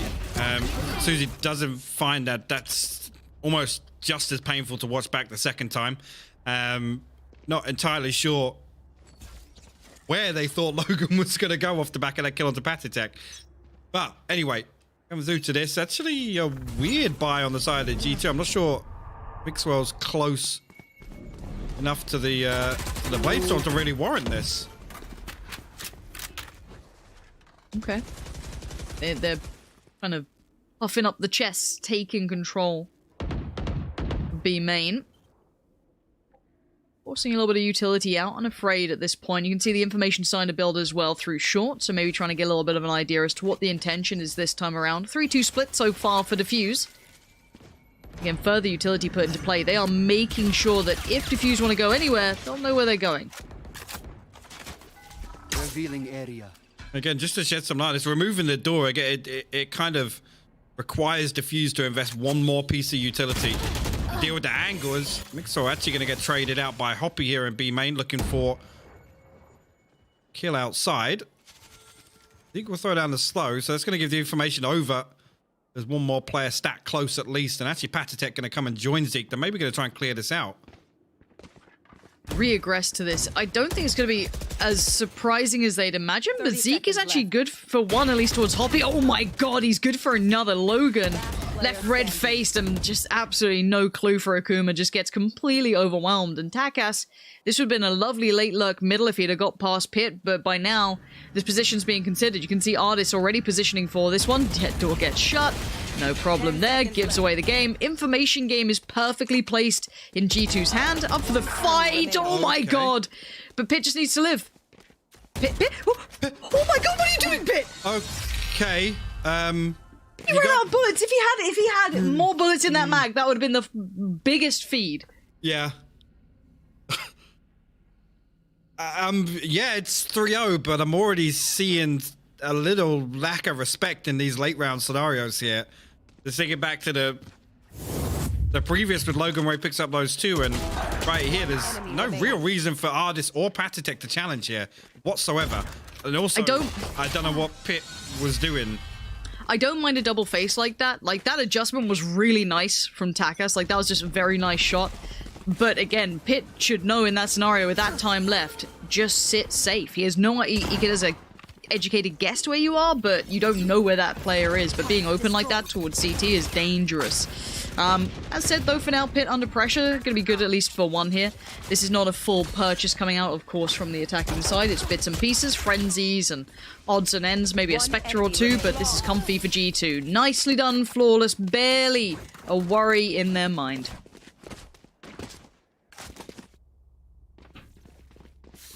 G2 will post their 4th.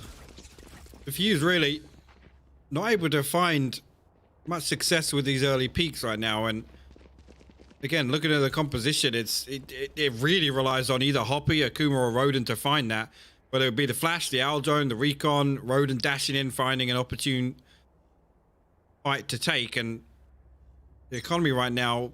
I mean, well, there's 2, potentially 3 rounds in hand right now for G2 in terms of how flawless it's been so far. But you can see the room where you can punish this sort of play from G2. Mixwell on the switch up. Looks like he's heading towards short this time, maybe deciding to get a little bit more aggy on this one. Diffuse have taken mid control, maybe feeling that's a way forward. But this is normally Ardis' territory to jump, peek, or keep in check. As you can see him hippity hopping in the background. A little bit of a tag, but this is all, you know, now noted. Mixwell's now then flex through from short as he was doing earlier on. As soon as that mid information has been garnered, he'll just swing in a little. So now they hit the brakes. This is full control for G2. They know where the players are. Now there's short presence for Rodent. Could be big. Now that's not Mixwell, so he's got to know there's another, and he does, but he loses the fight. Good trades, but better for G2 again. Yeah, the setup there. Huge, absolutely right. The second player noted for sure. Hoppy actually going to find Mixwell, but Ardis again stacked up for that trade. Logan going to give away a little audio cue to Patitech there, but once again finds himself last man standing, spike down in A main. 30 seconds, you hear it called out. Got to get something done. He's got to find a kill really quickly if he wants to make this happen. He will find Ardis here. Definitely a possibility for him to get the spike. Not an awful lot of time to check all these angles he has to worry about. The cross is the problem. That's going to help out. Okay, here we go. I like this. Pops it all down. Why not? But you can see they're dying to get involved. Okay. Poor Pitt. Sometimes you got to back yourself, right? You got to back yourself in a fight, but that was sketchy. 5-0 though. No worries. It's fine. Not even close, right? Not even close, it's fine. Like, I'm just straight up just like monka-essing at my screen every time I'm seeing these. Like, it makes me nervous. It's making me nervous. And I'm not even like a traditional fan of either of these teams. I don't have anything invested into this. But you're giving chances to people like Logan, and it's not worked out for him yet. But, well, I will counter that with saying if Diffuse want to prove themselves, they need to isolate these and capitalize on G2 giving them these opportunities, to be honest with you.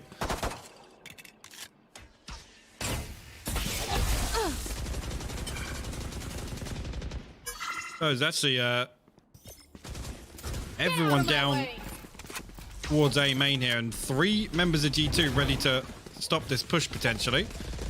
Oh, look at that. The trap wire behind Jen is perfect for Pitt to find that first kill with the wallbang. Really nice. We get the spike down just yet. Actually, Pitt's going to find Hoppy in hell as well, so... There's some cheesy kills coming through from G2 to make it as easy as possible. Oh, look at this. The timing on the playback in as well. The work from Omen just completely removes vision. It's so well done. And again, this is just kind of like small, not necessarily even set pieces, but just good synergy. Just calling it in as soon as Omen gets into action. You saw that, just full faith from heaven. Everyone just flies out, effectively gets almost all the kills instantaneously. I think aside from the Jet, who dashed away, but I mean was dead regardless. 6-0. G2 look comfy. I want to see them keep composure and maintain this focus though. And we have to hold them to a higher standard, right? They're considered some of the best in Europe. They have to keep playing like it. Looks like a pause comes in. I imagine it's for Diffuse if it's a tactical, if it's technical. Who knows? It's interesting you said that. I mean, G2 really need to reclaim that title in my eyes. We haven't seen the same form as last year, where these other teams have caught up. A couple of other teams have, materialized in Europe. I think you've probably been watching the wrong VCT if you'd still call G2 the best team in Europe in terms of performance-wise, recently at least. Yeah. You've definitely had a couple of moments, but again, it's what's G2's goal in the end. Do they want the long-term result, or are they looking to just get through for now? I feel like when we looked at Liquid, they've gone for the long-term solution by picking up a dedicated op, right? But it did cost them potentially getting through to Masters. They may have fumbled at this point, who knows? But the point is they did fumble, and it's unfortunate. I think it's the right choice. We do see Mixwell on the op, but again, for G2, it sounded like from Niels' interview, they're waiting to make those adjustments for maybe some in-game leadership later down the line, maybe coming to Masters where they feel it's a bigger problem, which is absolutely fair enough. It's that very much their prerogative. Right here. So I was just laughing at the fact that now, 6-0, Mixwell's going to put the operator to use, and this is when G2 hit that fifth gear, so to say, and really start building momentum in these rounds. And again, it becomes really difficult once the economy of Diffuse starts to suffer. It becomes harder and harder to deal with that operator. It does get very tricky. And the amount of space he's keeping safe, honestly, I feel like you could take Sage off of B for now. I know they're playing towards middle. You don't need that many players leaning towards B at this point. And it's actually not a bad shout for Diffuse to head this way, whether or not they've noted that op, or they've felt it out, or they simply know what's going on. It's a good read, but again, they're not moving on it quick enough. They garner these advantages, and now they need to kind of work into it quickly, get into better post plants, disallow any of this kind of nonsense from G2, like Pit's doing to him again. That's, was it 3 wallbangs now, working out perfectly for him. So Roden, being the absolute rat he is, sitting on down in the corner. Zeke's already found Logan, though. That's a bit of an issue now going forward. You've lost one of your heavy hitters out there. Heavyweight going down, Ardis on the split through, just a nice little kind of shoulder peek in, but there's a shot in the back of the head. Takis now reveals his position. Patitek, where was the call? Apparently it doesn't matter! Patty, what? Okay, and now Roden caught in a trap. At 12 HP, Diffuse being sat, it's done for him. No. It's done him dirty.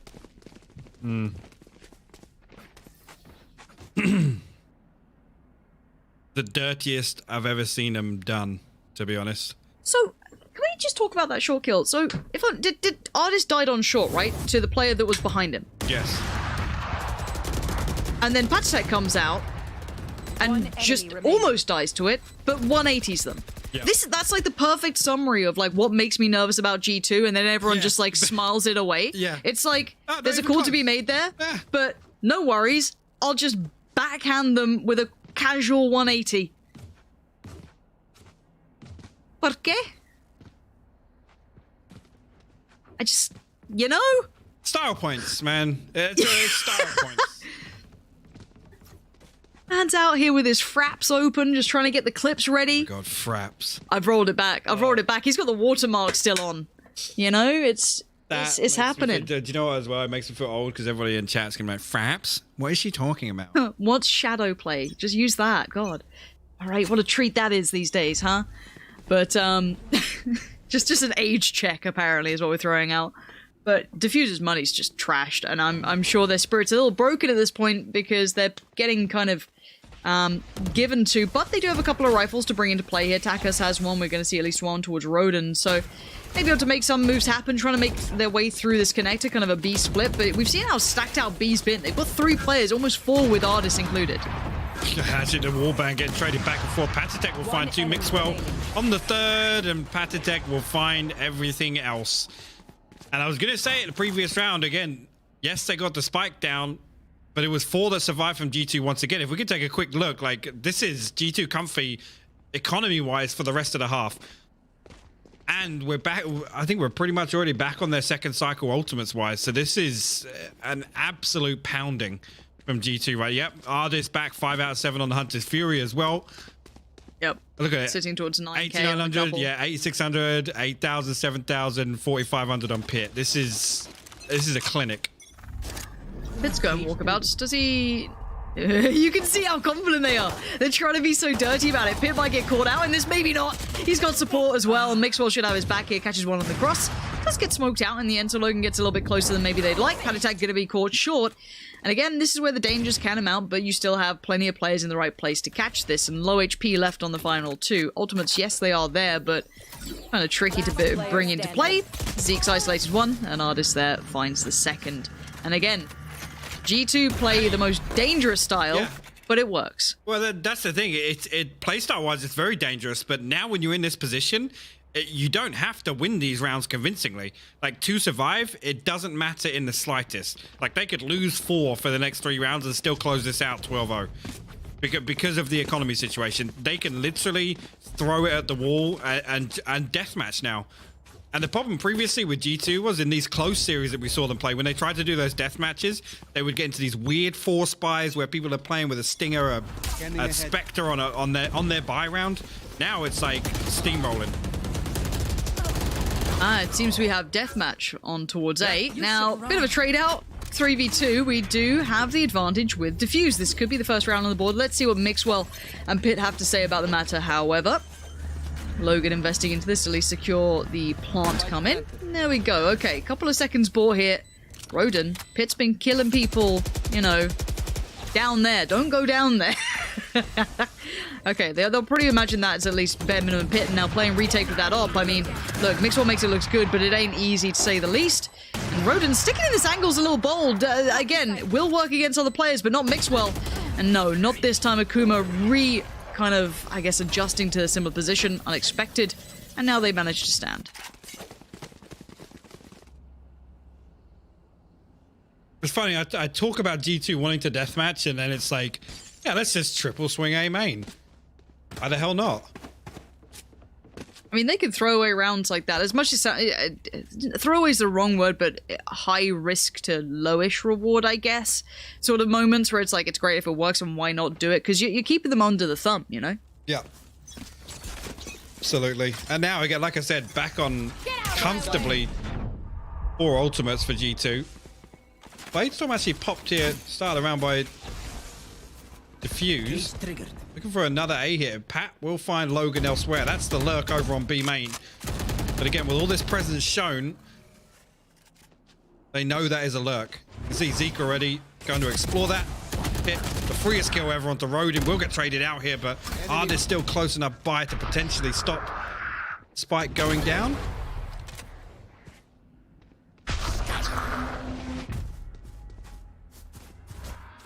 Actually, TP'd onto site there. No charges left. Okay. Well, they found room to at least get a pick for Takas. But ain't no one moving. Ardis. And a little look down. Rez does come in. Ult is popped, and here we go. Spike now planted. At least puts the time against G2 to make a move on this. Rodin's found Mixwell. Okay, we've got a bit of a game now. A bit of a round this time, but Ardis going to force at least Rodin out of that position towards Heaven, but he's going to play it back through. Smoke comes in, gives him a wider swing towards this one. Spots out one towards short, takes him down. Patatek in tow, and there it is. The G2 Vice grip just crunching down on Diffuse. This has to be huge from Rodin. 1v1 now emerges. This is perfect. He's now shoulder peaked. Great work. Doubles down, and Zeke goes down. Rodin makes it look stylish, but it's still very few rounds on the board. Nice clutch up there. The 4-piece on the round from Rodin. First one actually starts off with Bladestorm kill onto Mixwell. And I guess this is the other side of the story, right? This is the risk when G2 kind of play this loose, as you like. This is the risk.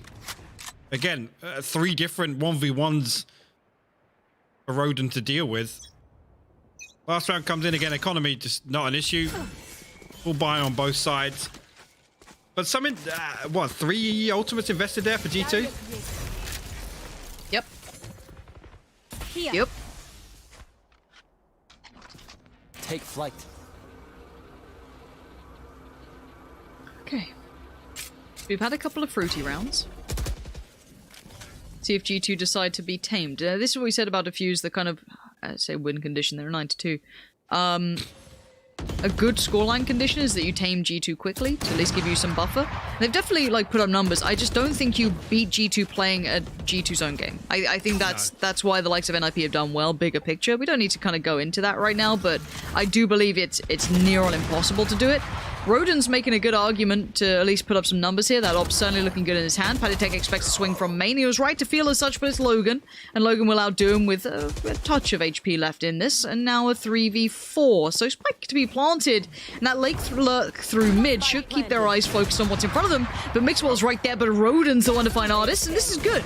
Really nice work in the end between Logan and Roden. Hate their names together. I keep wanting to say rodent. Yes, of course. That's why I've been mentioning rattiness constantly and in a trap, you know? I've been... Lead me down a path. Yes, correct. Thanks. You're welcome. Glad we're really building this synergy, finally. God, the chemistry is unmatched, you know? Definitely got my best interests at heart. That's always so kind. So kind. Who are the top 2 fraggers right now for Diffuse? Coming into the second half now, 9-3. Diffuse got it all to do here on defense.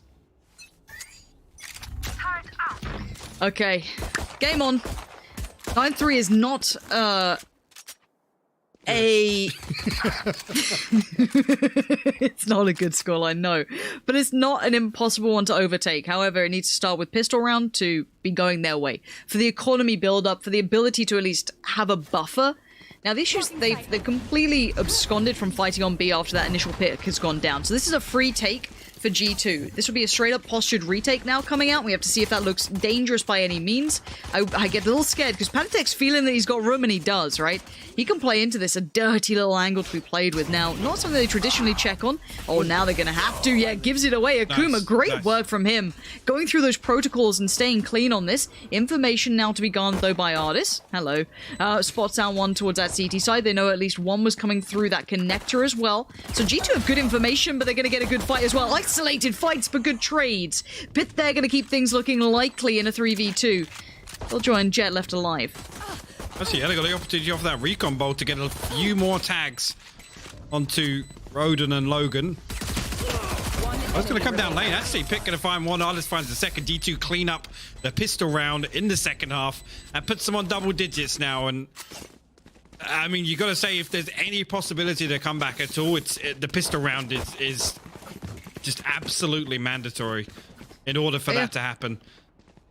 Because now I'm 100% with you. Now G2 can play these deathmatch rounds. They only need 3 more to win this map. They can literally just deathmatch this out.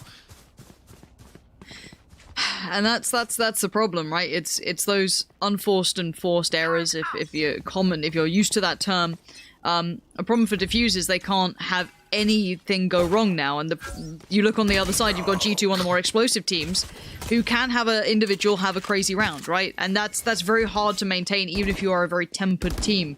As said, though, coming into this is a very light purchase coming out, of course, from Diffuse. They will be down to 4 to begin with as well, which doesn't help the case. But a little bit of a B lean, and the first intent was shown towards A, so you can see the rotations from Diffuse, however, might be misplaced. I guess we'll try and come back and find some timing on that wall. Gotta be careful though, if Diffuse can backfill them into B main. Oh, did they just catch sight of Pit? They might have done actually, because one more player's come across. Roden's actually joined on the back of this stack. This is gonna be a 3-man flank through here. Oh, the control, they were trying to bide their time, but then there it is, the tripwire goes, and now they're in troubles. Everything's been noted, but Artist is low, 15 HP. Oh, but it doesn't matter! Oh, this is so damn good. 15 HP, he doesn't take a point of damage, still stands, and now Logan just has to face down what could have been such an incredible flank. They fell to pieces.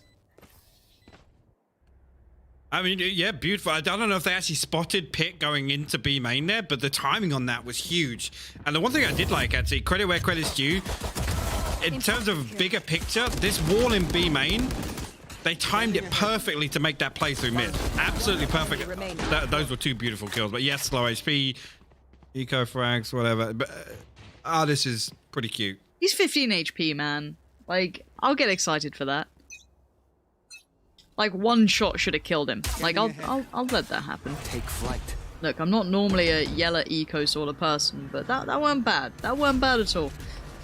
Into this one we go, 4-1 split, pit over towards B, popping out the ultimate. Let's see if they survive this, and already Mixwell tries to dive in, but it's hardest to do work, and there's the trade-outs coming through. Zeke does become at least the last man standing towards the site itself. They aren't going to lose players in the process, however. Spike to be planted, and let's look at what the post-plant could be. A 3v3, of course, 2 through heaven for now, and 1 through short. Roda going to find Ardis on the way in here next to Jen. Zeke going to trade that one out as he swings. A 2v2 now, though. Zeke going to find the last 2 headshots onto Akuma and Takas. G2 put themselves on map point on Ascent here. Match point.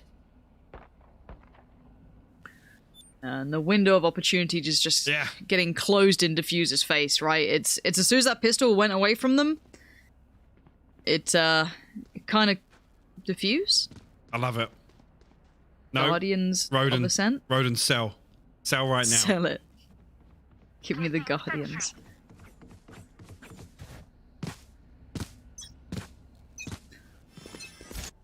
All 5 outside B main here. We're going to go for a fast hit, potentially. Now look, people doubted the Guardian purchase until this round happened, right? This one guy called Logan. He was playing up against G2.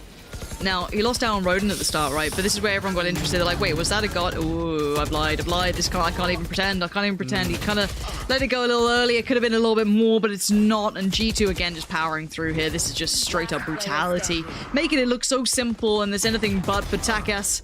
So the spike. That's the spike.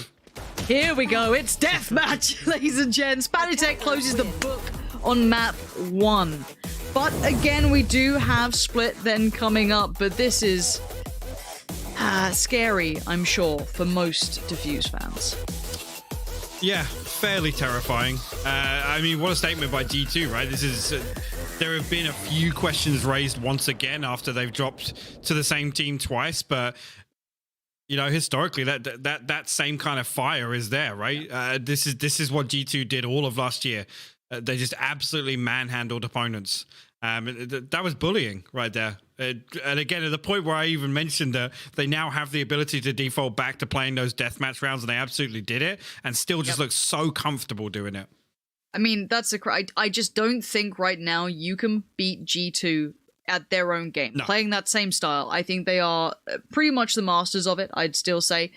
We saw kind of hybrid teams pushing them a fair amount, you know, Heretics and such and so on.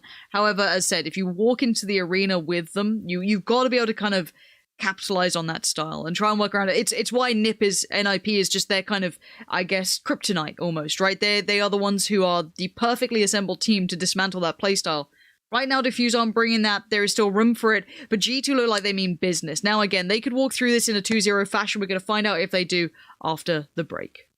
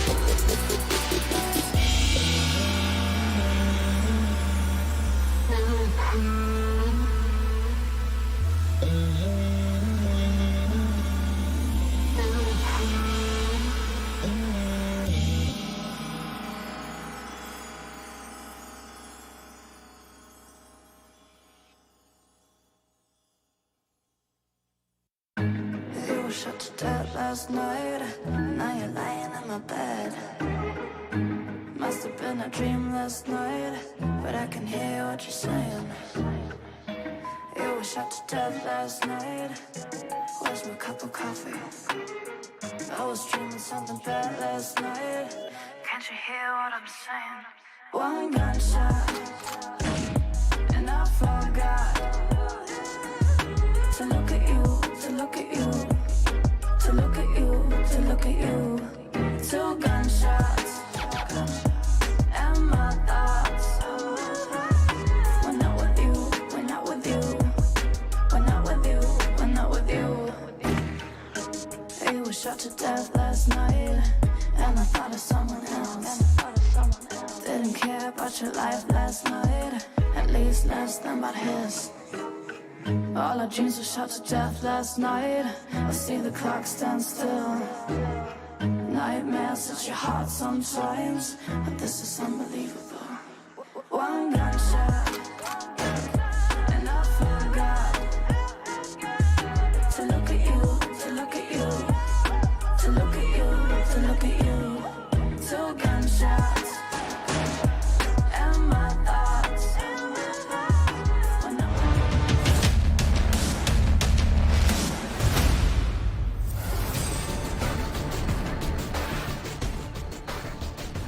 And welcome back to Valorant Challengers EU, where G2 have just absolutely dismantled Defuse on Ascent. I'm Yingsu, and I'm with your casters today, Pansy and Hypog. Guys, before we get into the analysis, I just want to reveal that that game was 29 minutes and 30 seconds, which is extremely fast, Pansy, Yes. isn't it? No, Yep. it was a quick game. I mean, you know, it was a very GG turned up and delivered, right? Like that's all you can say in this one. We've been used to like double OT, triple OT, all these crazy long games. That was just G2 going through the motions, and they did it really well. They played a fantastic game, so more enough credit to them. And they had the freedom to play whichever style they wanted. Well, Hypog, they meant business, right? They turned up to this map. They want to get to Masters, and they're not really messing about. No, I mean, I think most of them trying to meet a dinner appointment or something, getting finished this quickly, to be quite honest with you. But yeah, just an absolute clinic put on. I mean, Diffuse just simply outclassed, I'll be honest. And a lot of it comes down to just the individual performance. These players individually are just 5 of the strongest on any team in the world, especially when they're operating at this level. Well, you know, before the game, we spoke about the potential of seeing them sort of reverting back to basics, refinding their identity, and just becoming what G2 were, you know, when they were in their winning days. Pansy, do you think that's something that we saw today, or do you feel like there's something a little bit extra on top? If there is extra, I don't think we're going to see it against a team like Diffuse right now, and that may sound harsh, but I think the best way is what they're doing here. And yeah, they have structure. I mean, no, like, this is the thing, right? Like, no one's saying, when we say puggy, it's because it's dependent on some of these players having such pop-off moments. Are you telling me that a heavy stratted team are going for knife kills and depending on 180 flicks? Like, we saw Patatek play up on short, Pit dive in with a knife. I mean, I like it because it's personality. It's dangerous, and it gets a little sketchy towards the end. This is what makes them great, though. You mean that, like, triple push on, was it, like, I can't remember if it was A. I think it was A, when they all just pushed out, took like a mad fight over there off the back of no info off the initial kind of push. It's like, these things are very characteristic with G2, and it's fine to play like that. You just got a 13-3. Again, you can't have everything. You can't be the super stratted team, but also they're, you know, hyperly good individuals. You got to understand that, you know, you have your strengths in this. And right now, their strong suit is the fact that, yes, they can beat them pound for pound, and they are. Like, it's good to watch. It's very classic G2 to me. Well, Coach Hypog, you know, it didn't seem like Diffuse had any answers, really. I know they sort of strung those 3 rounds in a row, and it looked like maybe they could pick up some momentum, but as soon as we went to the pistol round, they sort of lost out again to G2. But yes, Coach Hypog, what would you do right now if you were Diffuse? Given that we're going to be moving on to Split, their best map. I mean, the most important thing, and as difficult as this to say out loud without sounding like an idiot, like, they need to not read into that result too much. They need to take some control of these early rounds. Again, the win condition of G2 is always, they set the precedent early on, they continue with that pace. Diffuse were unable to really come up with an answer to really change that. And it stayed at that tempo the entirety. I think the closest we came to. Actually, no, there was one round, right, when Pip was all the way over in defensive spawn. That was the only one where the clock expired, right? The rest of it pretty much was just them fragging out. Yep. Well, Pansy, before the game, we also spoke about Logan, and, we wanted to keep a close eye on him to see if he is able to sort of replicate his performances against a team like G2. I know he didn't really have that many chances, let's be honest. There were a couple times where he sort of died very early on, but he did also show a glimpse of what we know he could do. Yeah, glimmers of it. Sure, there was definitely look-ins. Again, though, it was shut down. There was very effective play, good trading, good approaches. The fundamentals for G2 are not bad as individuals. I think that's a big thing to take away from this. As said, people, when you say Puggy, they instantly think it's a negative association. It's not necessarily. If that's the cards you have in front of you and you have some of the best fraggers, you utilize them as such. And they are. And Logan was unable to exploit these players as much. You saw before how he was able to wrap, teams around his finger, exploit that timing so perfectly. None of that here. Artist was just in his face constantly. He was just put on him, right? Like, there was no getting away from it. And as said, the better the opponent, the less you get away with. It's very tricky to get away with those same sort of plays against very experienced players. I just have a correction from production, because earlier I said that the game was 29 minutes and 30 seconds. I was wrong. It was actually even shorter than that. The game was 28 minutes and 20 seconds. I would actually love to know sort of how that kind of sits in terms of the average games we see, because even for a 13-3 Hypog, that's still really it's fast. way below mine and Pansy's average game time. That's for sure.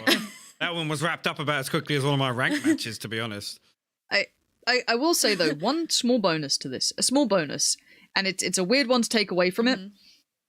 It's easier to lose a game like that, get it over and done quickly, than it is to have sometimes those incredibly drawn-out series and lose in OT because you were invested. Yeah. Exactly. Everything is put to that. Okay, yeah, map 1 done, move on. All right, focus on split. Get that focus back in the right place. And I can tell you that as, the amount of times we have to do these interviews with players, and they're like, oh, we'd rather just get that map gone, move on to our next one, and then come out swinging when we can. And again, if you ain't going to get that chance, then that's how it goes. But you can't dwell in games. And that's where, as you said, that mental fatigue can kick in with those super close matches. Because no team sits there and goes, well, don't worry, guys, we had a close game, I promise you. I mean, it's why we avoid loser interviews, because no player is sat there going, well, straight away, I can take away the benefits. They don't. They're emotional players. They're invested. If anything, for Diffuse, put this in a box, move it aside, deal with it later, but not right now.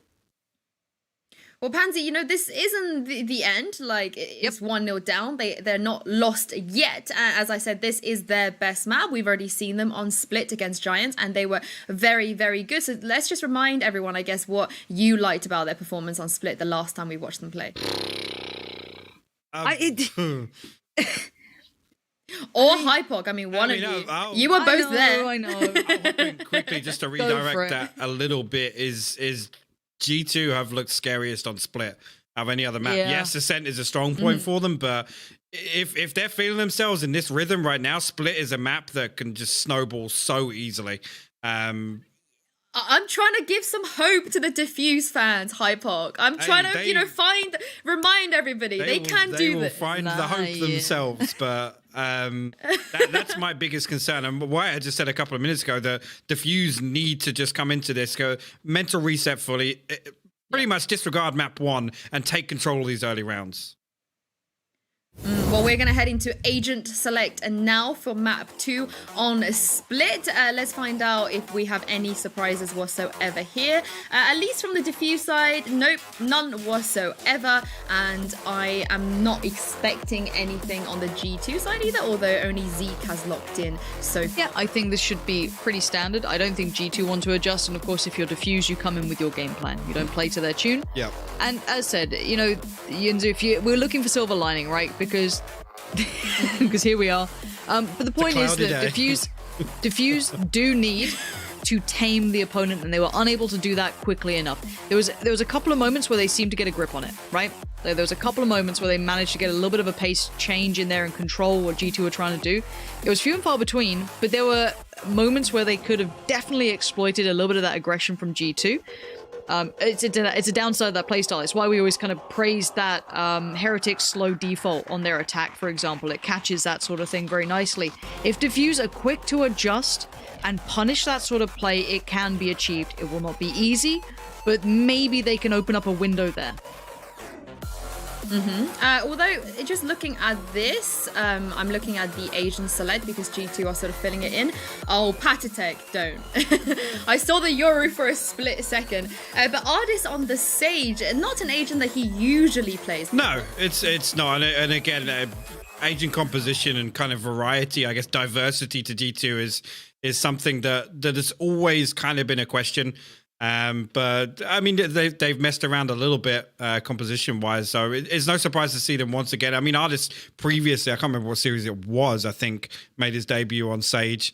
But obviously that flex around Zeke and Ardis now, with Mixwell kind of just solely as the duelist, is no surprise to see here. Well, G2 are just one map away from Masters, but it's not over yet for Diffuse. I believe, guys, I don't know about you, Pansy or Hypok, but I definitely do, and I'm gonna leave you guys. Alrighty, thank you so much, and yeah, let's dive right into this one. There's no point sugarcoating the pill. This is all on Diffuse to prove what they can bring, right? This is it. This is your chance. Put up some numbers, get that pistol round. G2 took it away from them on that second half. If maybe they'd picked it up, you could have seen a build back. It wasn't to be. So this is where it has to start early. G2 are going to be on the attack, and of course on the defense will be Diffuse. Hypok, expectations here. Expectations of G2 to just carry this momentum through to map 2. Like I said, Split is kind of their stomping ground. It's where we've seen them on some of their most dominant performances in the past. Early on here, again, just the vanilla default look here for G2. Pit, there'll be a nuisance over towards A. Try and draw some attention to himself. The rest of the team heading up mid. Okay.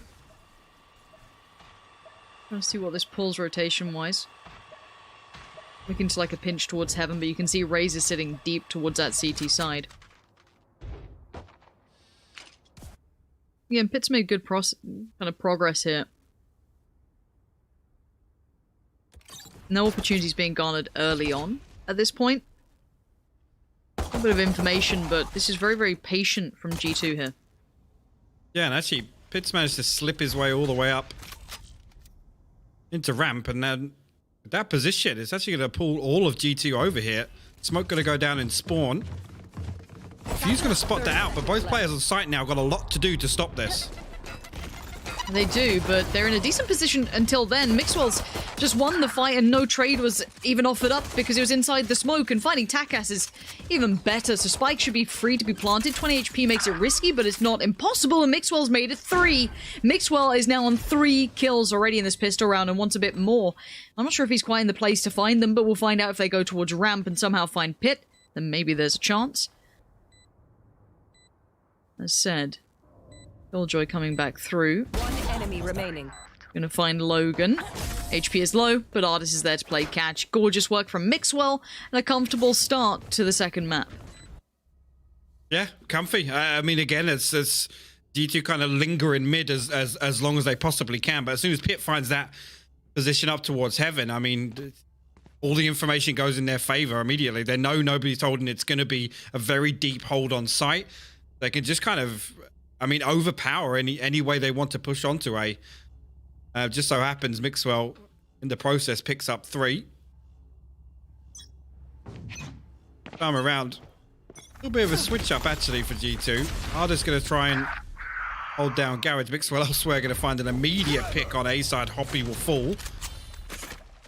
Keep your eyes on the minimap, though. That Garage 1v1, a big factor here. Actually, it's Ghost versus Ghost. So Ardis not going to lose a weapon out of it if he does die, but he will find the kill on Logan, and that's going to be the B site going over towards G2. Yep, in they go, pouring on forward. Patatek's found Roden, trying to play it out in the smoke, forcing Akuma to swing, and Patatek makes it look so simple.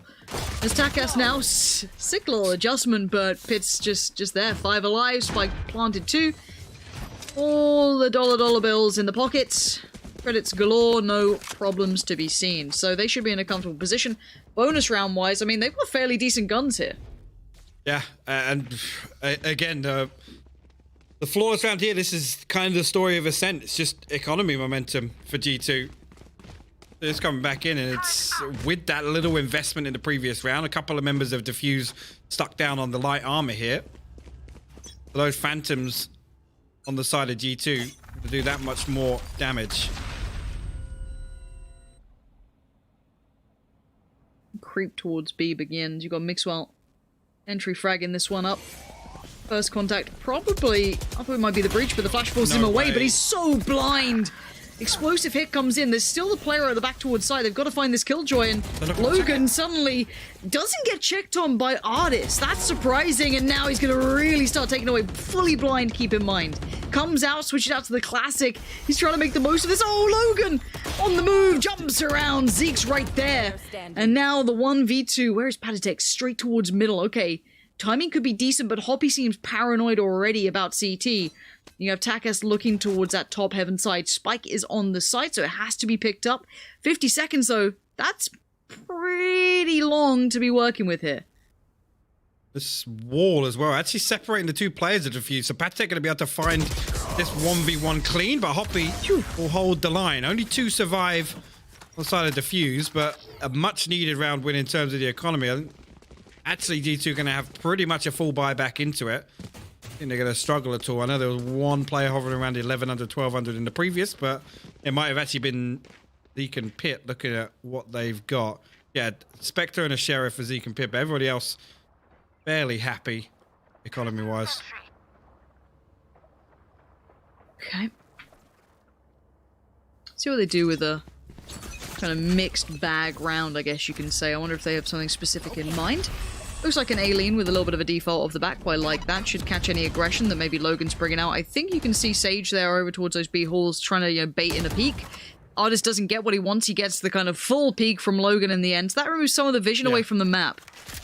I mean, the other thing as well, this is the kind of thing I was talking about. Diffuse need to take some control in these early rounds, and that there, Logan winning that 1v1, whether or not G2 now re-aggress onto that to try and take that control away from Logan in Garage is something we'll have to keep an eye on. They're going to have to account for it. Pit now has to be held accountable to that sort of area. Rifle to be exchanged through, so Phantom now kept towards the next player's hands. This has definitely slowed things down. They're going to have to kind of retake that map control they once had. Looks like they're still sticking out this side. They've very much committed towards this. I don't know if maybe there's a sound bait coming out from Pit at this point. I'd be curious to see what he's doing over there, if he's trying to keep their attention. There's 3 players dedicated towards this, but Mixwell can't make it across that. Takas holding a very fine line, but it's a good one. Patatek on the trade, though. That opens up a chance. Timing's everything now. Those rotations are coming in. Now, is there a TP available? Or I'm just looking towards Pit as to what the plan is. Is he trying to be the bait? Is this trying to be the double fake? It is a double fake. That's quite nice. But the thing is, it's a 2v4 though. That's the bigger problem. They can still split their resources so easily. Yeah, 10 seconds left. They're going to have to 10 seconds left. decide to give this one up and save through. As I say that, Pat going to fall there, and Odin finds the Bulldog headshot. Pit now stuck in ropes. Save this Phantom through to the next round. I mean, actually there was like a 2 or 3 second window there. You're absolutely right, where the fake being sold on B, but Logan was still all the way back in defensive spawn, so he knew that Pit wasn't actually on site and actually reverted back to heaven, potentially mid. That was why Diffuse kind of kept that setup that they had. There was definitely an opening there, because again, I'd have to take another look at it, but I'm pretty sure Pat smoked off screens. But why he didn't decide to cross the site there, I'm not entirely sure. No, me neither, but maybe worth a little review on the VOD at this point. Let's see now what we have in store. 2-2, much better scoreline, of course. A little bit more of a performance, and again, this is what you want to see. If you're a Diffuse fan, you do want to make sure that they're going through these protocols and staying bold. I mean, the plays coming up from Logan already to take that B main control is good. That kind of keeps space. He beat out Artis in this. That's kind of set the tone there, but it looks like they've left that, and you can see Artis playing a little bit deeper now. Exactly. I was just about to say, now Artis not exploring as close into Garage, but maybe the reasoning for that is G2 going to try and force their way through mid. Now, Kuma is ready with his fault line. No real follow-up on this. This is just to slow him down, but 3 members of Diffuse still over towards A. I want to see one of them come over, because they haven't seen anything over there. This looks like it could be ready to receive. Oh, Kuma! So overwhelmed! Logan needs to save the day for them now. He's gonna hold the cross as best he can, try and play it at a very uncomfortable angle, but this could be a spike plant pretty much at this point. 11 seconds until Killjoy can really do much about this. He's gonna force the players into an unfavorable scenario. Zeke! What are you doing? Okay, re-engage. Great work from the Killjoy. I didn't expect them to be kind of in that position, so badly affected. And I like that Logan's re-aggressed. They've taken back the space that the ultimate garnered. We'll swap out. Logan will find his third, though. Yeah, a little weird. For a second there with the nanoswarms, I thought they were potentially going to get 1 or 2 stuck in the lockdown, but they managed to get out. But all of that space created by the lockdown, Diffuse absolutely capitalized on it, and they're able to hold on. At that point, 20 seconds left on the clock. I mean, they have to hit through main. They have to come through there. So Diffuse actually going to pull ahead 3-2. But it's a lead nonetheless.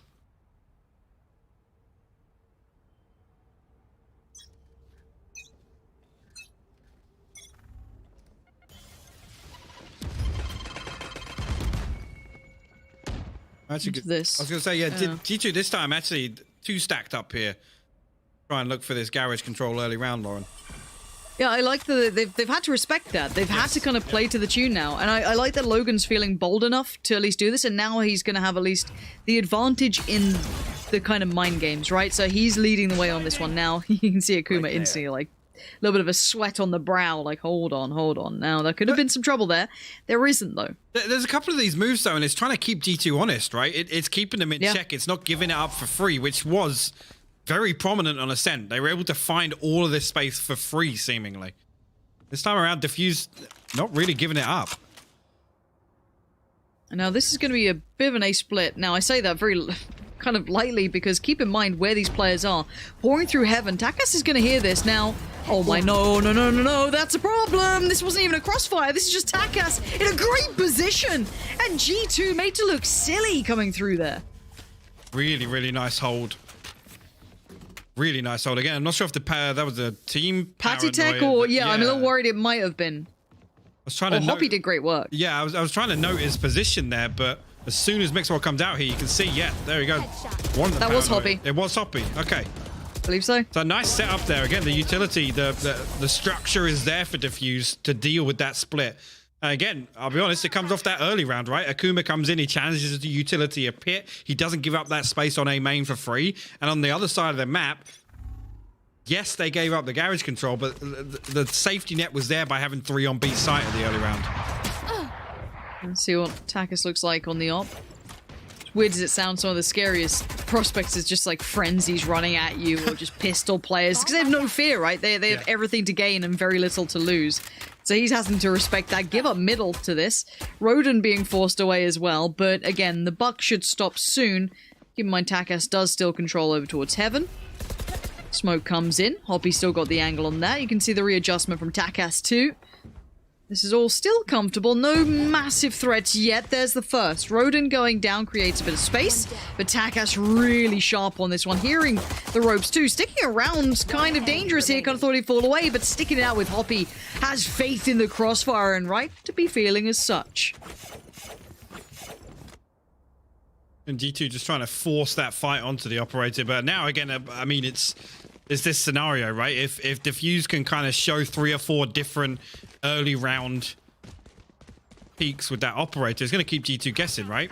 And again, it's things like this, and I'm going to keep coming back to this phrase, is keeping G2 honest. Not giving these areas of the map this space up for free. Making G2 work for it at least, or at least take a slower approach. Yeah. I want to see what the adjustment is now coming out from G2, because they have to address this, because it looks like this default's not really getting them too far. Now they have to deal with the kind of adjusted look, because obviously Takas has that op.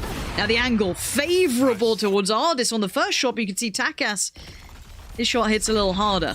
So he gets to back away, readjust around, has a look, oh, Patty Tech plays right into his hands. And now does he go again? Oh, Takas, that's 3! Huge work from Takas. Really good. And again, I mean, this is the problem with this default setup from G2. Again, having Pit out, just being a nuisance on A. If Diffuse make plays like that, come out, deal with that threat. You can see it on the minimap just here in the replay.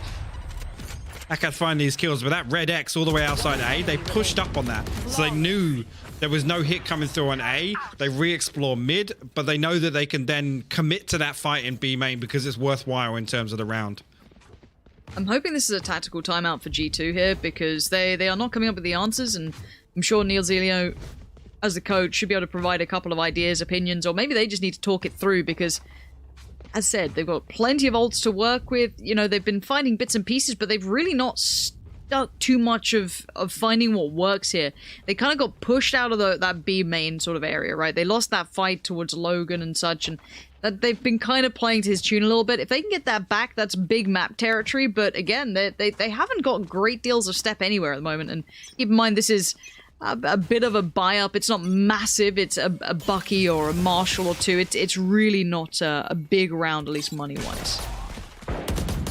Let's see, early on, Mixwell trying to get very deep into Garage, but his position noted. Artist now seemingly stuck here. The nade goes through. It's going to force him out of that angle as well. So Diffuse once again going to fight for this Garage control. Confidence. Yeah, really confident. And again, against a lesser buy, it's right there. Risky to make these pushes into a close quarters. Pit and Zeke managed to get up here and actually find Roden all the way back on stairs. And they do still have control of Spike. So a couple of options for them, but Pit will fall. Zeke played that out. Very much doable here if he finds this kill onto Logan, or potentially one of these kills. Isolated. Yeah, potentially one of these kills in rotation was what I was going to say. If he comes back here and finds this kill in ropes, it's doable for Zeke. 38 seconds left still. No. Okay. Okay. I thought I was going to say, I know it was a big talking point yesterday. Knife out. I know it was a big talking point on the stream yesterday because there was like 3 or 4 moments where somebody was walk peeking an angle and they were flicking back and forth with the knife. I mean, this is great work so far from Diffuse. I'm waiting for the other shoe to drop, you know, exactly. But this is great so far. G2 have not had an answer. They've looked flat. Like, what is this from G2? How can they look so dominant in 1 second yet fall so brazenly at this point? Now, again, still trying to address the issue of Logan, but the issue is, of course, because he has the advantage in this, and now look at the mid-aggression coming out. Diffuser getting bold. I like it, but it might just spur on G2 a little here as Mixwell does double down towards Roden and Akuma, but Logan's still there. And Artist, the timing couldn't have been worse. Just as he dropped off, he did find Logan, but it was quickly dealt with by Takas. Oh, Pit. And now Pit, the timing, the brain work. He just heard those steps so loudly. Now, what does he do with all of this? He's going to be able to spot out that final player. Takas, full HP, keep in mind. But position noted. How does he find a way through? The bomb spike, excuse me, is on the way towards A. Should have heard potentially that sound cue, so it should be enough of a giveaway that this is where they both are. Good utility on Zeke as well. Really good utility on Zeke. 2 flashes. Should be fine, right? Yeah, still has the aftershock as well. Ultimate, though. The ultimate coming out. Knives drawn. Zeke first up. Nice. And the angles better. G2 make it to 3. But I've got to say it. I'm still... that was a bailout by Mixwell, I feel there. The double coming in so effectively at that time was huge for them. And the adjustment, Pit in the right place to capitalize. They were spread so thin, but Diffuse still hold all the cards in my mind. You do indeed. And yeah, money-wise, still got, what, 2 to play with. So looking at a similar situation, to be honest, as G2 were on their first half on Ascent. Right now, again, Takas finding a lot of value from the operator. Gonna reinvest on that front. 5-man push onto A, it looks like here. The Rolling Thunder gonna come to actually stop that in its tracks, but Patitech gonna commit to the TP into screens. Okay, he's gone through. Patitech's found Akuma, that's pretty big. There's still one on the side to try and stop them. Nice. Rodin, he can't make it count, and Patatek's doing real big work here. Straight through the smoke. That's a little bold, Hoppy, but I like the confidence. But Patatek is just exuding confidence right now. Oversteps towards Takas, but Mixwell is right there. And that's the danger of G2, just personified. The fact that Patatek can have a round like that, just walk in and dismantle, what, 4 of them? Now the scoreline's looking a little less commanding now. It's starting to be evened out a touch. One more, and it's a bit more of an even affair, but I've got to say Diffuse still looking strong here. I mean, it was 5 rounds on split attack. Yes, even after the changes, no matter which way you cut it, is the big win for G2, considering how this half has gone. Excuse me. Now G2 kind of faking out that early garage presence this time around. And a big gap, if you look at the minimap, for them to move up if they're quick about it. But Diffuse, after they don't see that early presence, are going to revert back to a little bit of a tighter setup. 3 up in B Heaven right now. Satchel out. Looking at the cross being held. Now, Patatek is on his own. The flash comes in, Boombot comes out. Oh, he's so blind. Okay, Akuma's found him, but now it goes on towards Hoppy, I feel. Joined by the Jet on the other side. The crossfire is going to be on Hoppy initially in the swing from the Jet, so kind of that port of call. There it is. There's a flash blind. So well done on the flash execution.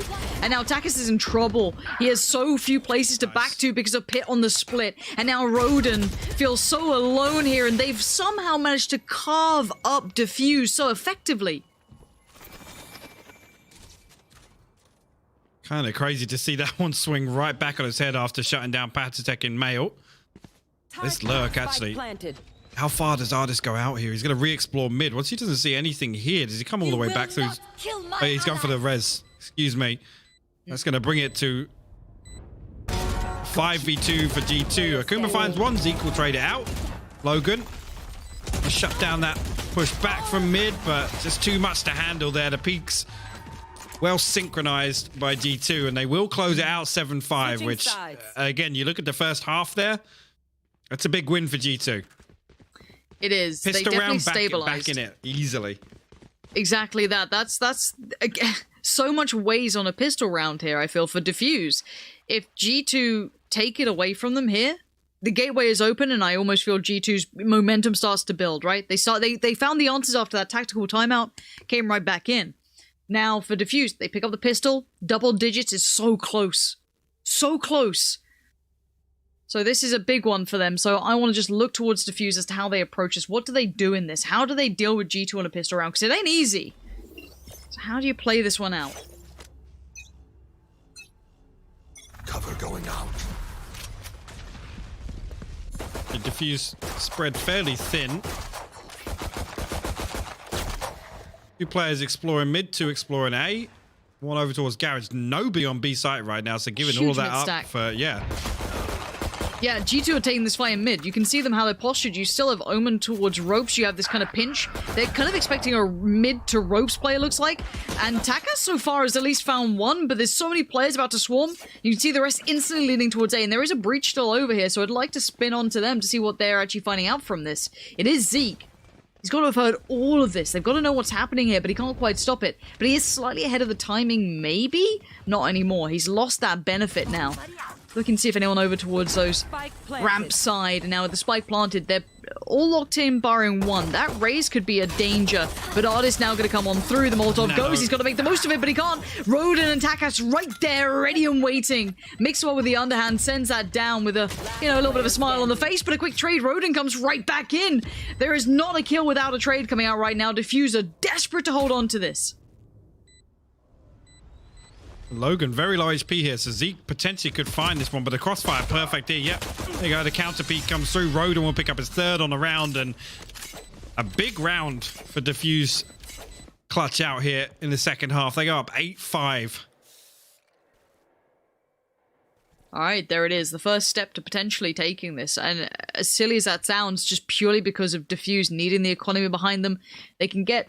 You'd argue they should get 9 here as well, considering the buy coming out from Mixwell and, Patatek, Pit, Zeke, Ardis. There shouldn't be anything, really, at this point. At most. pistol or two, but I imagine this is a clean eco here. They don't want to give that window of opportunity to take, you know, a bit of a spiral. So for now, they will just abscond away. This should be clean for Diffuse. Let's see if any problems mount. If they, you know, keep this clean, don't allow too many issues to arise.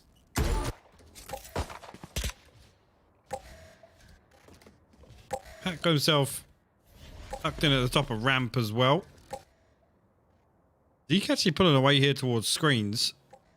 Spike is just right now, I guess, in safety at the bottom of sewers.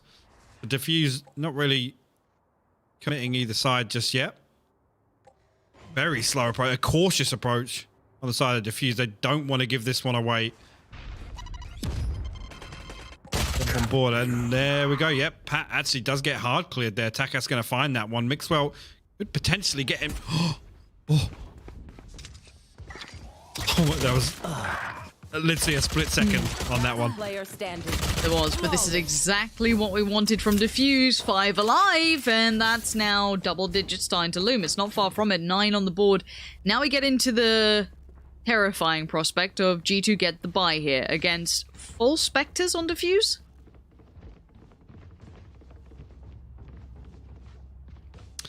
Yeah.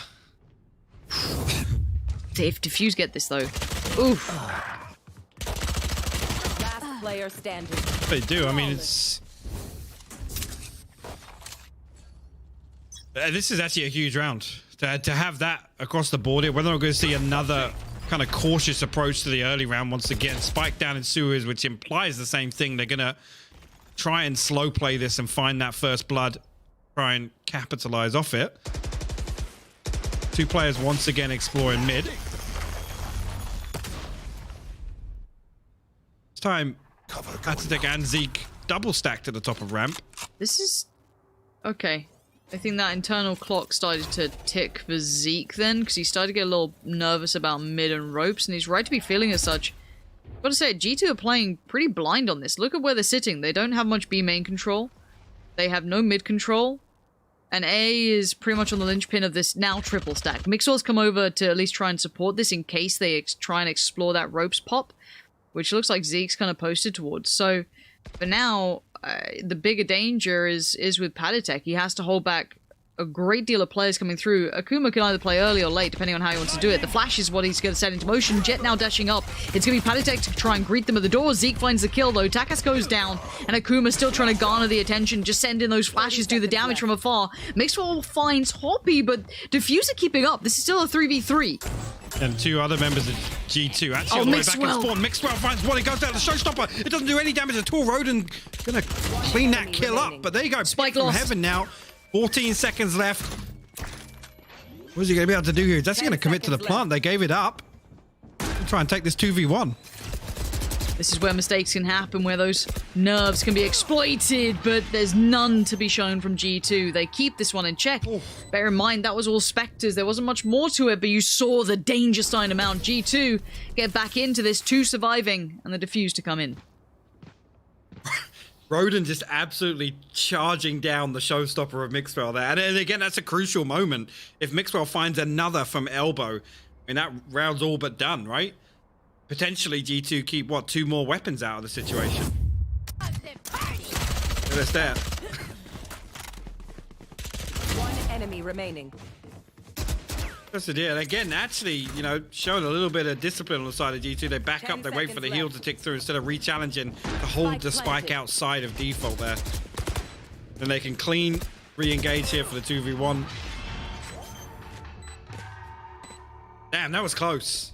They nearly converted. It was. It truly was. Timeout being called maybe for Diffuse. Again, not sure who it would be for. I'd love to get clarification on that, because you can definitely tell the mentality of the teams in this when they call in the timeouts. Now, again, it could be a G2 one, actually, honestly. Trying to maybe talk through the buy that's probably going to be coming out and their scenario with this, because they have to make that Spectre and Guardian work, which is far from easy. Especially when Patatech's going to get a whole lot of attention. He hears all these steps, keep in mind. This is not subtle. Flashed up last time and they were paranoid about ropes, but they don't need to because this time, Pit's there, but Spike's planted. This is an all-inside take. Like as well, with both players in heaven, they don't want to give away a kill. They're happy to play the 5v5 retake here. No ultimates available for G2. Showstopper on the side of Diffuse. Should they choose to invest it here? Hoppy actually going to draw first blood. Patitech will fall over on ramp here. Patitech did only have that Spectre who was working with one of the lesser weapons. So you're going to see the Guardian as well put to work, but Hoppy is biding time. Zeke puts him to bed and... Takas, where are you looking, bud? And now the 3-play stack of players needs to get a wiggle on. Time's ticking. Roden's got the ult. He's just waiting. A couple more seconds. He's going to have to send it at some point. Oh, we just whiffed it. And now the time. He's just got to play the time. They have none left. I don't think they can get this defuse. No. Absolutely not. What a back and forth. What a back and forth that was. Again, what planet was Takas on, for starters? Like, all that information, I guess, blocked out. Like, the vision was maybe obscured with this push onto ramp, but... Last player standing. That was a scary, scary post-plant hold from Diffuse. Definitely was. Just couldn't get rid of Hoppy. That the kind of like first start to that was mad. Big B-lean coming in. This doesn't look too complicated. This looks like a straight up hit to me. Wall going up. G2 now going to be put on notice. This is double digits against them. This means third map is very, very likely to happen now. At least how I feel. The money on its own is going to kind of indicate this. G2 now going to be forced to make up their mind. So they sit at the corner. Do they move out? It looks like, okay, move out. Give them the sight. We'll play it back in. Now, Mixwell trying to get the timing just right on this. Okay, Spike should be planted safely. It is. And again, post-plant 5v5. This is madness. Takas has found Artist too. And here we go. Mixwell finally finds a way back in, but you can see these post-plants are decent. They've got like half of the map to their own. This is going to be a rough retake now. We'll try and throw paint shells down onto main. Mixwell one away from the showstopper, so keep your eye out if he does find another kill here. You got a push comes through, Rolling Thunder invested onto this. This could be huge for Mixwell. He finds the first, gonna get the headshot, pops the showstopper, invests out onto backside. Oh, Takas! Oh no! Out of nowhere! Zeke! Oh.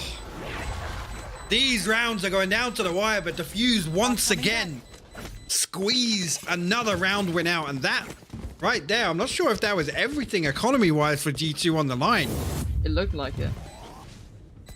I mean, that wasn't a perfect buy. I think I saw Guardians down. I saw bits and pieces. It was certainly not the full purchase. Stingers and Spectres being brought out. Ultimate's thrown. And it came down to this. Z could only do one bit of work. And you can see Takas offering himself up. Logan's right there. This is on the verge. This is now opening up a world of opportunity. G2 with a bit of a slap to the face. A very rude awakening. The Diffuse are here to play. And Takas and Logan are leading this charge. Again here, going to show a lot of pressure towards A site. They have full B main control, G2, so they're going to have a decent read on this early round setup at least. Everybody actually making their way over towards A site now. Pit got to hold the line, but Roden hard cleared him with the Phantom. Oh, that's not bad from Zeke, but they don't have anything to work with. This is going to be 12 on the board pretty soon. The last player standing is Artist, and one more round to separate them unless Artist can do something almost unthinkable at this point. Man is incredibly talented. Vandal now collected. Spike planted. Pain Shell comes in, forcing the fight. He's got it, but he doesn't get it in front of Hoppy. Always there on a trade. You don't get a clean fight on these boys. There's always an answer back. Match point. I feel like we've almost watched two different groups of teams play Ascent and Split here. Yep. This is, I mean, if we could take a quick look at the scoreboard, because it paints a picture. Mixwell 22 and 14. What else on G2? I don't want to say struggling, but definitely trailing in terms of stats right now. Mixwell has had an incredible game. An incredible game. Yes. But G2 just not able to convert that. I mean, you look at the kills that the Diffuse get, they are always there on the trade. They are constantly playing as a pack. G2 can't find isolated fights at all. It looks like they're trying to get aggressive to answer this. Try and maybe throw them off course, but this 3-play stack towards middle trying to find its footing.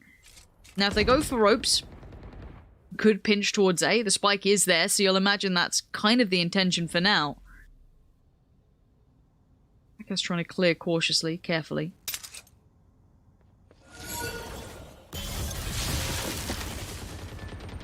You can see the reaction now coming through. Patitek starting to lean over this way.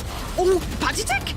How has he won that fight? I do not understand how Patitek just leapt in there and won the fight. I can't even imagine the thought process, and neither can Rodings. He wants that done. He wants him dead. Logan's in there as well. G2 now down to their last 3, but as are Diffuse. A 3v3 now. Spike en route. Smoke still there, but not for long. That will dissipate soon, but Logan's waiting. Trades out again.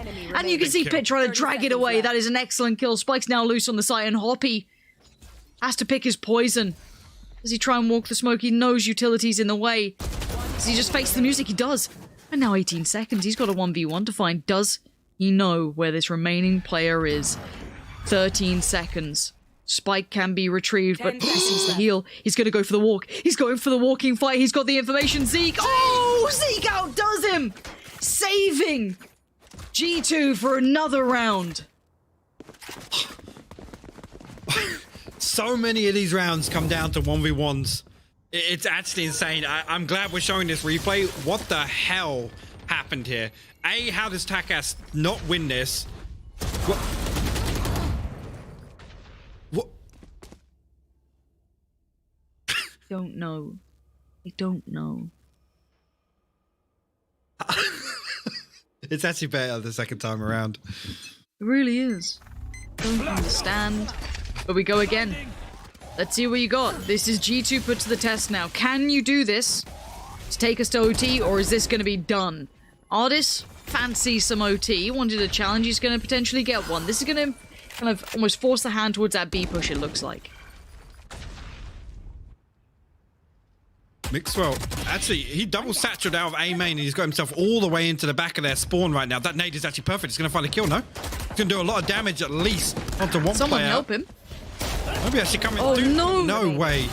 They sat somewhere in the middle. Okay. Oh, okay. If you're going to get in there and try and help in the chaos, you had to kind of do it at the right time. And they sat just as, like, the smoke was dissipating, that awkward in-between. The round is theirs. Thank you, Mr. Mixwell. That was very kind of you for that one. You're not going to probably get away with that too much because, as said, not often are you in the attacker's spawn by the time that they are just getting to be. Look at the clock by the time he got there. It was like 1 minute 10 remaining still. He double satched out of A main and literally must have full sprinted to get back behind them. Mixwell 25 and 16 now. This is actually crazy. Now we're going to see pop. Same thing again. But look. Stopper. Okay. All right. But if anything, this might bait them in, and there's still 2 players to get past. Hold on, this is not over yet, but the trade's already good. Zeke going down. Oh, Takas on the fadeaway! Just gives him the buzz cut on the way through, and now dire times in front of G2, 2v4. And this ain't the gun to be trying to tussle with already. Yeah, Takas is having none of it. Pits down to the judge. Oh dear. Bulldog upgrade. Nice little first. Takes no damage. That's important. Flash received though. Tries to take the fight towards Hoppy. Gets it clean as well. And now the 1v2 begins. He knows where Breach is. Does he know where Raze is? Maybe heard the sound cue. Maybe not. Neural theft and Definitely the Vandal knows. upgrade. Yeah, here we go. Here we go. 22 bullets playing to play with. He's got the first fight. No He gets way. it clean. 46 HP. This could be huge for Pit. The 1v1. He's got time. He takes a second, clears a couple of corners. He's got to get moving. Spots the play. Veroden is the one to do it. 13 to 8. It's map 3 time, baby. This one is going all the way. And you know what? Which team do we get to see on map 3? Is it Diffuse, who just somehow pulled out another layer to their gameplay? Or is it G2 from map 1? I have no idea, Hypok. Just, I mean, the big concern is we're going to bind, right? So it's going to be a real test for Diffuse to carry across this momentum. Again, talk about bouncing back. That looked like a completely different team we were watching on the side of Diffuse on Split. And I don't even want to say G2 played particularly badly there. Diffuse just looks so much better. Yeah, Diffuse looked fantastic. I need to just save my breath now because we've got another map in front of us. Let's head to a short break. When we're back, we'll talk through what we just saw and get you ready for map 3. This is the till I choose. And I'm gonna win, I ain't gonna lose. Sticks and stones won't break my bones.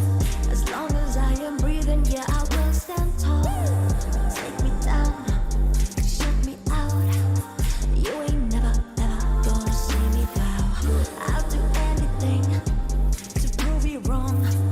As long as I am breathing, yeah, I still stand tall. See me stumble, see me fall. You ain't never, ever gonna see me crawl. You can try and shoot me with your dirty lies. You can try and cut me with your sharp and eyes. Like the dust and like the tide. Still I rise. Ain't nobody who will ever bring me down. Ain't nobody who can take away my crown. Like the dust and like the tide. Still I rise.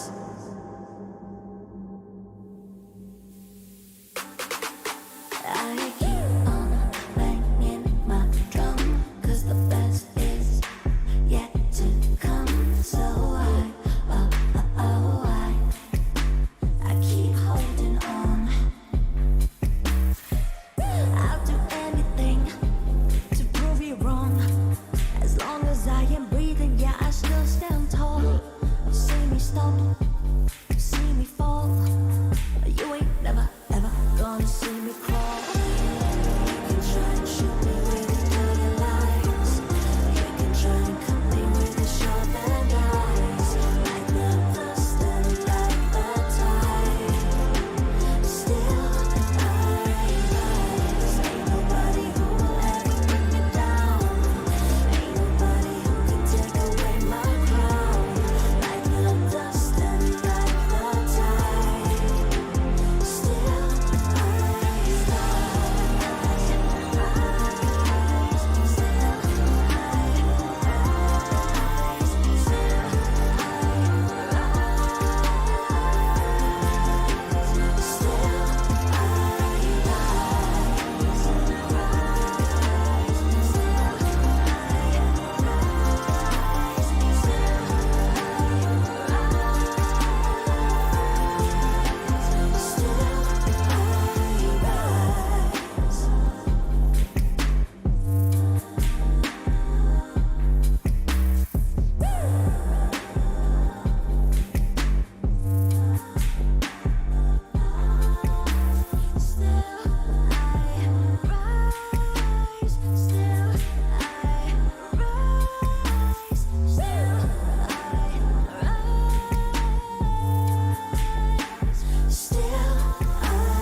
rise.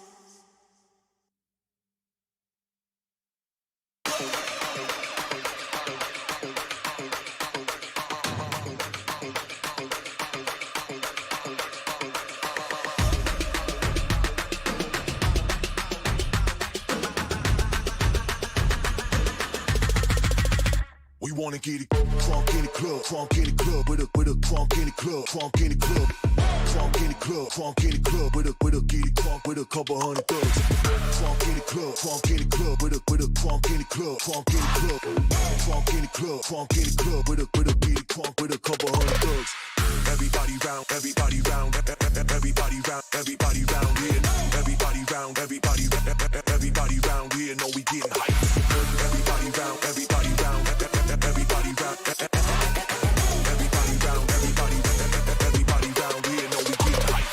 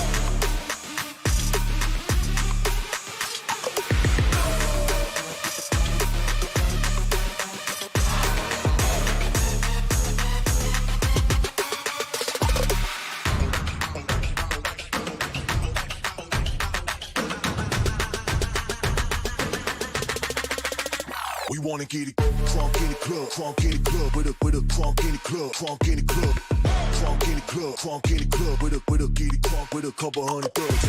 Crunk in the club, crunk in the club, with a crunk in the club, crunk in the club, crunk in the club, crunk in the club, with a get it crunk with a couple hundred thugs. Everybody round, everybody round, everybody round, everybody round here. Everybody round, everybody round here. Know we getting hype. Everybody round, everybody round, everybody round, everybody round, everybody round here. Know we getting hype.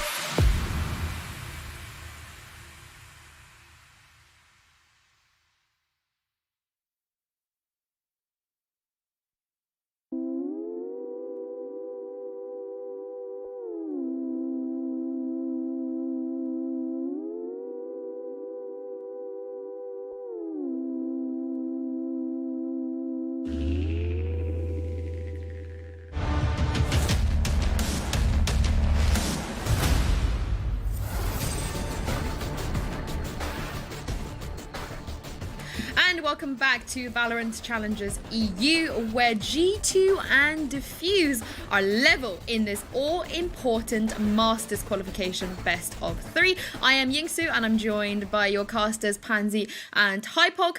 Guys, I believe. Oh, I'm not gonna pack lie. it in. Stop that Pack right it now. in. Right now. Oh, with hindsight's 2020, and I believe. Did you, Yinzu? Yeah, So, mate. production, do me a hold on. Me and the rest of the Logan. Hold on. Let's flip the Production, questions if we the get a other way sec. real quick. Could we to up those predictions just to see how much Yinzu believed? Can we just, when you get a second, Go you know, for head it. over to socials, have a little look into it, because I want to find out how much Yinzu believed. She believes enough to.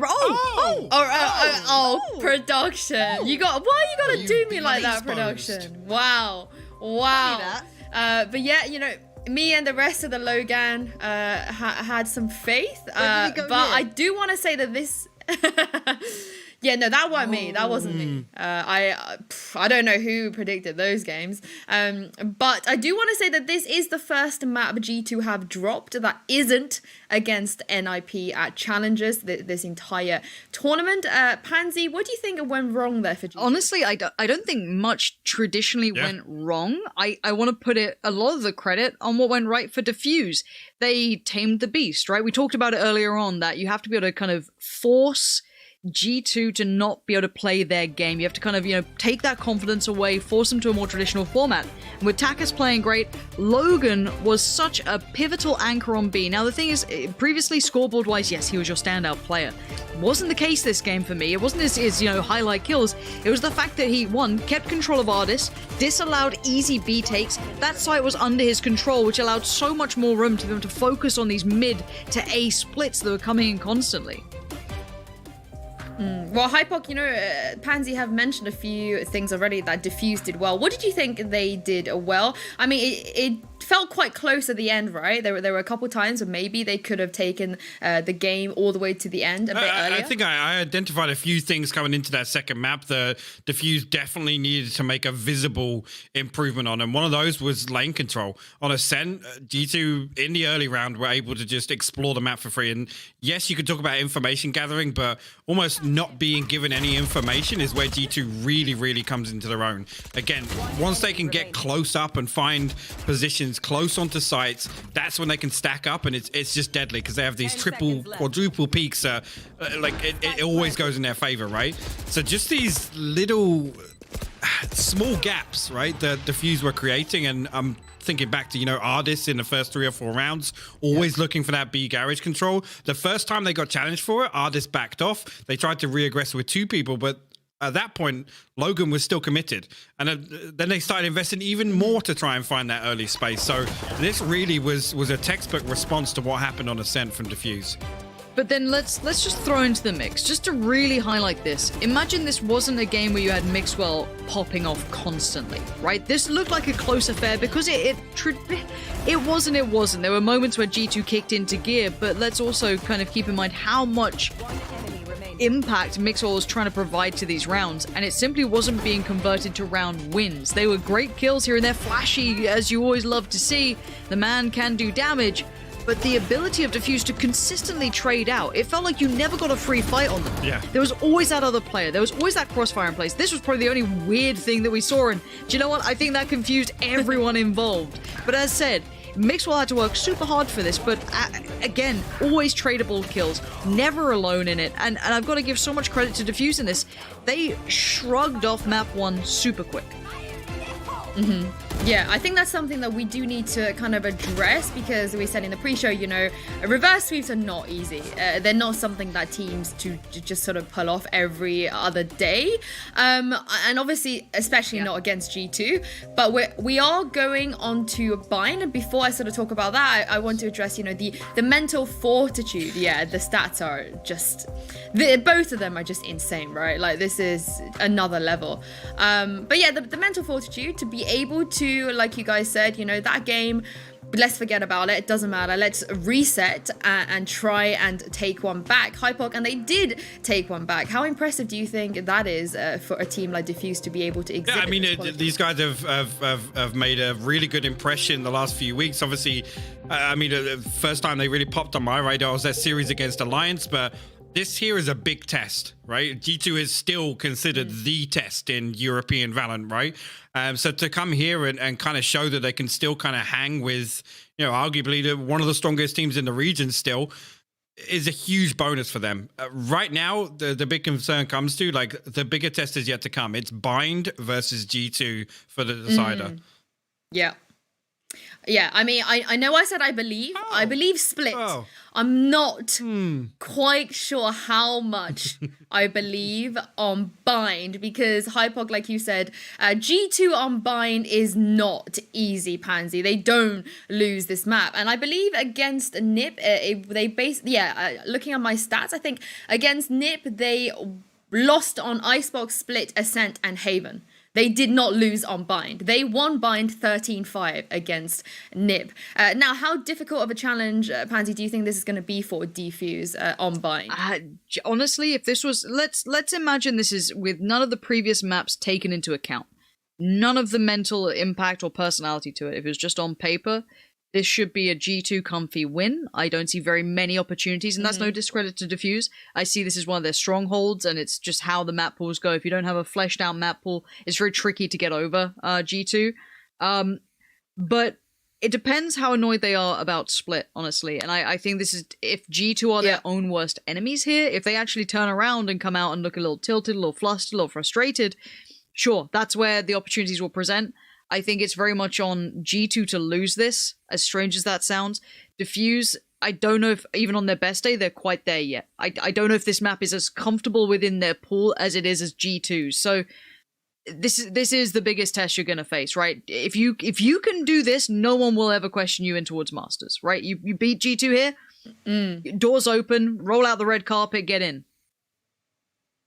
Yeah, I mean, Hypoc, the shoe is on the other foot now for G2, because they have to now recover from a defeat, albeit it wasn't a stomp, so maybe it might be a little bit easier to recover. I think mental-wise, in terms of momentum in a series, you always want to be the team that forces the third map, right? So again, we talked, coming into Split, we talked about completely writing map 1 off, forgetting it, mental reset, come back in. So yes, you could argue maybe that leans a little bit into the favor of Diffuse. I mean, the one concern coming out, I mean, Nilzinho's kind of alluded to the fact maybe they're reverting back to their old ways. Previously, if you tilt G2 in a series, that's when they get very aggro. Very aggro indeed. So if they can once again keep that aggression in check, there's a good chance that they can at least make this close. I still believe G2 are going to take this. But really, it comes down to the first 4 or 5 rounds for me, and who can kind of set the precedent earliest.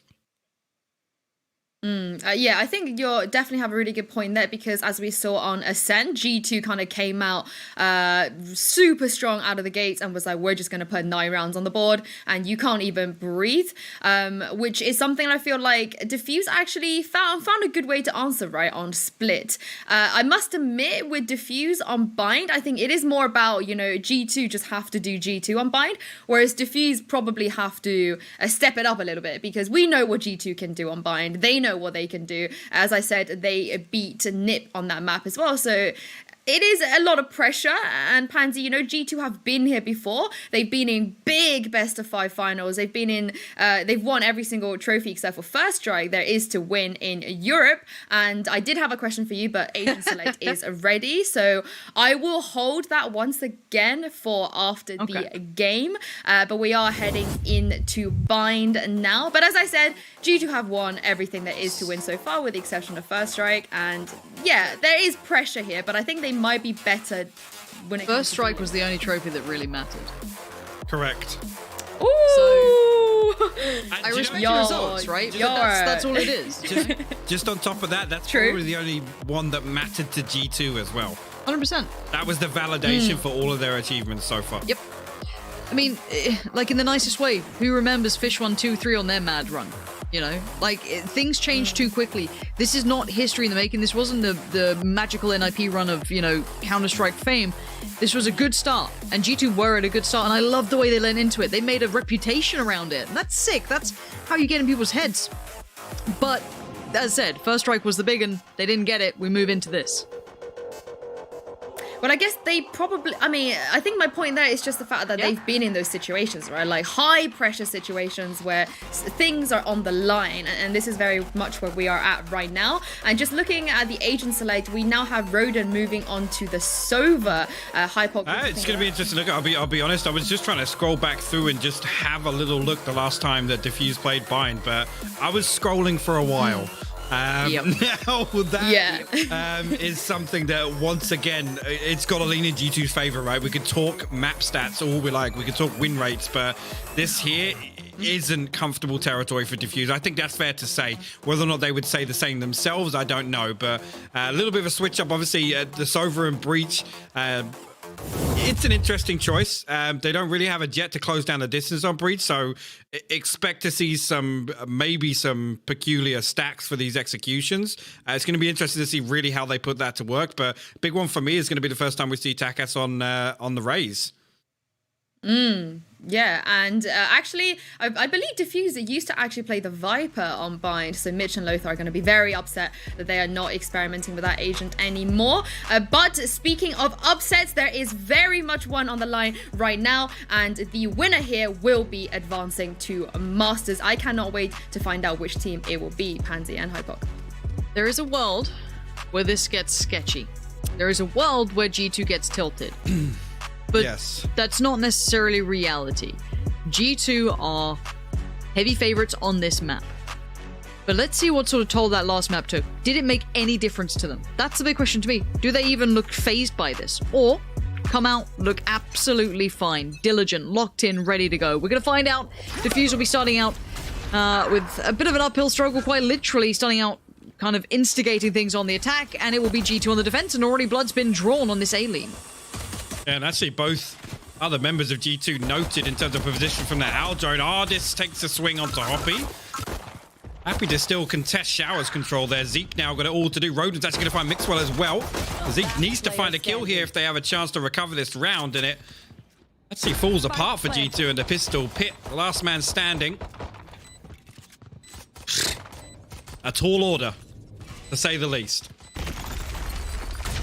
Yeah. And not a single kill thus far as well. See how clean they can keep it? Extremely clean on the way through. I mean, just quickly, I love that setup though. That immediately, I was talking about the breach and maybe being unable to close this distance, but right there, the fault line from Market all the way to Showers, it actually stuns both members of G2 that pushed through. I'm not sure who the second one was. I know Ardis was one that survived. I guess it would have been Pat, right? But whoever it was, I mean, that there, just such a clean take onto Showers. I'll set some homework and get the clip to review that, but really nice stuff. All right, we go again. Rodent. Up close. Oh, the awareness is there. The awareness is very much there. Now, I wonder if Diffuser that prepped for this. I don't know how much prep they've done into it. Again, this should be a clean round, and it is. Nicely done. Well, I mean, it should be unless Pit does some mad stuff. I don't know, maybe. Do you believe? In a kill. How about a kill? I believe in one. Yes. I mean, You'll give him one. It's Pit. He's got a pistol. Okay. He gave it a good crack. Yeah. I mean, fair play. Wasn't to be. Again, clean round. Was that just one kill that's happened so far? Yeah, just one kill for G2. And thing I mean, is, the ultimate economy is interesting now. Yeah, it's a decent spread, and the thing is, 2 rounds in a row they're taking Showers control as well. So you can see Hoppy already 5 out of 7 on the orbital strike. Elsewhere, nobody really close 3 out of 7, 3 out of 7, but a decent spread nonetheless. And you see Roden and Akuma carry a Ghost into this one. 3 Spectres elsewhere, full armor across the board. Diffuse going to try and build some of this early momentum in this half. Get this bonus round. Again, a heavy stack over towards Showers. This time around, G2 going to put Pit in position to defend this. Quick information finding as well from the Jet over towards Hookah. So they've got a good read on this. But again, there's no subtlety to this. This is not subtle by any means. They are just pushing and pressuring this issue. Whether or not they stick this, we're yet to find out. Pit's now going to be in spot of bother. They're going to check on it. Now that's one. That could have been 2, but it's not. They're going to try and convert quick with these. Where did he just find Artist from? And now look at this kind of wrap towards you. All they wanted more, but the turnaround. This is so messy, but it's kind of working out for Diffuse considering this is a 2v2 and they had no right to be in this scenario. G2 had the weaponry, but Patitech might just have the clutch. The 1v1 begins. The spike's on his side. He's predicting the wrap. He's predicting the push. He's read it perfectly. But he doesn't mean he's going to survive. Roden outdoes him in the 1v1, and that's not something I'm used to saying when it comes to Patitech. Roden was down to like 45 HP as well. That's an insane win, and that's the full bonus round for Diffuse. G2 back in, I mean, economy in tatters. Yep. You're going to chuck a little bit back into this. Couple of light armors, a Bucky, a Sheriff. Maybe just try and get some of these ultimates online here. Mixwell one away, but I mean, a fantastic start to the attacking half for Diffuse as well. And G2, statistically on this, defense is where they flex. Yeah. Okay, Takas. Daddy's home! Hated saying that, but kind of have to. Just absolutely outdoes him. That's a big start. I mean, the follow-up's now going to be on to the likes of Mixwell, who's... He's in a filthy spot. I want to see Mixwell's POV from this one. Does he give away the game early? Looks like he's taking a lean out here. You do have Patitech coming over. There we go. Takes away Akuma. Actually going to be adjusting to play towards Long here as well. The next setup. Is Mixwell looking for some sort of combination play between the two of them? Paranoia, maybe? Let's see what he does. It could be. Looks like he's called him over. There it is. He's dashed in. That's so sick. And the shots go astray. Patitech gets one, but as much as it's a 3v3, the bigger weaponry should eventually overpower. It should just overwhelm. But you could see the intention, but the shot just didn't work out. Actually, Pit all the way back over on A site right now. Ardis try and re-challenge through defensive spawn. Pit going to catch that TP, so both players now noted in terms of position. Pit going to come through. We'll find a headshot with the Sheriff here. Will upgrade himself to a Vandal. Finds himself in a 1v2 once again. Yeah, we saw the spike being planted. Now, Pit, let's see what he can do with this. Camera doesn't quite reveal it. Does now. Okay, good idea on the last 2. Even got the idea as to where he's still standing. Hits the reload, but time is dwindling and he needs to make the move. Can he isolate that 1v1? Is it even available? Forced to fight, and both of them swing. Logan not going to leave them to fight on their own. You can see right there with them. This is 4-0. Hypoc, I mean... We said on paper this okay, so historically this is not a bad map traditionally for the likes of Diffuse, but bear in mind the victories are against Team 7am, yeah, Kita, XPG, I Invicta, don't want to talk about New it. Dawn Esports. They lost to Frenzy Go Kill, which is probably one of the bigger names. They lost to Fun Plus Phoenix, Gambit. I mean, this is rolling it back to last year now. This is not in the wheelhouse. 4-0 is a good start. Interesting thing is, seeing a number of different setups from G2 here, so they're trying to get something going. Try and get some of this early round control. Use a little bit slower on approach this time around. Zeke, cheeky little spot here. Rarely goes check there, but he does actually give it up. I'm not sure if he got pressured away there or the owl drone probably will force him out there. Logan once again going to make his way through Showers now. Big 1v1 about to go down. Logan wins it. Zeke will fall. Straight up Ferrari peeking. Like Xantares, hello? Look at this. The wide confidence on this guy. Now Diffuse gonna just explode off the back of this. You can see Ray's just belting, and that's Takas leading the way, but it's Logan getting the frags! Oh! This is a clinic right now. They are putting on a show for us. Just tune in, sit down, learn. They are barely losing players right now to G2 on Bind. Flawless. This is for Masters. Masters right now. I bet they thought coming into this, and most of us did, this is probably going to be an easier game. This year we got Diffused, that's fine. They're a bit dangerous, don't worry about it. And this is what you get welcomed to on the final map, your final shot at it. This is the start. Like, I'm nervous for G2. Yeah, and I'll be honest, it's scenarios like that. Just there, you caught the end of that clip where Diffuser giving no respect to G2 whatsoever. If they can keep this up, they can keep this pressure up and maintain this pace, I'm worried. I'm worried for G2. Again, the big question around this roster has always been, we've never seen them have to play from behind, right? We've never seen them very rarely play under pressure. What response have they got? How deep can they dig? And this is the perfect setup for it, man. Again, like you said, this is for Masters. Now, first strike aside, this means a hell of a lot in terms of validation for G2. Especially if you've come out and said, look, we're sticking to our playstyle, right? That old playstyle. We're not willing to change yet. We're not going to look to, IGLs yet. This is what we want to be doing. They should be in, I say, cruise control very lightly, whereas you can understand why, for example, Liquid struggled because they made the changes earlier. Kuma now, though, the flash is there, but Patatex just got a shotgun waiting for you. Doubled up, so they know there's another. There comes one drone. The second comes out. Patatek gets found. Takas goes away. Gonna hear the TP, wondering what it's gonna be, and kind of almost baited, but no, spots out Mixwell on the cross. Now, they've had Logan here the whole time. He's shown nothing. Good intuition from Mixwell to ensure that the smoke's put down. They have adjusted towards long. He's actually going to invest the lockdown here, and two members on site, Mixwell and Zeke. Kind of holding strong for the time being. Ooh, Zeke will show his hand, actually. He does get out. Neither of them get detained.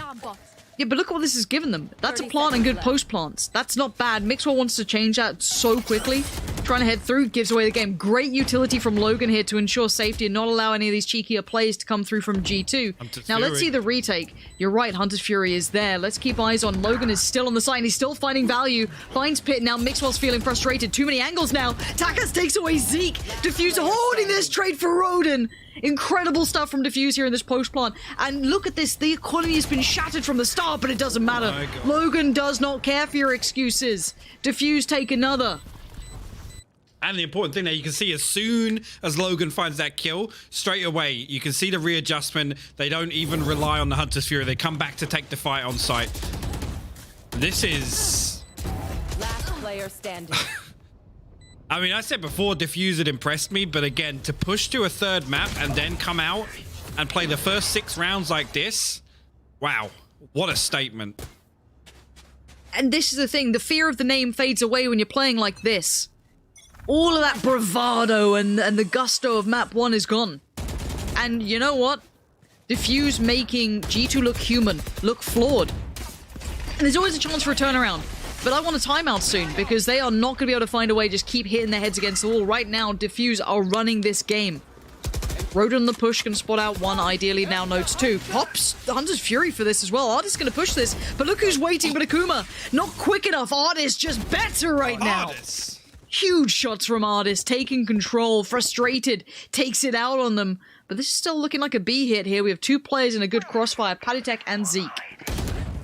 Oh. That was actually huge. Peaks just before the neural theft pings his position, but Takas trying to get something done inside. Oh, it's a perfect setup there to pinch at the same time as the Hunter's Fury. Beautiful. G2 will post their first round, but I mean, Artist. And I almost, it was so set up. Akuma was so ready for that push. Yeah. But Artist just pound for pound outdid him. Straight up, just backhanded the boy. Okay. That puts a little stop on the momentum. Look at it though. Taka still with that showstopper. Aku with the Rolling Thunder. Actually, economically, Diffuse not looking too comfy considering it's 6-1, Lauren. Oh, so these rounds are getting a little close. And did I see Mixwell with the op as well? So that could be a bit of a game changer, a little bit of a different look here. See if that changes things up. You can see Artist with the bit of a dirty off angle there. Certainly noting the presence. It's quite a quick amount of map control garnered. Above a minute. Wait, Takis is going on this. What? Takis' aggression is unfathomable to me. Just sprays in the smoke, hopes for the best, and he was pretty darn close to it. Oh my They're God. gonna play towards elbow Oh my together. God. They're so good at playing as a team. Now Mixwell isolates one, but instantly there's pressure on him. Takes a bit of a tag, but he's down to 39 HP. He's got support here, but they're all caught towards the same area. They're all towards that L bend, towards kind of CT side. And the spike, they're pushing closer. They are pushing up on this. Look at the post plant from the two attacking players, Breach and Brim. They are playing aggressively, and look at the flank coming in. Killjoy, say hello to Logan. Dagger in the back. They've got nothing. They're feeling surrounded, pressed to the wall. Diffuse just looking larger than life. Zeke does find Takas, but by now, Spike's ticking. You got more to find. Your HP is low. This would have to be a G2 miracle at this point. And Hoppy's not allowing it. He's saying, well, how's that time feeling? Have a little go on this one. And again, 7-1 now. Yeah, and just to note, I was going to say, Mixer does escape with the operator. Hoppy has to hop Good in work. to the teleporter, but... Look at this though, the showstopper onto the side. I don't know if this replay is going to run for it, but the Rolling Thunder then gets popped. They aggressively take control of Elbow. Patatek, he's just stood there almost completely shell-shocked by it. The aggression there before the spike even gets planted. And I have to say, I'm looking at Diffuse right now. They're running without a jet, right? Which is a pretty good pick on this map. They're making Raze look like you don't ever need to consider another agent to be picked up here. It's so well played by Takas right now. I can't discredit it by any means. I don't know, people like the idea of Jet and other sort of, instigating agents that can kind of create that opportunity. Now the double stack here is going to be curious. Oh, you could see it for a second. Ultimate invested. They might want to go off the back of this, but they've seen 2. Now, do they know Raze? Now they've got to know 3 players are on towards the A site. Do they continue forward? Gonna readjust there. Mixwell trying to hold, but Roden will find Artist in the process. Mixwell now got to try and find a kill to stop this push once again. He's actually going to shoot the turret. Zeke creeping through the smoke. He gets found. Hoppy will spin on it. Diffuse now, 4v3. Mixwell's still got a line. He's not going to have it for long now. Patatek's dead. You're going to check it. You're going to check that? Wait, surely what? no. Don't let Mixwell get away with this. Even he was surprised. They've dipped through on the TP, but look who's on the other side of the site. We do have Pit here playing in a very passive angle. Smart play here. Doesn't need to be super tucked in, but look at the HP. That's got to be 1, yes. And now the second, surely. Pit, well played. And I can't believe Mixwell just got away with that. Okay. I don't like backseating, but he throws down the smoke. His position is already noted by the fact that he's shooting the operator on site.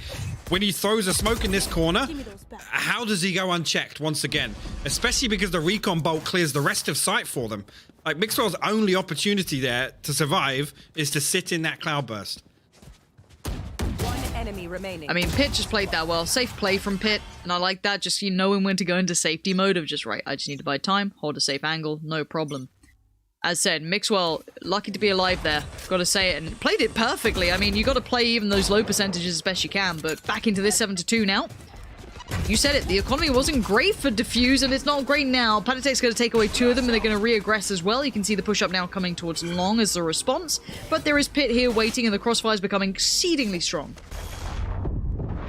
Yeah, I mean, to see a team 7-2 up and on Guardians on their buy round is odd to say the least. Mixwell going to find Roden in Long.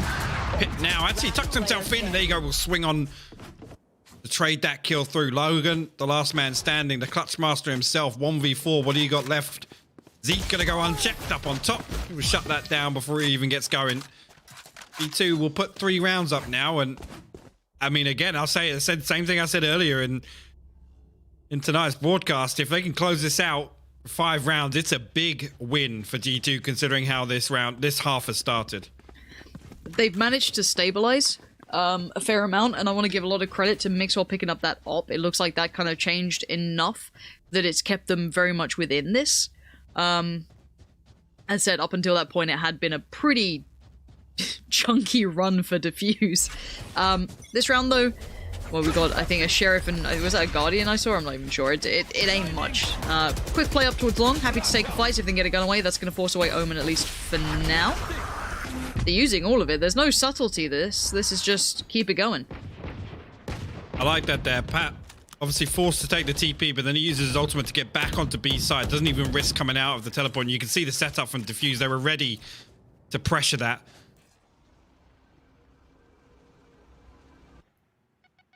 Now, a little bit of a stalemate here over towards B long. Actually, a trade comes through. Pit and Takas will find kills of their own. Ardas, Pat, though, will swing out. And that's control of Spike. So, Logan and Roden, two players I don't want to see playing together, so I have to call their names together. Now I've got it all to do now in a 2v4. Both have ultimates. 45 seconds left. They need to find a kill now and get a little closer to the Spike if they want to. Last player standing. Yeah, it's they're playing as a pack. There's not much more you could really do. As said, we are seeing now G2 starting to find a bit more comfort. And we don't know the depth of Diffuse. We know nothing about Diffuse really on this map. It's kind of an enigma here as they've walked in with results against pretty, middling teams. No offense to them. Not your top tier, not the creme de la creme of Europe. And, had some wins here and there. It's not a bad map for them. But against any big opponents, your FPXs and such and so on, they've generally had losses. So, as said, is there more to them? We don't know. But right now they are still leading. Let's see if they can close out with another, or if this is truly a nice turnaround from G2 to stabilize, keep that composure, and maintain that they are the favorites very much on this map. Indeed, coming into the last round, though, Lockdown, Hunter's Fury, and a Showstopper ready. I think the other two members of Diffuse, only 2 away from their ultimate, so Orbital Strike and Rolling Thunder definitely a possibility also. Side of G2, it's just Zeke with the Showstopper. Oh, look at this. An instant rotate off A. All 5 members of G2 anticipating this B hit coming through, and it's all 5 members of Diffuse stacked up here. Logan somehow found Mixwell. I'm kind of curious that that happened. Now, I'm wondering if they keep committing to this. Patitek's found Akuma right back in. This is just messy. Now, what is Patitek up to? Going for walkabouts towards Hookah? Did he not believe? Takas gonna send a little message with love there towards Ardis, and it is a trade out in the end. But here we go, still 2v2 here as Zeke did find Logan. Zeke! Oh my god, and Pit on the swing. Yeah. I mean, that's the kind of thing you expect G2 to do, is that they will commit to those deathmatch rounds. Yep. Yes, sometimes it's their demise, but more often than not, the way that G2 play trades, it always comes down to that 1v1. And they always close it out. But this here, a little weird to see Diffuse up to that after they've looked so good at just fundamentally breaking down G2's setup. I think, it's there is a reason that G2 do maintain so much respect throughout these games. They have proven their value. Yes, they fell short at First Strike, but as much as it was the big on-paper win, they had been picking up everything else. But as said, we give them that level of respect because they've earned it. But now they have to prove its value. They come in on the attack. Down a couple, but not a lot. A pistol round could literally even that out. But Diffuse do lead. Yeah, and a lot rides on this pistol round for G2. They are attacking side. Only Roden to hold down, so they're pretty much committing to playing retake here. Aldrone and the Spy Cam going to note Roden's position. He does get tagged up to 50 HP. Be careful here. Spike actually getting planted outside showers, so... Planted the spike. And that lineup probably not going to get too much damage done, to be honest.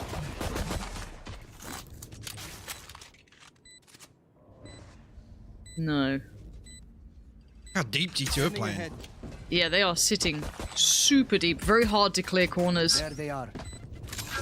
And the amount of time left on this really isn't a great deal. Roden's going to spot out one. He actually connects well towards Mixwell, but the trade comes in. You saw that position very much in place. Akuma's going to find the trade back through. This is all trading effectively, but look at the time. They ain't got much of it left. They have to take Showers control. It's way too open in the plant. Hoppy can try and hold off on short, but Showers is still an issue.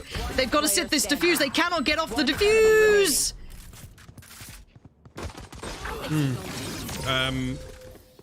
little bit of a slip up there. The defuse did actually come through whilst Pit was trying to hold on to the shower's control.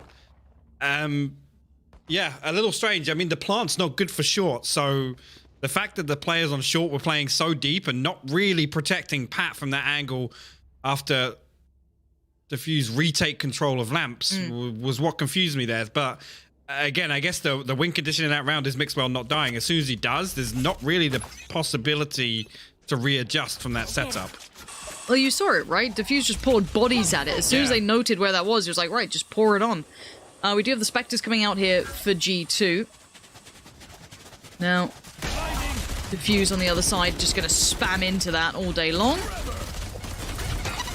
Needs to be careful to not catch too much utility off it, but for now it's thwarted that early attack and also drawn out a fair crack of utility. As indeed, Owl Drone just going to come down and clear long, and that should give a little bit of information over to Diffuse that G2 aren't stacked up here anymore, but hold that thought, because they are looking to re-aggress once again, leaning back towards Hooker. The Owl Drone going to come through, actually clear a little space for them as well. Okay. I think they spot the one underneath her. Don't know if they did, and now they've got all the information. They've lost that second prong of the attack that was hoping to come through on long. Do they get to spot this raise? Have a little spin towards it? Yes, they do. Great work from Paditech. Very good intuition. Purely off the calls and knowing the positioning. And now Logan have to try and play this back through, and you can see it. G2 are refusing to relent at this point. Hoppy joining with him. Clearing corners for free. That molly would force anyone out. So that's one off the checklist. This post plant isn't easy, and look at that kind of around the world from Mixwell. Just gonna get that timing so perfect. Oh, this isolates Logan and Hoppy now. Feeling so alone here. Outnumbered, outgunned. And G2 out of some things to give. They're back into this. The Bucky joke in there somewhere. But Don't. Nah. Don't. Okay. Don't do this to me. But that's the round 2 conversion not going Diffuse's way. Yes. So that will put a stop on the economy. Give G2 an opportunity to maybe tie a couple of rounds together here. It'll probably only be one, because obviously the way this works, Diffuse are going to be able to buy into next. But we did just have we did 3 seconds left on the round. I did just have a pause come through. Not sure if tack or tech. Seems tech. I don't think it gives us a breather anyway. Yeah, true. I mean, to catch our breath for a second, this has been an extremely high-octane game between these two. And Diffuse, by all accounts, have overperformed here. And I don't mean that by any means of negativity towards them, but they're playing against one of the best in Europe. They've, again, Diffuse only just came onto my radar recently because of Logan, really. Yeah. And they've proven that they are very much a contender. Like this, I can't stress it enough. Europe, as much as I feel like North America is exceedingly top heavy, you have a very, very solid, couple of heavy lifting teams right towards the top end. But Europe's depth already is just constantly keeping me on the edge of my seat. I'm surprised every single time there's a new tournament. So I'm like, oh, well, this team now, they're suddenly on the radar, right? Yeah, for sure. And to be honest, this is the first time really through VCT where we've seen some of these top teams play against some of these Midland teams in the region. Last year, obviously, with the amount of invitational events there were, yes, we saw G2 kind of mop up a lot of the competition, but to have now a team that up until 4 weeks ago wasn't on our radar to come and put up this performance against G2 for a Masters spot, I'm just so glad that we're now finally at this point in Europe to see these games. Yeah, and just to keep you guys updated, I think Hypoc actually requested a break to come back on camera. No, there's a technical pause. We'll be back in game as soon as whatever issues are resolved. But we will stop talk and start game as soon as we decide it is possible. It's not on us. But as said, I think you're right, and it's why I'm not necessarily against invitationals. I think they have very much a place, and they can be very much a fun, tournament, stuff like that. Really good. It can suit that. But we didn't have those big open events. And as soon as we did, you can see the quality of EU is here. And I do hear as though I think the game's back live, if I'm not mistaken, so we can hop towards that. There we go, right back on in. Thank you for your patience. And Hoppy not feeling so patient this time. And Akuma will give up Turret out. kill to Mixwell early on in this round. That's over towards B-Long, and Mixwell the only one there.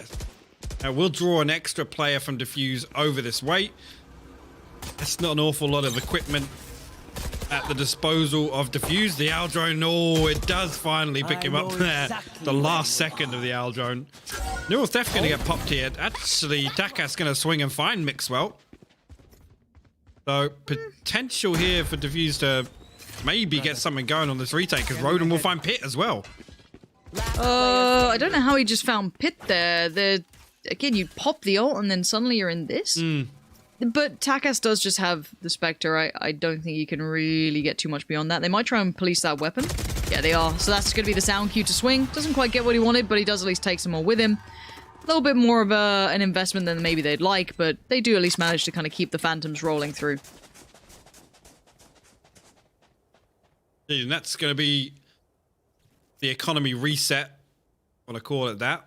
Oh, we do have another quick pause coming through, so not sure. I think last time it was Diffuse having some tech problems. So I don't know if there was an issue once again in that round. It's a shame if so, but it does happen. But like I was saying, yeah, that should be the economy reset now. And I guess blank canvas in terms of it's a 1 round deficit for G2. But the second half at least should be able to see a couple of buy rounds string together now. And the other thing is there's not going to be kind of this pressure in terms of trailing so heavily like they were on Split.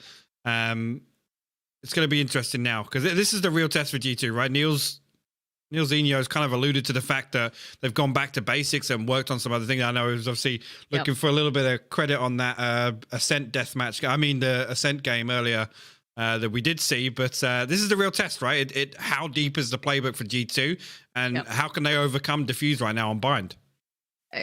I think some of the small adjustments that came through, the look with Mixwell with the op, I think was such a game changer for them. But again, if there's an answer that comes back eventually into this, I just want to see what Diffuse can achieve on this, because in my mind, I'm still seeing this as what should be a G2 win. Anything other than that, any other rounds that go their way are just so, not mind-boggling, but they're just incredibly interesting to watch. And as said, impressed with what Takas looked like. We haven't seen the Logan show. This has been Takas. This has been Roden. That's been the biggest positive on Diffuse's side, to be honest, is that everybody has stepped up to the plate in this series. Hang on. This looks like a fast piece towards A. G2 aren't messing around. This looks like just kind of an all-in piece. Got the double stack towards Showers, so the post plants will be tricky if they decide to commit or not, though. This is the interesting one. Do they try and fight now or just play for post plant? It looks like potentially post is what they're opting for. That's a very wide peak, Roden. That is pretty bold. Okay, yeah, Zeke's Boombot just managed to get all the way across site and find Hoppy. So we first blood in favor of G2. Diffuse, couple of ultimates to play with here. Roden actually going to find Zeke with the shock dart.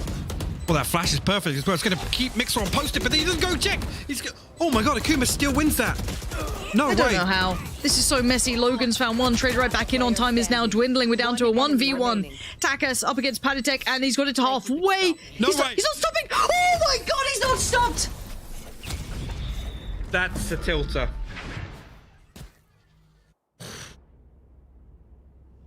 Yeah, I mean, Pat was tagged up, so ultimately there, you know, the pressure is on him in that scenario, but... Another pause? I didn't even notice that half Diffuse had come through, I'll be honest, until Takas got back on it. But what a retake. Again, it comes down to a 1v1, Lauren. Again. I do not know what to make of this game anymore. This is like so far beyond. This is literally round by round mentality like changes almost here, right? That's a frustrating one. That was a super messy round, high octane. That's kind of normally where G2 thrive, right? That chaos. They are agents of chaos. They love a bit of it. When it's all, you know, bloodied and action based, they are right in there. And at the end, somehow, Takas comes away with the win on it. I am beyond belief. He's on 21 kills here against G2. I was looking at like, hey, Logan, are you going to prove yourself? No. Takas has gone and done it. But again, they're not at double digits yet. This is still very much up in the air. The economies neither have truly stabilized. Bit of info found, but the ultimate has trickled across. And the worrying thing is, G2 really, They lose this one, Diffuse go to double digits, and their economy is busted. So you got to feel like Diffuse potentially get to 11 just off this round. Cage triggered. And that's when it comes back. G2 under pressure. How do they perform? Everything on the line right now for G2. Playing this one slow. Pit shows a little bit of presence over towards Shower, but Satchel out. Fuse don't bite. They have 3 over towards B, and actually a double stack in Hooker right now. Roden considering rotating back towards A, but not totally made his mind up just yet. They do have the Hunter's Fury to deny his plant onto B. If they maintain Hooker control here, this is huge for them, Lauren. We'll wait and see how this one unravels. This is not subtle. Loads of steps have been heard. They've given away nothing towards Hooker yet. They're holding. They are waiting. And now there's the flash. They swing on it. They get nothing. Okay. Akuma dies. Zeke's there. Roden quickly trades. Have they uncovered the second player? Now they do. Takas shows his hand from Hookah, but great shots from Pit. Pit's trying to do some damage, but Takas is better. 80 HP. He still stands. He's waiting on support. Hoppy's right there, but he's been heard. Steps noted. He's got a Guardian, but he still finds it. And now the trade comes out again in a 1v2 for Pat. Left to try and deal with uncompromising angles. No time. This is going to be double digits on the board, surely. Oh, he's going to try and get away and try and save this weapon, but it's double digits for Diffuse, and I'm pretty sure it's a weird save as well because Pat loses his armor. Yes, he saves the weapon. If we can take a quick look, I think Pat was one of the lowest in terms of economy on the previous. Pretty please. Please show me the scoreboard. Thank you. Yeah, but look at it. If he buys the armor here, he's down to 300. So do they force around this? Sheriff goes. Sheriff's light armor. This frenzy. Okay. This could be 11. This could be 11. All right, there we go. If your friends weren't watching, now's the time to tell them, hey guys, this is gonna be a really funny game. Somehow G2 might not make it to Masters. Double digits against them. The economy is now broken. This is an absolute pinch happening, but Hoppy's low. This is dangerous still. Zeke's found 2 out of nowhere. That's massive, but Akuma straight through on the TP. He's answered right back. They're gonna fight them and they're okay. God.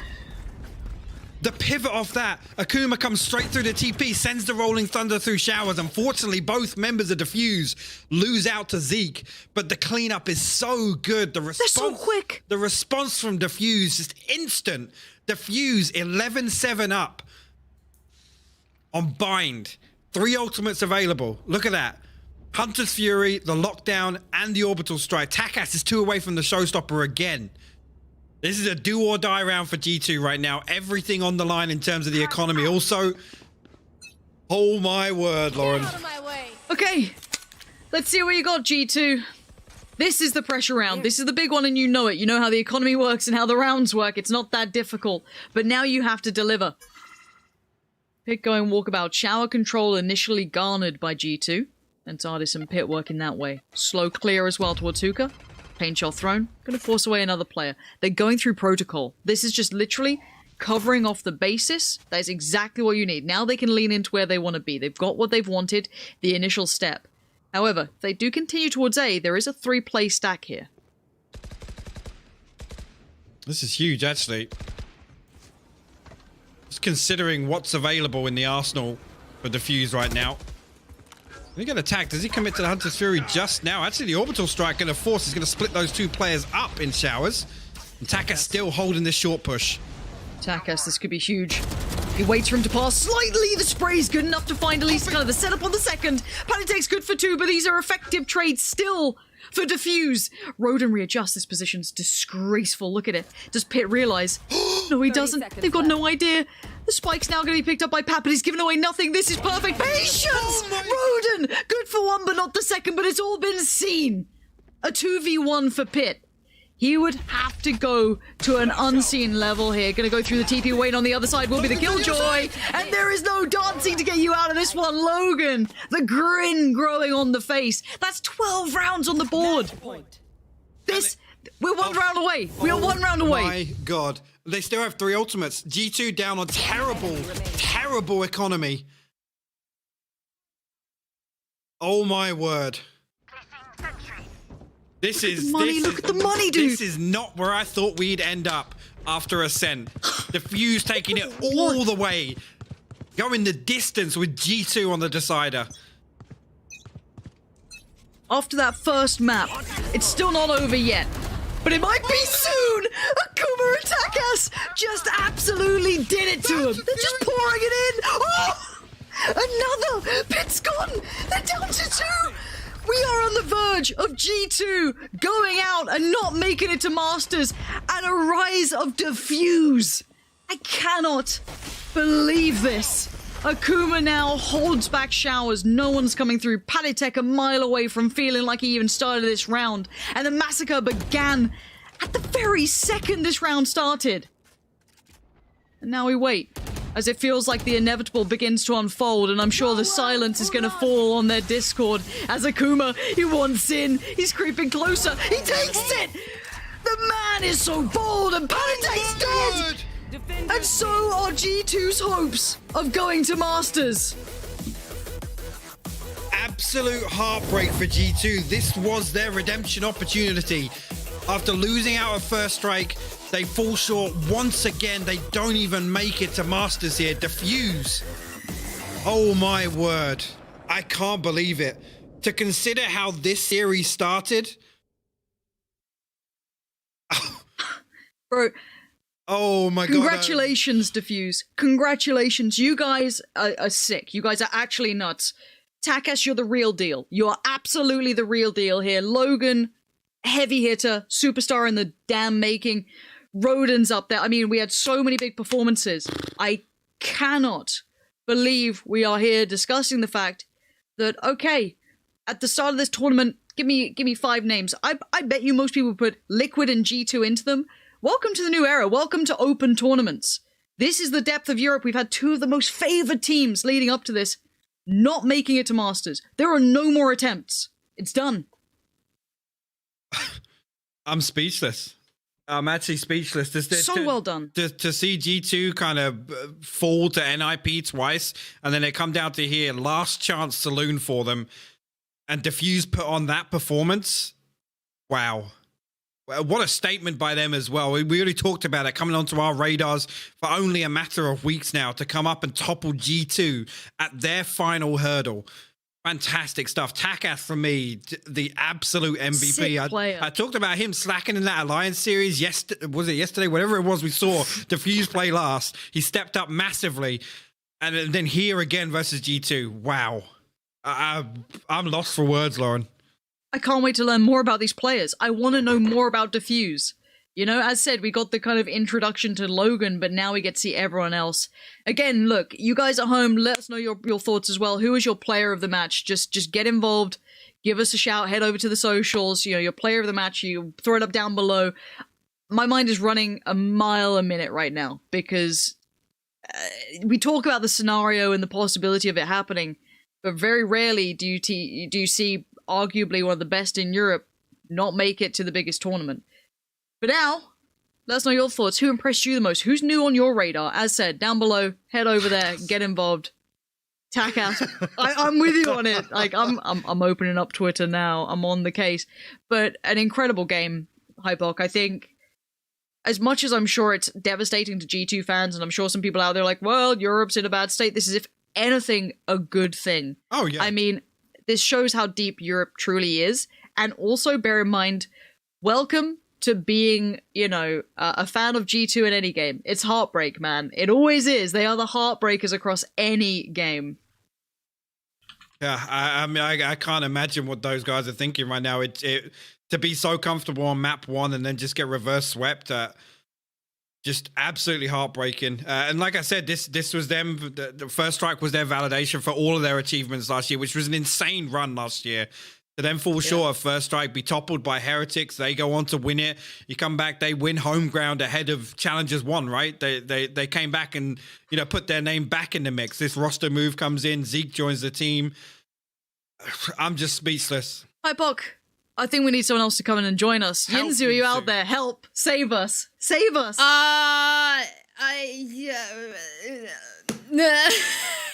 Yep, it happened. I'm still trying to calm down because I've had a blanket on me the whole time and it was getting way too hot towards the end of that map. Just want to touch on the player of the match vote. If you're not voting for Takas, you guys, you're trolling. You're actually trolls. I'm Logan's #1 fan, and even I can say with chest that Takas was unbelievable on that map. You guys, I wanted to quickly point out a round. I do believe we have the highlight clip for it on that bind round. Please don't tell me it's the defuse. Of course, it's going to be the. We can only show a diffuse for defuse, right? It's only right. But we see momentum changing, game changing, series changing rounds, right? We do see these, and this was right in the middle of G2 sort of coming back and G2 gaining momentum. The last thing you want is for G2 to gain momentum, because G2 are not the kind of team that cares about the scoreline, let's be honest. They play the exact same when they're 6-0 up and when they're 6-0 down. They have that ability to come back into the game. And had that diffuse not happened, I don't really know where we would be right now. But Hypok, talk us through that. I'm kind of with you, right? That's one of those things we've always talked about, the tilt factor with G2 and this ever so prominent, desire to take these deathmatch rounds. It's weird to consider, because at the same time, when your opponent's kind of struggling, or in terms of making desperation plays, that's when G2 shine, and they shine at that kind of just absolutely wiping the floor with their opponents. This time around, though, Diffuse so often were happy to take the fight, and we didn't really see that on Ascent. So to see it on a map-by-map basis in an individual series, just absolutely insane. I just love the fact that they came alive after map 1. They took an absolute beating, right? Like, this wasn't an easy game. One of the worst. It was literally one of the quickest games we've ever casted. They took an absolute beating from start to finish, and they came back and delivered. I mean, they rose to the occasion where most people would have shied away. They would have fallen to the pressure, but no, they doubled down. I mean, I'm more than impressed. I just want to see how many retweets are on the knife clip from Ascent right now. That's all. Oh god. I'm gonna whip out a Lothar stat here. Okay. But G2 Esports have played Bind 30 times, at least on the stats I can see. 30 maps on Bind, and the last time they lost on Bind was against NIP in July of 2020. That is a little bit nutty that they've had 30 games on Bind, and I think they were on something of like a 25 Bind win streak where they didn't lose a single map on this map. So I mean, this is kind of crazy, right? Like, if anything, this was the map that we thought was going to give G2 that advantage. It was theirs to lose. Literally played perfectly. If worst case scenario it goes to a third map, it's Bind, right? That's literally G2's ideal scenario. Can I just say for a second, right? This is something that's incredibly exciting right now in the Valorant scene, is that we literally have Masters globally, of course, no TSM in North America, which were one of the first best teams showing out there, right? In Europe, Fish 1-2-3 or G2, wherever you want it now, Liquid and G2 kind of split. I guess Artist split. Not in Masters. The scene moves so fast. As said, as soon as you get comfortable, you're gonna lose out. You get pushed from the very second. This is such a high competitive scene. There is no room for resting on your laurels, because another team's gonna come along and push you, and it's incredible to see. I mean, in the pre-show, I spoke about this. We saw TSM miss out, of course, another team in North America that's been dominating for so long and have, an array of talent on that roster. What does this mean, Hypok, for EU that G2 won't be? I mean, it's a testament to, once again, the things Lawrence talked about, right? Is the depth of the talent pool in EU. And yes, now that we're out of these kind of invitational events, we've kind of scratched the surface, and a few teams have been able to shine, right? I mean, another one that comes to mind, right? Wave. We were making similar noises about Wave when they first came on stream and put on the performance they did. But Diffuse for me is that's going to be the highlight for the entirety. I don't even care what happens at Masters now. The fact that Diffuse have come through, not been on the radar. Lots of teams have talked about Diffuse as being like the best collection of French players that we have in EU. for them to come through and pull this off, like it's another kind of story with how people talked about Heretics ahead of First Strike, right? Everybody talked about them. Couple of really, really impressive results at these lower end events. I will say they come to First Strike, put on a show. Right here, we almost have the Heretics of Masters 1 in the qualifiers, to be honest. Well, Pansy, just on, I guess, the wider scale for G2 specifically, what does this mean to them? What do you think they need to do? Because, you know, missing out on Masters is not good for any team, right? This is where you want to be, especially where if you want to be taken as one of the best teams in Europe. I think if anything, this should speed up the process of what they need to fix. I think they now have time to do it. They've got to come back stronger than ever because, as I said, you've got to sit out Masters now. That's it. There's no excuse not to address the problems. When when you're in that in-between where it's like, well, do we change now or wait maybe till a little later? You've been given your answer to that, so you change now. You need to speed up that process a little bit and maybe, you know, fine-tune things. I don't know. I mean, as I said, I think there's no easy answer to these things. You go for the Liquid approach where you change a big key piece, you remove your IGL, you bring in this, you bring in that, you make big role changes. If G2 want to do that, it's going to take a lot of time, right? And they don't have Masters to worry about, I guess, but I don't know what it means. It means that they've got time to kind of calibrate a little bit and bring themselves back, hopefully, because, as said, they've been pushed by the new blood, right? The new era of players is out there. So you got to adapt or die at this point. Well, I mean, let's talk about Defuse a little bit more as well, because while G2 won't be at Masters, these guys will. And Lauren, I know before the game that you said that if they are able to take G2 on bind, then fair and square, they can go there with their heads held high. I mean, do you still stand by that? I guess so. I guess so. I guess that's as much as you can kind of do it. I mean, they've proven incredible value at this point to have been able to put up such a performance. I just don't know enough about them. I mean, coming into this, as said, you look at some of the results that were posted up by Defuse, and you're just like, well, you have no idea. So I think history is just rewriting itself constantly, I think is the biggest thing when it comes to Valorant. So it's like, as much as we can look into stats, you could have looked into everything about Defuse coming into this and gone, well, they stand very little chance here because look at their official results. Apparently they're fine. Apparently they can beat G2 on bind, no problem.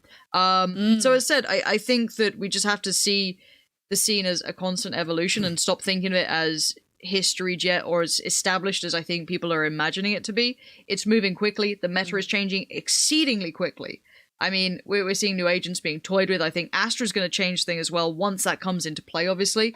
But for now, again, it's just that constant evolution, and these new teams are coming up with new ways to approach things. Well, I can now officially announce the player of the match. I'm so glad that none of you trolled this because Takaz is the winner. Congratulations to him. Very, very well deserved. Some of the stuff we saw today from him was just exceptional. And I mean, to be fair, some of the stuff we've seen from the rest of the team was also very, very, very top quality. But I do think he was the standout player. Yeah, for sure. I mean, I talked about obviously him being a pivotal kind of agent individual on Ascent, and the way we'd seen him play Sage previously on Ascent. Didn't have a necessarily good game, but maps 2 and 3, it was almost like we had a different person out on the field there. And Bind more so. Like, just his ability to find kills. There was one point as well back on, there was a situation in Hooker just before the neural theft pops, and he swings and finds that kill. Little things like that, just time and time again, finding these like high value kills. It's not just running around fragging. It was time and time again finding entries onto site. Yeah, I mean, just these highlights. Oh man, that jetpack outside of Hooker, like I always feel like that's what I want to do, but when I try and do it, it never looks like that. It just never does. But we are waiting right now for an interview with Defuse.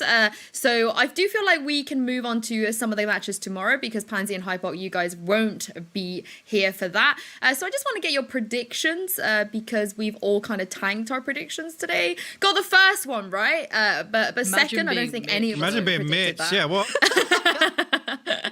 Yeah, Mitch, you suck. But tomorrow's games, of course, we are going to be seeing Ballista versus Fnatic, and then Raise Your Edge take on OG. All I was gonna say is I don't want to commit to any any predictions now. I'm out. I'm out, dude. Oh, you. I my mean, mic's not working. I'm gonna force you. I'm gonna force you. Come on, guys. I'm gonna force you, How about you just go so first? that we How can about get. you we do can look, get look, look, clowned. here we go. Okay. Fnatic against Ballista. I will- Who would you favor there? Yep. I have absolutely zero personal interest or affiliation with any of the teams tomorrow. Tell me more. Therefore, I think Fnatic are gonna win Worlds. No, I'm kidding. That's Vision Strikers. But I do think, I think Fnatic would take it, but 2-1. I definitely don't see a 2-0 in that matchup. They are traditionally quite weak against Polish teams. Polish teams seems to be their kryptonite. And after everything we've seen today, you know, it's a silly thing for me to predict a 2-0. However, having said that, I do have a lot of faith in OG. Yeah. So that one's. I mean, if it's going to be a 2-0, I would say it's that one. But I'm gonna stick with a 2-1 OG. So it's your turn now. Pansy, Fnatic go on the first. I am struggling a little on the OG Raise Your Edge. I was really impressed with Raise Your Edge. But was that just, you know, you had a CNED Classic coming out, you know what I mean? Like one of those performances, or are they the real deal? And OG are good. I feel like OG are always good on the second time around. Like they play them once, they get a good feel of things, they lose. They come back and they're nuts, you know what I mean? But I don't know where they're quite at on their progress. I find them hard to quantify, but I would say OG. Yeah.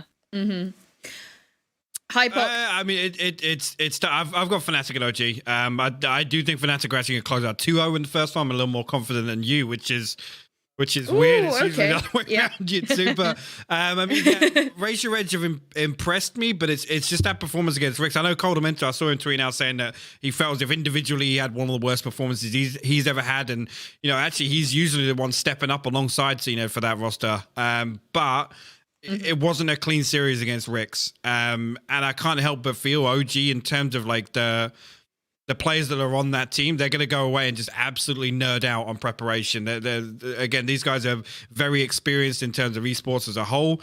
So I can't really see them coming in and not giving this 110%. Previously, you know, yes, I do admit OG have kind of underperformed when I've expected them to kind of carry on with that momentum. But this time around, considering what we're playing for, I think OG take it.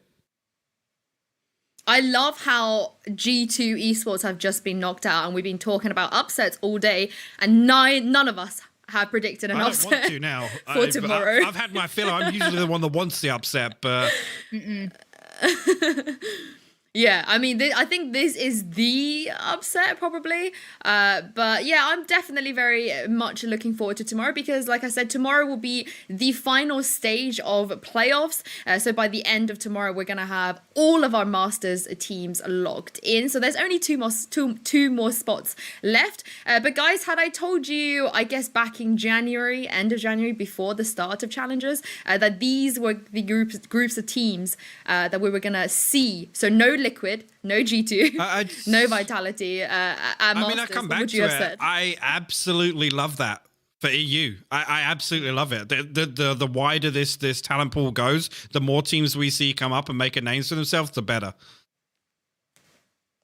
Yeah. What about you, Pansy? I mean, I'm all aboard, right? Like, if you can't keep up, you're going to lose out. I think that's just kind of how it is these days. And I think these young teams are looking so deadly. The newer editions coming out. I feel for the orgs, man. Like, yeah. I'm sure Liquid and G2 ain't paying, like, small money for these boys. And, you know, you're sat there going, who is Logan and Takas? You know, I mean, but for real, I mean, it just means that these players have to just burn it at both ends, right? There is no rest for the wicked here.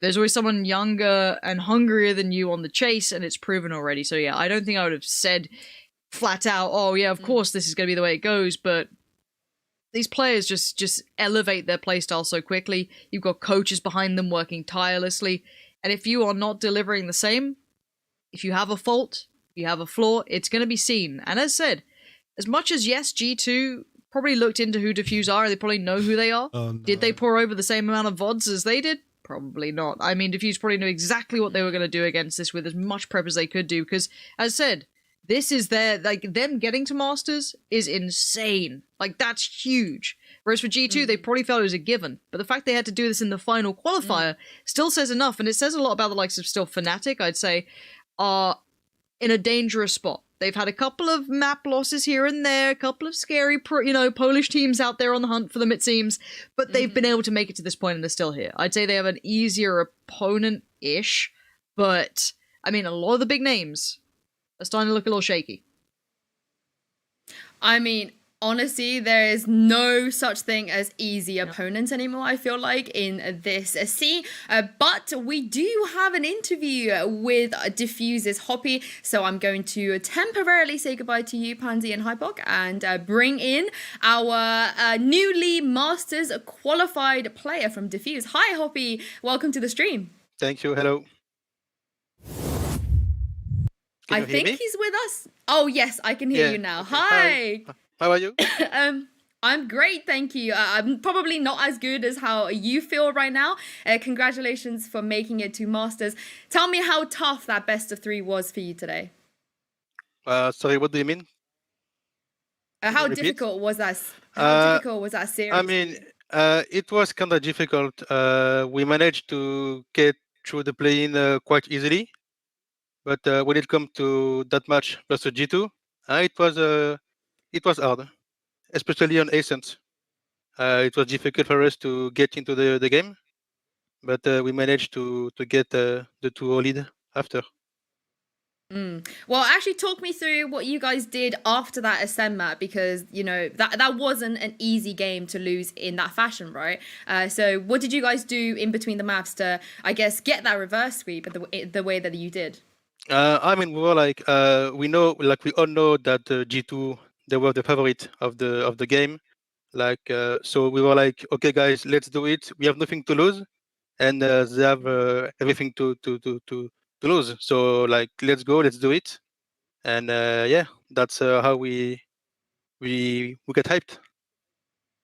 Well, yeah, you didn't lose anything in the end. You were the eventual winners, of course. I also wanted to talk about that round on Bind, when you were able to get that diffuse, that really, really crucial diffuse that kind of sort of changed the round around when in that 1v1.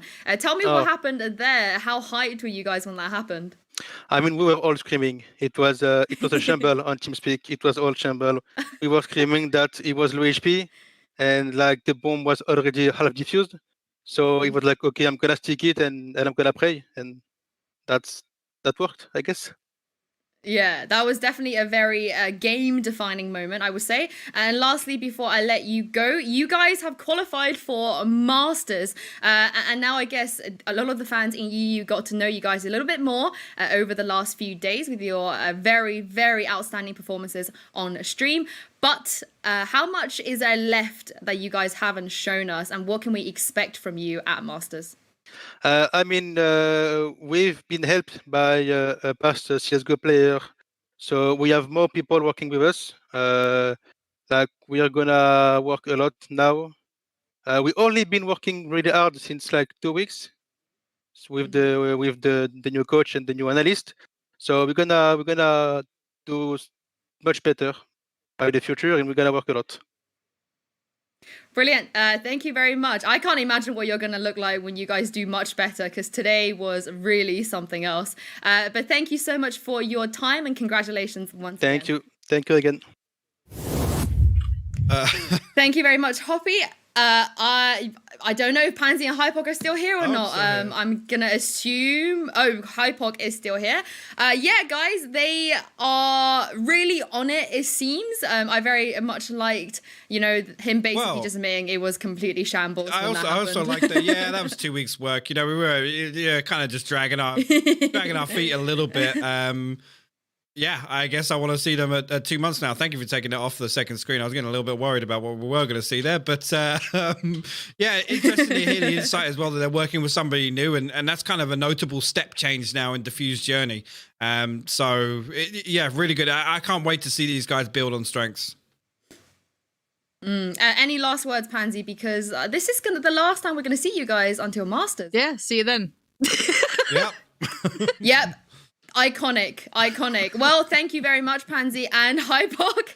And congratulations to Diffuse and Guild once again for booking their spots for Masters. But there are 2 more spots left and only 2 more spots left from the Challenger stage. And we will be back here tomorrow with a pre-show at 4:30 p.m. You guys won't want to miss this one. We'll see you then.